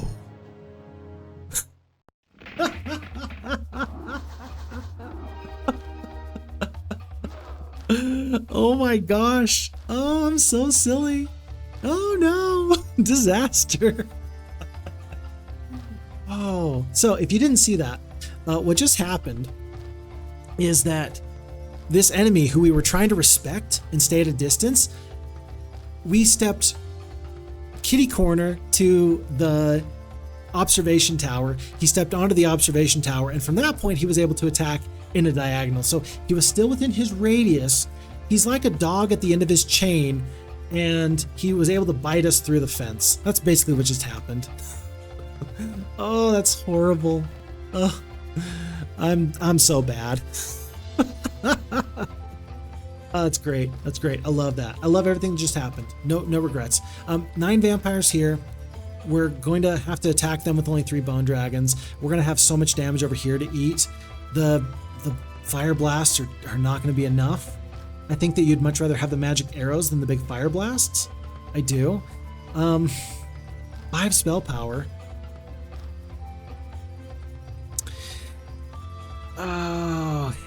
I think that we're going to start magic arrowing these enemies to death. We're going to kill 5 orcs at a time. we're gonna have to hope that we don't lose. We're gonna lose one bone dragon here, and then we're gonna lose maybe half of a bone dragon there. 109 HP there. There's only 3 vampires. We're going to magic arrow here. We're gonna finish off these vampires, and then we're gonna jump onto these orcs in just a second. And so it's just gonna be magic arrows to death. It's gonna cost us a bone dragon, but we are gonna get through this guy. It's just so silly. Fix Fox, what are you doing? And once again, another example of the best laid plans being put to waste. We do need to check to see what the morale is. Normal morale, that's okay. So, oh, but the Ogre Lords do have good morale, so they do have a chance of hitting us if we're not careful. Is it worth it to slow them down? I actually think it is, just to make sure. So we're going to slow the orcs, or the ogres. It's going to last for 5 turns, and then that way we're not going to have to worry about them getting good morale and getting too close to us. We're just going to slowly whittle them down with these magic arrows. Yeah, that's what we're going to do. So, again, we will be victorious. My goal at this point is just to not lose another bone dragon. 23 HP, it's possible. It's possible. Although, hold on. You go first. Toba4H did say the slow. Yeah. Although, I'm a little fuzzy on the details. So these Ogre Lords are currently very slow. And as far as turn order works, if you went last in the previous round, then you go first in the next when speed is equal. 4 speed, 4 speed. So when the slow wears off, are they going to get to go? Slow wears off, and then they get to go again? I think that that's the case. I think that that's how that works. So I think I'm just going to have to stay very far away. We're going to find out right here. 1, 2, 1, 2, 3, 4. I think 1, 2, 1, 2, 3, 4. I think I have to go back over here, actually. 1, 2. No, okay. And that actually makes me feel much better because I was not sure how that worked. So like this and this.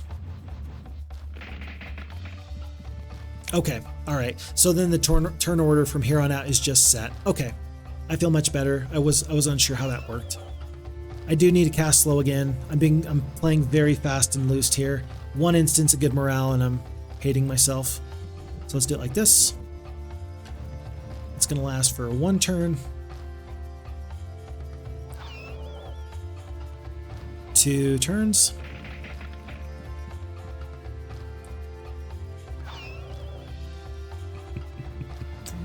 3 turns. Oh, goodness. Call it 4 turns. And this should be the final turn that they're slowed. So they're going to go 2 and then 2. So just to make sure... Actually, I think I could stay there. So we shall. Okay, so the slow is worn off. We've got 4 more instances of the magic arrow. I'm just going to magic arrow them 4 more times rather than slow and then cast it 3 more times. I'm just going to hope that they don't get good morale. If they get it, it costs me a bone dragon. I don't know if I can avoid 23 points of damage anyway, but I'm more likely with the magic arrows, I think, to do that. So I'm just going to hope for the best. And it looks like the gamble is paying off, but it's definitely a gamble. Definitely a gamble. Ooh, we are definitely going to wait for the stone skin to wear off, though. 26 HP. He's just going to keep doing that, isn't he? That's not very fun. Am I best off doing a Bloodlust, actually? A Curse? 9 Ogre Lords left. I think you're going to get way more damage out of the attack skill. 13 attack skill, 12 defense. That's going to be basically 30% bonus damage from 3 Bone Dragons. Whereas your magic arrow is doing 50 points of damage. I think over the course of 2 or 3 turns as you're brawling that the Bloodlust is going to be much better. So we're gonna wait for the stone skin to wear off. It's going to wear off in just a second. Then we're going to cast Bloodlust right here. And we are going to lose a bone dragon. We can't help it. But we're just going to fight. Down to 5. But we lost the 1 bone dragon. Can we kill them before they run? I think the answer is no. Rise to Ruin says maybe kite until he runs out of spell power. Might take a while, but good luck fighting the stone skin. Yeah, no, that would be the ideal play. You do run the risk of the morale, but that's what I would do if I was smart. Actually, if I was smart, I probably would not have wandered too close to him. Whoops, my bad. But these things do happen. These things do happen. It happened. So, and now we do get these treasure chests. We do get this observation tower. We'll just say that that was the plan the whole time. We all know that it wasn't, but we'll say that that was the plan the whole time. Goodness gracious. That was an example of things not going according to plan, but me actually really liking that we still found a way. So, and actually that's what Rise to Ruin just said. He said, never mind, Fix finds a way. Fix finds. Fix finds. Occasionally Fix does find. But I don't know, the more Heroes I play, the more I realize that after a year and a half of playing Heroes at least once a week, I've gotten much better, and there's still more to be done. I still have even more that I need to do to be a good Heroes Might Magic player in my book. I'm always getting better, but there's more I can do. There's more I can do. Okay. If this Bone Dragon somehow does not stand up to all these Medusa, I'm gonna go crazy. Look at the terrain though. The terrain is the same again. I love that. Have you noticed this is the same terrain from the previous fight? And how interesting is that? Really, to me, that is just fun to know that the fight, like, you can plan on that. The fact that I can plan on the terrain being the same from fight to fight is cool. I think that's so fun. And I made the recommendation on the FHeroes2 Discord, by the way, that maybe in the future they could make it in the map editor that you could put down terrain where you needed it to be. So for example, any hero that is sitting on this square, if they are attacked, regardless of where they're attacked from, if you are on that square, that fight will always have this branch there, or this rock there, or this bit of terrain there, because then you can craft some truly memorable fights that are consistent every single time. Like if you can micromanage the spells and all the other things on the adventure map like they've done, like for example, the FHeroes2 team, they're making it so that you can tell in the map maker which second level spell is going to be in this shrine or what first level spell is going to be in this shrine. I think that they intend on making it so the tree of knowledge is consistent from playthrough to playthrough. Like you can dictate whether it's going to require gold or gems or be free. Like if you have that level of control on this kind of stuff, then you might as well have that level of control on some of these interesting fights. I think. And I think that I might have caught iHub's ear on that. I don't know if that's possible or not, but it's a suggestion anyway. In a dazzling display of daring, you break into the local jail and free the hero imprisoned there, who, in return, pledges loyalty to your cause. And this is the Angry Dwarf, Crag Hack the Knight. He is level 8. He's a pretty good hero. Leadership, estates, pathfinding, wisdom. He's got the wisdom. With 5 attack, 3 defense, 3 spell power, 2 knowledge. Is he better than Zam though? Zam is currently level 10. And I do like Zam. Zam is really a pretty good hero. He's more of a spellcaster, but we've got some pretty good spells. We've got a good AoE damaging spell. We've got the slow, the haste.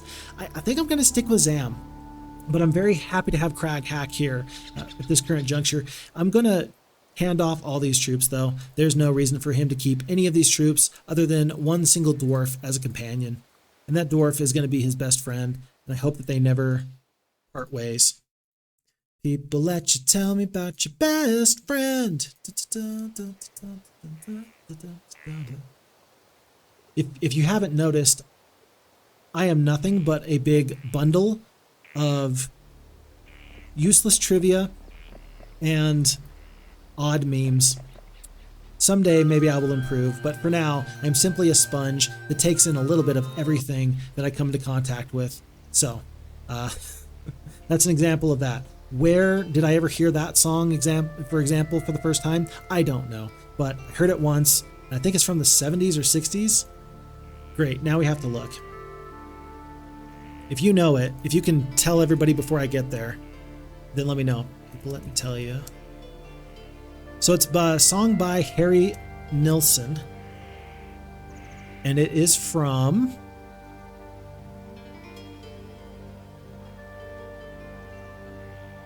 Is nobody gonna tell me? 1970.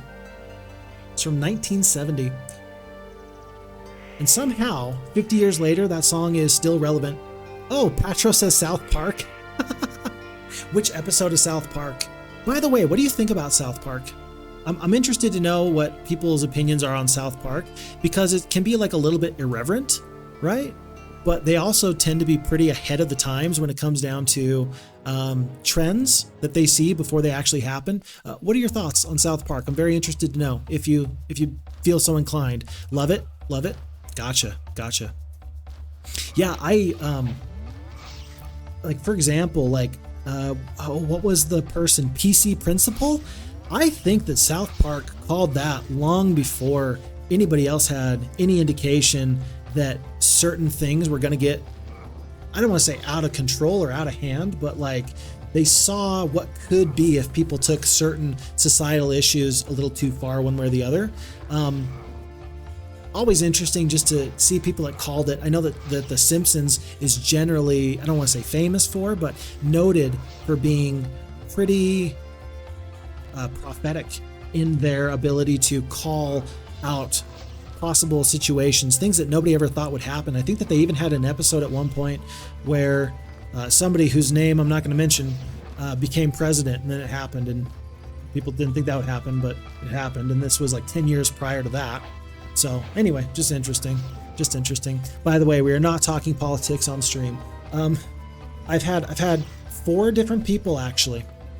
I have had 4 different people on the FixFox Discord or in personal messages on Discord directly message me asking for big spell, asking for my opinions on politics, and they're interested to know. If you would like to do that, you can. I'm happy to talk to you in a private message sort of a deal, just not on stream. It's not why I'm here. My politics and such are completely irrelevant, but if you'd like to know personally, I'm always happy to have a nice personal conversation with you. Even if we disagree, us simply disagreeing doesn't mean that I think that you're a bad person or you're not smart. If we disagree on something, I just simply believe that we have different values and we're looking at a situation probably very, very much the same. We just disagree on which value takes a higher priority in any given situation. So that's my general opinion when it comes down to any differences with politics. But again, I don't talk about politics on stream. I did one time, and it was a little too. I walked away from it feeling like I made a mistake, and I felt like that was not the number one thing to do. So, not what we're here for. But I also know it's something of interest to a lot of people. I'm just not going to worry about it. So, with that being said, let me steer the conversation away from that topic as we send Crag Hack back to the south. But Patro, going back to South Park, it's the Osimo episode. Butter sings it. I'm gonna have to look that up. I gotta look that up right now. Osimo. South Park. Osimo.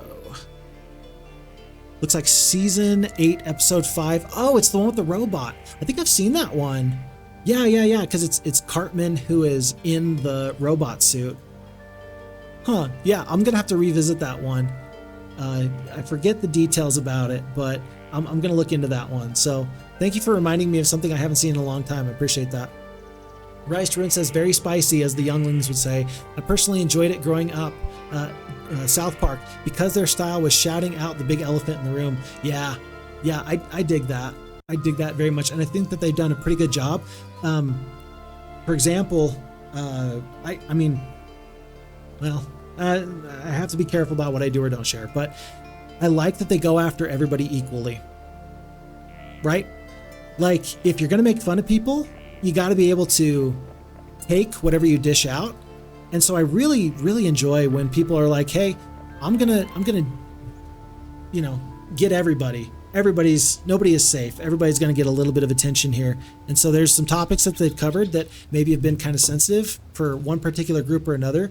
But I really enjoy that if you're going to make fun of people, you make fun of everybody. That just seems fair, right? And that brings those issues to light, and that gives us the opportunity to talk about it.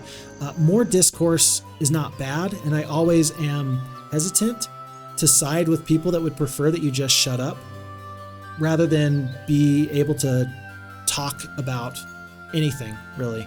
And unfortunately, I worry that there's a little too much of that in today's discourse in general. I could be wrong, but those are some of my fears anyway. Things that I look out for. Oh, we found the haste. There is one other abandoned mine up here. Oh gosh, ghosts right there. Stay away from that. Have you noted down the aqua keyword? I took a picture with my phone. That's what I've been doing. So aqua is evil. So yes, I did just note that down. Of course, if you're wondering what that was, it was in Heroes of Might and Magic 2, the original. There's always the different Keymaster's tense, and there's an actual word instead of just the ability to pass through. So, yep, we made darn sure of that. Beware the leprechauns. They're leprechauns. I'm just going to pick them up by their ankles and shake them vigorously for their lunch money. 5 gems? Those are my gems. Don't you forget it. We go to the Xanadu, and the butler admits us to see the master of the house. He trains you in the 4 skills a hero should know. By the way, in case you were wondering, for the aqua tent, it was evil. And then for the red tent, the password is ointment. Ointment and evil. Those are the 2 passwords. So, ooh. Oh, look at this. We found some nifty stuff here. Let's go to this orange tent. It looks like the code word is going to be ghost for orange. Very interesting. And there's a sign, there's a magic well. I think we could use that magic well, don't you? We were down to 3 spell points, now we're up to 70. I think we can use that very, very well. Ooh, Helmet of Andrin, +5 spell power, plus all these genie lamps. I'd love that. That'd be fantastic. Rise to Ruin coming in clutch by typing it out, so that way we can make sure that we don't forget. Wait, did I take a picture of the orange one? Oh, I did. But yeah, so evil, ointment, and ghost. Thank you, I appreciate that. I remember as a kid, I used to write down all of the different passcodes rather than, I mean, that just made the most sense to me. I would just write it down, and I don't want to do that now. I'm in the year 2025. I'd take a picture. Kids these days, when they're at college or school, if the teacher puts up for a presentation some notes or something, they don't take notes anymore. They just take a picture. And I don't know.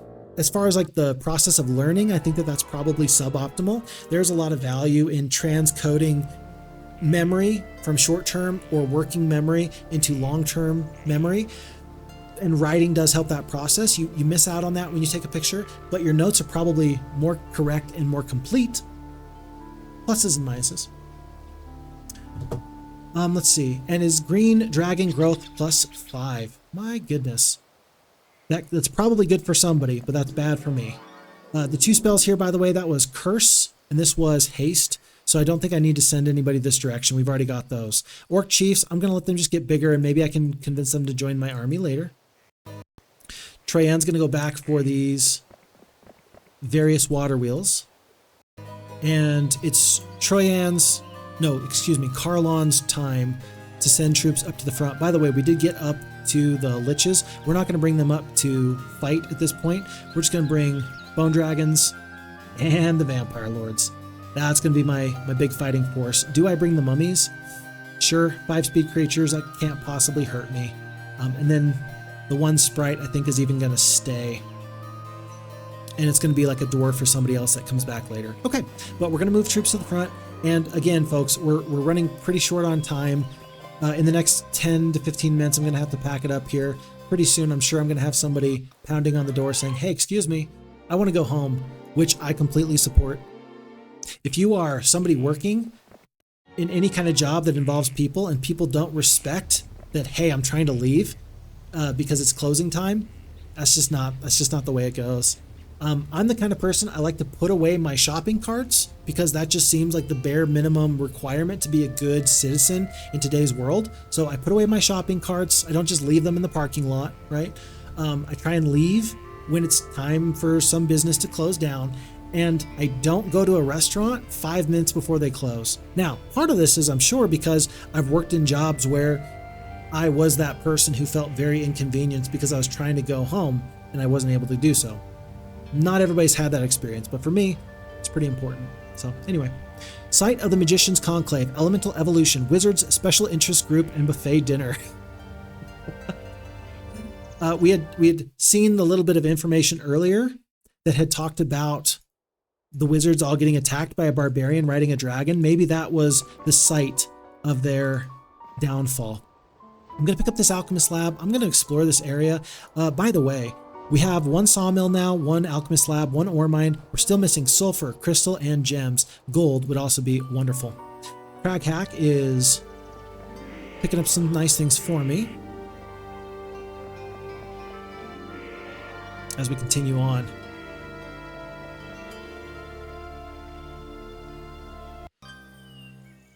Let's see. By the way, other TV shows that are worth watching.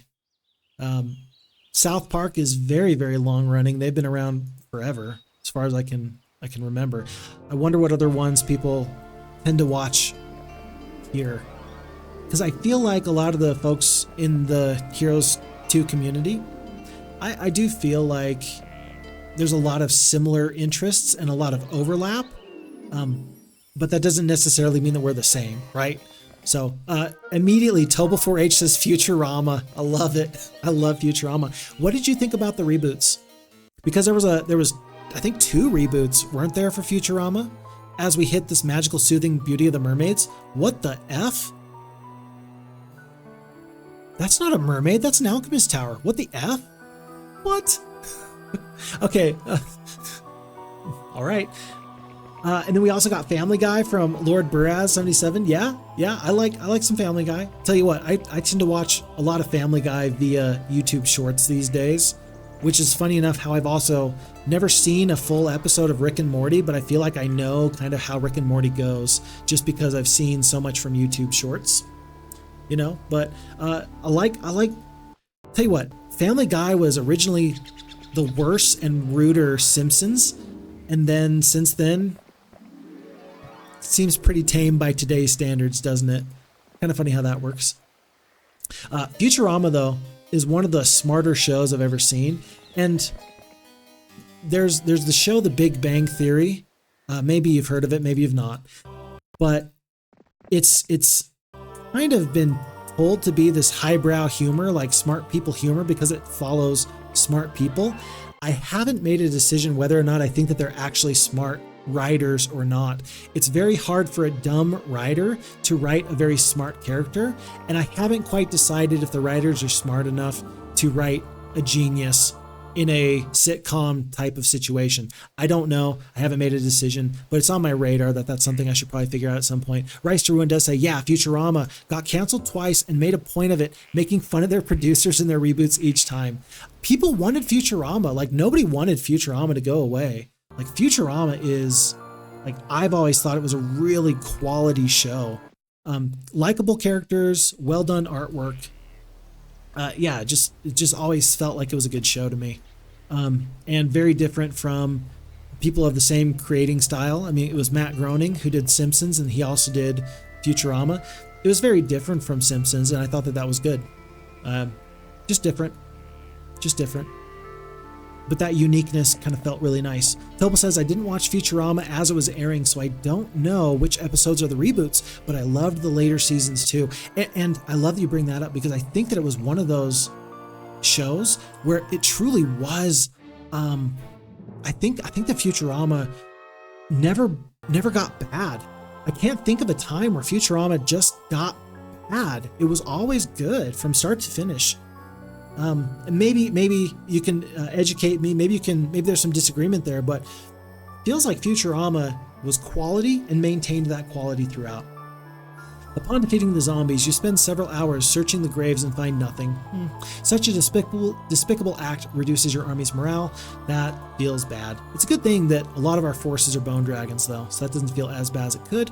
I wonder if we're going to run into an enemy then, because these mines have been flagged. And this graveyard's been taken. So, I don't know what to expect here. The Wymanar, Province of the Warlocks, dungeon level 6. We've skipped level 5 somehow, and here we are in level 6. Furfine says, hello Furfine, how we doing there? We're playing some Colossal Caverns. We are only going to be able to stay for about another 10 minutes. I stream here at my local library, because it's fast enough to actually stream, and they're closing down in about 15 minutes. But we are about 4.5 hours into the stream, and Colossal Caverns is a really fun map. Charles Watkins, we're having a lot of fun with it. You're doing fine? Yeah, we're doing fine too. We're just unfortunately wrapping up sooner rather than later, so we're catching you at the tail end, but welcome and happy to have you here. I'm not sure, with Zam being our primary hero, if I want to go south or if we want to go north. I'm not too sure. Let's go along this road. It looks like there is a road here, and so we might as well try and make the most out of our movement points, and then that is going to let me know if there's an enemy coming to me who means me harm in the future. That'll give me some advanced warning. Oh, wouldn't this be nice? Of course, Colossal Caverns, if we're looking at the scenario information, we have this on impossible difficulty, but it is a easy type of map. But our win condition is accumulate 1 million pieces of gold. We're doing pretty bad with that. We'll get there eventually, but we could do a lot more. A couple of gold mines would really go a long way and make me feel better about our chances. Tobal does say, yeah, Futurama is a smart show. I loved that it touched on a lot of scientific theories in the episodes. Yes. And a lot of stuff that I didn't know anything about. And so when they bring it up, I'm interested enough to go and kind of check it out and kind of see what that theory that they're discussing was about. I always thought that was really cool that they could get me interested as sort of a layman into an otherwise in-depth sort of topic. I thought that was kind of cool. And then Lord Burras77, sorry if I missed the info, but is the next stream already scheduled? It is not. Let's see, I'm traveling this upcoming week, unfortunately, again. And so my hope is, let me think. My hope is that next week I will be able to stream on, actually on Tuesday. So I am taking Tuesday off. I've just decided. I've got nobody coming in to the office. I've mentioned before, I'm a juvenile probation officer, and I've been away with work and training and things like that, and I've decided to take Tuesday off, and so I'm going to plan on doing the morning of this upcoming Tuesday. And so that date is going to be, as I pull up my calendar, today's the 7th, 8th, 9th, 10th, 11th. So Tuesday, February 11th is my plan to be back to streaming here, and it will be in the morning. We started today at about 2 p.m. Mountain Standard Time. I think that's UTC 6 or 7. I'm going to be much closer to 11, and then I'm going to take my family out for the afternoon after that. We're just going to have a real good time. And if they say, hey, we need you here, we need you to come back, I'm going to be like, nope, I'm a professional. And as a professional, if I want to take a break and play video games, darn it, I will. So it may not be the most adult decision I've ever made in my life, but as we mentioned earlier, when I believe it was it Tobal? Rise? Whoever said that they were going to take vacation time whenever Olden Era came out. I work so that I can live. I don't live to work. I truly don't. And so I need a little bit of work-life balance back in the direction of life. And so that's what I'm choosing moving forward. Another bit of Traveler's Boots. Very important to note that boots do not stack. So Traveler's Boots, Nomads Boots, if I had another pair of Traveler's Boots, it would not increase my movement. So that's not really a priority, but the gem mine behind it is actually kind of nifty. Oh no. To the north is the arena. To the east is the Castle of Worm. To the south is the caves. Welcome to level 5. Here's my immediate thought, folks. This Sphinx, I hope that there is a nice riddle for us. We simply must go to the Sphinx, and this might be the very last thing that we do. So for now, I'm going to land here with Crag Hack, who, by the way, I don't know if 3 bone dragons is enough to really take Ogre Grad. If this is hundreds of ogres, that's going to feel pretty bad, but I think he can go through War Trolls and maybe clear out some of this. But I think that we need to put our brains together, and we need to go for the Sphinx, and that might be the final thing we do before we call it a day and just kind of get wrapped up. These premises are covered by subterranean protection services. Purchase your policy to the east. Tell the agent Penelope, signed the underboss. I seem to recall that this was actually a story point that was pretty important here. So I'm going to take a picture of this because, again, I think that this was actually pretty important. I don't recall. It's been a long time since I played Colossal Caverns, but for some reason Penelope seems important. So, a good sign to have, I'm sure. Druid says, I loved their time travel episode with the Globetrotters. Yeah, that one was excellent. They actually hired a mathematician to figure out the whole time travel loop, so it worked out without breaking any time law physics. Anytime you spend time to actually make something of a high quality like that, I'm a big fan of you. So the Futurama writers did a good job in a lot of ways. Hey, you cheated. You changed the outcome by observing the outcome. Anyway, fun stuff. I have a riddle for you. The Sphinx says, answer correctly and you shall be rewarded. Answer incorrectly and you shall be eaten. Do you accept the challenge? Folks, we are here for the challenge. Let's put our brains together and let's make this happen. The Sphinx asks you the following riddle. You're here for the protection, right? If so, we can dispense with the riddle. By the way, my answer is Penelope? What? But let's look at some short-term life. In our Dungeoneer's preferred plan, you get our latest policy. I get a little of everything? What? Oh my goodness. This is okay. All right, this was not what I expected. So the Sphinx is actually my agent who is providing the protection, whatever that is. And so it's giving us the answer here, apparently is Penelope. So I was right. Penelope is important to remember, but I didn't think it would be this immediate. I was having the conversation again with somebody, and I'm going to try and pull up this conversation because I try to give people credit when they have good insights. And they mentioned that they thought it was interesting that, and they don't really particularly love Sphinxes because they feel like if you have to Google one of the questions, then it's probably not the best thing. It was Luca. Luca was saying this on the map, the FHeroes2 hotkeys that I did from about a year ago. And they mentioned, let's see, I hated the tents and the Sphinx riddles as well, they said. They thought that they did a good job of fixing that in Heroes of Might and Magic 3. But interesting that while Final Justice, the final scenario in the Roland campaign, it has two Sphinxes and they're both kind of weird in the sense that it asks, who's the true king? And you would think the answer is Roland and really the answer is Archibald. And then the other Sphinx says, who is the horse guy? And the answer is found on the map and it is in fact Mr. Ed. Usually you have to either know the riddle to these Sphinx questions or they are found in pop culture or you just have to Google it. And I really kind of like the Sphinx riddle where the answer is on the map. I do. I like a Sphinx where the riddle answer is on the map somewhere. This is one of those times I did not think it would be in the sign next to the Sphinx. That feels a little on the nose for me, but I digress. Folks, let's put in, oh, for some reason it wasn't letting me type, and then I just realized it's because I tabbed out. Whoops, my bad. Okay, Penelope. Let's not misspell that. That would be a big misclick. Let's see what we get. Somewhat disappointed, the Sphinx sighs. You've answered my riddle. Now here's your reward. Now be gone. Look at this. I didn't know you could do that. Look at this. 500 gold a day?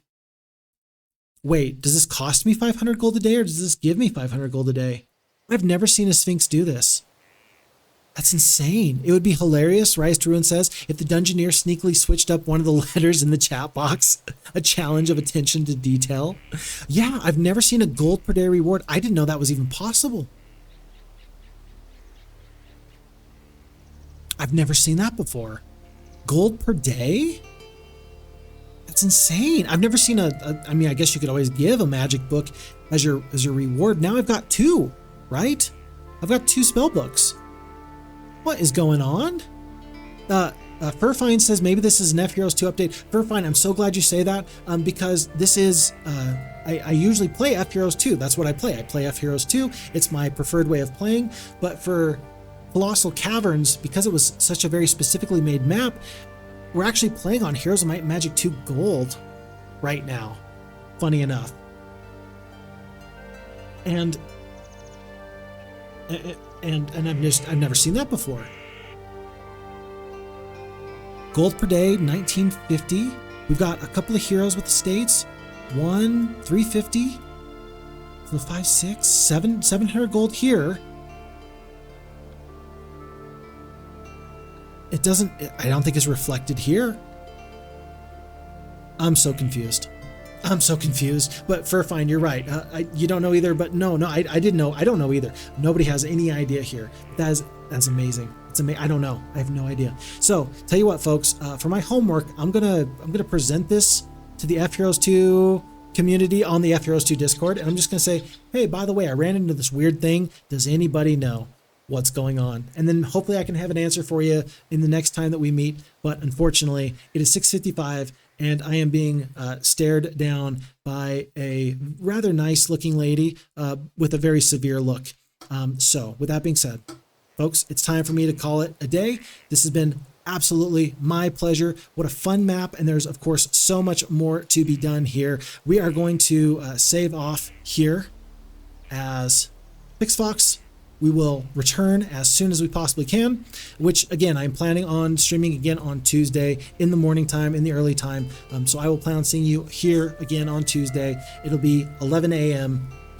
or earlier Mountain Standard Time on this upcoming Tuesday. Until that time, please look after you, look after your friends, look after your family. The pleasure is always mine to get to have such a wonderful Heroes of Might and Magic 2 community that loves this game so greatly. I'm honored to be amongst you, and I can't wait to see you in the next one. For fine, with a big smile, have a nice day with your lady. I sure shall. Rice Run says, always happy to catch your streaming. Have a great one, Fixed. Tobel says, have a nice one, Fixed. Have a nice one to all of you, and I'm very much looking forward to seeing you in the next one. Until that time, look after you, look after your friends, look after your family. I will post this video to YouTube. Until that time, my name is FixFox, and I'm out. Oh, and bye, Lord Burr 77. Appreciate that one too. Till the next one. Bye-bye.